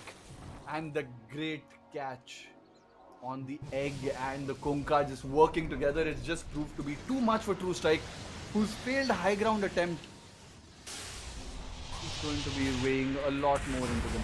No mana on the Morphling, he is very weak, and now he cannot shift, and that's the Thunder God's Wrath going on. He just dies. Just like that. Just like that, Well, Clash, we see Mob breathing up. Well, the Mob, we were talking about the opportunity. They gets one. No, they do not get one. They created one. Has fallen. And they are seizing in quite some manner. Man, a team vibe coming up, and right now the tower game has already been almost equalized if you leave the bottom lane, Bottom tower and is they'll under cover it up attack. as soon as possible too. Yep, going for the bottom tower. Dire's bottom tower Look at has the fallen. damage. The Mob, finally, for the first time in the game, they are kind of in a net worth advantage, even though it is only of 2 or maybe 3,000 net worth, but then again it's a 15-15 kill ratio. Well, this is quite some. And we were already talking about, while talking about the draft neck race, that this game is going to be a great and a very interesting matchup, because both the teams are going to go all out, going to give it all. And Truestrike, the game is not yet over for them. They can still create a comeback because both the teams are in an even-Steven situation, even right now. And what a game to end the night at. The last game of the day, an action-packed one, such an even game. It's lovely to see. And also what's lovely to see is a completed Hex on the Phoenix. We did not see it, but the Phoenix Hex pickup, it has proved to be such a big problem. See, the last fight, if the Axe doesn't catch PA and doesn't burst him, that is all the PA needs to jump back in and do something. Because there are a lot of disables now coming from the Mob. They can disrupt this fight. They can waste Truestrike's time enough to get that PA in position, waiting for that moment to jump in. And you saw how much damage he can deal. He just cleaved onto the Axe and he killed 2 supports in the back.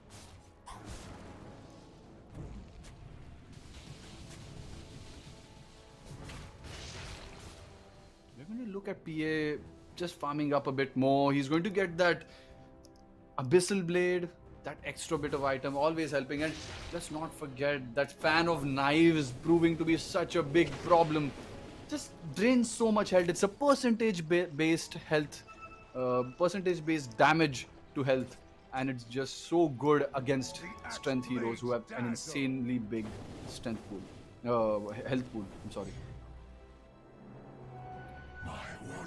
Has proved itself time and again to deal so much damage. Well, yes, but then again, both the teams right now a bit focused on the farm, but on the other end, the Mob, look at that. A little bit of aggression coming up onto the top lane, and Invoker, he is so far ahead. What is he up to? Jumping in. Onto the OD. Jumping in a bit, but no, it's not gonna work. That's a bit too cute. They'll tip him for that. You were doing very Too well. cute. He's also I'm building very a proud of hex. you. I love these multiple hexes coming out from the Mob. I absolutely love it. The amount of disable they're going to have paired with the Phoenix and the Kunkka, it's just going to be marvelous. The Morphling, one wrong catch, and the Morphling, he finally gets the idea to build a BKB. Till now, he has been delaying it, but with the amount of spells coming out on the side of the Mob, Morphling is finally building towards the BKB. He's almost done with it, but it's coming a bit too late in the game. Maybe if you would have had it a bit earlier, they would have had a successful high ground attack. Would have gotten a bit more kills, and this game could be over right now. But woulda, shoulda, coulda. That's how Dota is. And with the benefit of hindsight, I feel we can say this, but right now, we see the Morphling finally making that happen. Well, a lot of game it's still left in both these teams. Though the towers are almost annihilated for both the sides, but still there are some fight left. And look at them clearing the lanes. Zeus is here. Well, the whole team of the mob, for now they are playing a bit defensive, but Truestrike, they are not in a situation that they can go all out or can aggress all out. They have to build a proper game plan, can think about it twice. Meanwhile, the mob, well, let's see what are they up to, because they are playing super defensive right now. There's a single hero Dire's top tower is under attack. so far ahead onto the top lane, and once again some tower chip damages coming up from both the sides, and OD clearing the mid lane too. Well, the mob, they are already moving ahead towards the top lane. And Truestrike, yes, it's going to be a smoke gank, and they are moving in the right direction. But yeah, They don't want They this have Roshan that to much- go uncontested. They want this Roshan. This Roshan will decide the next part of this game. And right now, Yes. I don't think the mob is in any position to contest it. It's going to be Invoker and Phoenix just detecting that the Roshan is up, and they're going to think about it. PA is going to be inside first, but this 3 people right now, it's going to be a big problem. He gets the egg off, even with the Hex, they're not able to finish him off. But the Invoker, he's been caught in the back, and the Phoenix, he gets all his health back, and the Invoker buys back. Even then, this fight could turn out to be very, very bad. PA just jumps in, blur out, and he is not to be found. The Undying and the Skyrath have already died without a buyback. The Morphling and the OD is still alive, but now the rest of the mob are making their way towards the Roshan pit. They don't want to let this go. They know they can take it. But Axe, he is in a position to take a very, very good call. He's not going to be caught out, but the Invoker, he smells him. He goes right where he is and tornadoes him. But the Morphling, he is going to kill the Phoenix without the edge. But falling very, very low. The PA, he's going to blink it, but no, the Morphling into the PA. He is going to be hitting himself. And that's going to be the end of the PA and the end of the Morphling ages, but well worth end. The Axe aggressively blinking in. Such a chaotic fight, but the PA paying for it. They thought they could take it, but that Kunkka Water Kingdom just missing completely. Ah, God, that was going to be so close.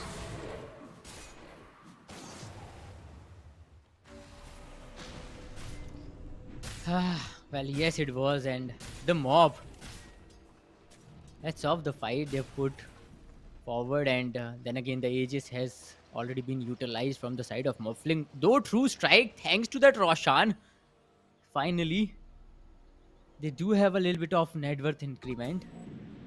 But yeah, let's see what are they up to right now. The mob, they've utilized some of the buybacks, I believe. So yeah, I feel Morphling really needs an MKB. That Silver Edge, Radiant's it bottom out. tower is under attack. I mean, the usefulness of the Silver Edge is only there when PA doesn't have a BKB, and when you're hitting a BKB target with Silver Edge, it doesn't add the effect. So Radiant's right now, structures I are think he fortified. waits for the BKB and then hits with the Silver Edge, or how it works. It just Radiant's he bottom needs that towers are MKB under attack. constant, stable amount of damage. But Radiant's bottom all things said and done, they have gotten a racks out of it, and that Silver Edge has helped Morphling to get into position so many times to take these amazing fights that he's been taking. I can't really complain much about it.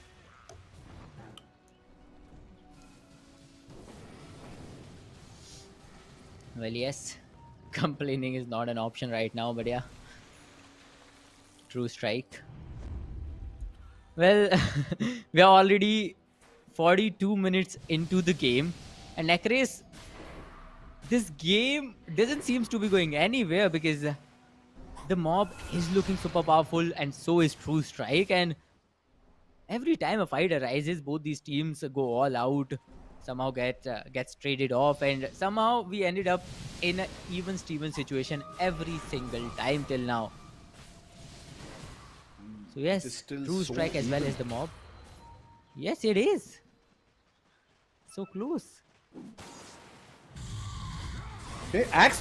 Shiva's got jump in and he catches the Kunkka first. They want Oh. to get him off. They don't want the Water Kingdom shenanigans to be in place. The egg does go off. Axe a bit out of position, but the BKB has been popped. He is going to get chowed down by the PA, and that's going to be a dead Axe. That's going to be a buyback by the Kunkka, by the way. If he does go in, uses that combo, OD. and the OD has been caught, and he's going to be bashed, and he's going to be killed, and no astral coming out from him. And that's the fight that Mob needed. They have caught the Skyrat yet again. The only surviving member from Truestrike is going to be that Morphling. And what a fight by them. Everyone staying Well, this right is where the they Mob. needed to be to jump on every single opportunity they get to get a comeback fight. Well, he is trying to dominate this late game and somehow gets a very good fight too. But what is going to be their next move? Well, they are moving right ahead towards the barracks. Maybe they might destroy some. But yeah, let's see. Undying is back. think, Morphling one is Rax already is in going the down. game. Yeah, there's no way True Strike can protect. Well, yeah, let's see what's going to happen because Undying They can protect He with is back. buybacks, but are they worth it? well, who knows? I Let's think see. they'll just let it go. has fallen. Yeah, the mob going all out and Are under attack. True Strike. Well, patiently waiting is the best decision they can make right now, and that is what they're going to do. No, I guess Morphling is not. back. Morphling, yeah. Morphling. I don't know. Maybe they could have let this buyback at this point of time. This could have been a bit earlier. If he wanted to buy back, he could have bought back earlier. But this buyback has just turned out to be such a waste. This, I mean, he invested Kind in a of a very buyback when off everyone was timing. backing. Yeah. Yeah, backing down. Everyone was backing down, and OD invested a buyback at that point of time, and it's just, I don't know. It's just, unfortunate. Well, Okay, Morphling's gonna morph strength fully, then pick up the shield rune, so he gets an extra boosted shield, and go back to Agi.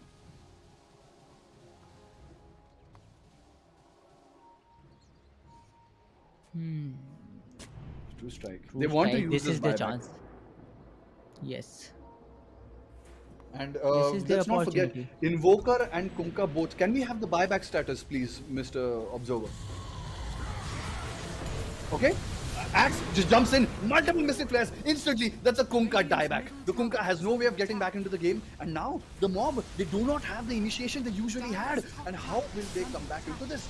Okay, Morphling being caught out a bit, he is going to have to morph, okay. He does not get to waveform out just in time. He does lose a lot of mana, but still, he's just going to keep sieging. There is no Kunkka to threaten you. There is no Kunkka to jump you around. He's just going to keep hitting the towers, hitting the racks, trying to clear the heat wave, and the Undying and Axe just waiting in the backlines. The OD also just waiting in the backline. You're just going to let the Morphling do the heavy standing. He has the shield rune. He's just going to stand there, hit buildings. And that's going to be it. Slowly and surely, he's going to get that Rax down. 60 seconds till the Kunkka comes out. But okay, a very valiant hold. Still, not to be underestimated. The high ground capability of the mob. Trying to kill Well, still that 45 Nimbus, but seconds. he's just missing. He's missing from the low ground. Okay. Wasted time. Okay, 35 seconds now. It's not much time to the Kunkka to come back. They're going to wait for a next creep wave and try again. But till that time, Kunkka, just 25 seconds for him to come back.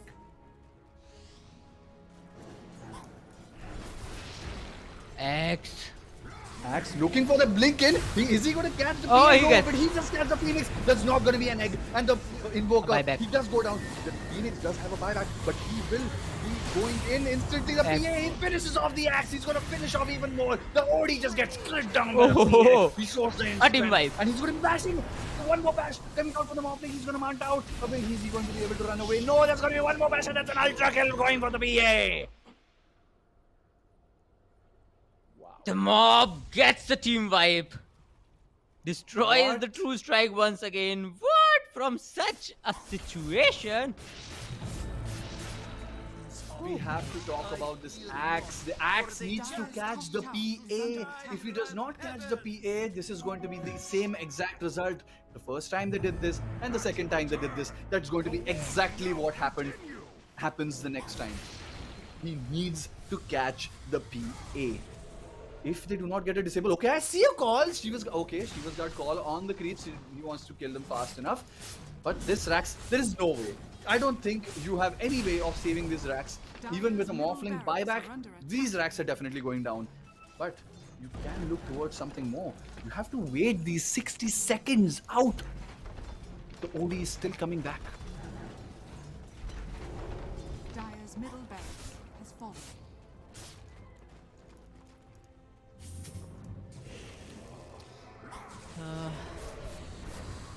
Well, Invoker is also coming back. And he's back, the mob. The mob, they could go for a final fight, but no. They will back off a bit. And Truestrike, still the OD and Morphling, they're still out of the game.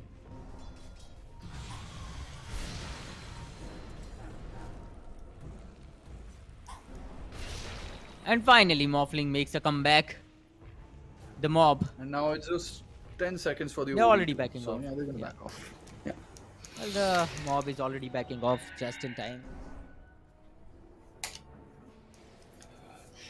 We are slowly reaching the 50-minute mark. The first 50-minute game in this tournament. A first for many things. An even game. The first of many even games. The first of such long games. But there's some crucial mistakes coming out from both sides, and every lost fight is just mistakes coming out right now. I feel Truestrike needs to get their head back into the game, just get their morale back up, get the game plan very, very clear. They are a bit on the back foot. The advantage has shifted back to the mob quite in a significant way. The PA has a divine rapier, guys. We should not forget that this hero with this amount of damage one-shots heroes like Axe. It could be bad for the PA in general situations, but without a blade mail active, he can just live through it. The divine rapier could mean the end for Truestrike in this tournament. Dire's top tower. One has more axe fallen. being threatened. They need to do something. The axe, he needs to find the PA, but he has an Aegis.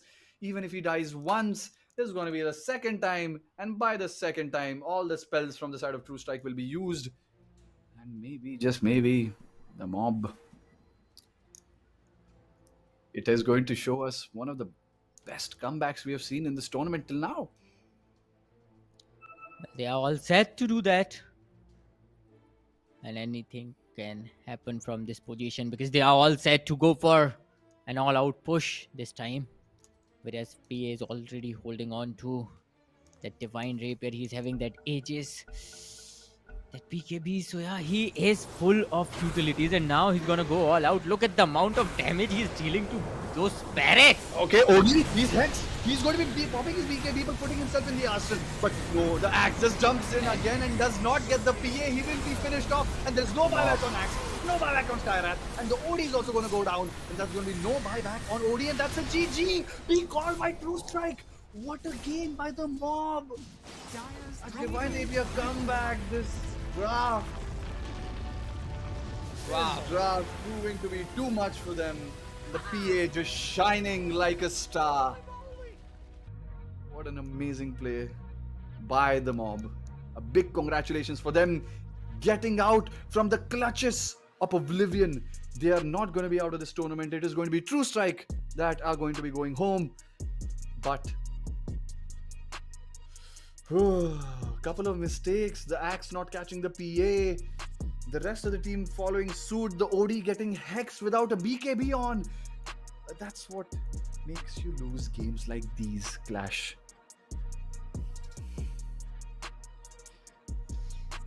The mob gets the victory, and yes, the way they've played it out was just wonderful. The details of this game were just wonderful each and every minute, Necris. But yeah, a lot of mistakes were made from the side of Truestrike too. So yeah, that's the result of our final game of the day. The mob gets the victory, and a very good one. Very good one indeed. And I guess this is it, guys. This is it for today, and this is it for today's games. These were the last best of one games we will be seeing. Now, get ready with your white uniform. We are going to play test cricket tomorrow because it's going to be a long game coming out from both teams. There are going to be, overall, I think 2 teams competing, and overall it will be best of 3s coming out. And please stay tuned for that action. Stay tuned with us. There's more to come. Thank you, and signing off with Clashing. Thank you so much.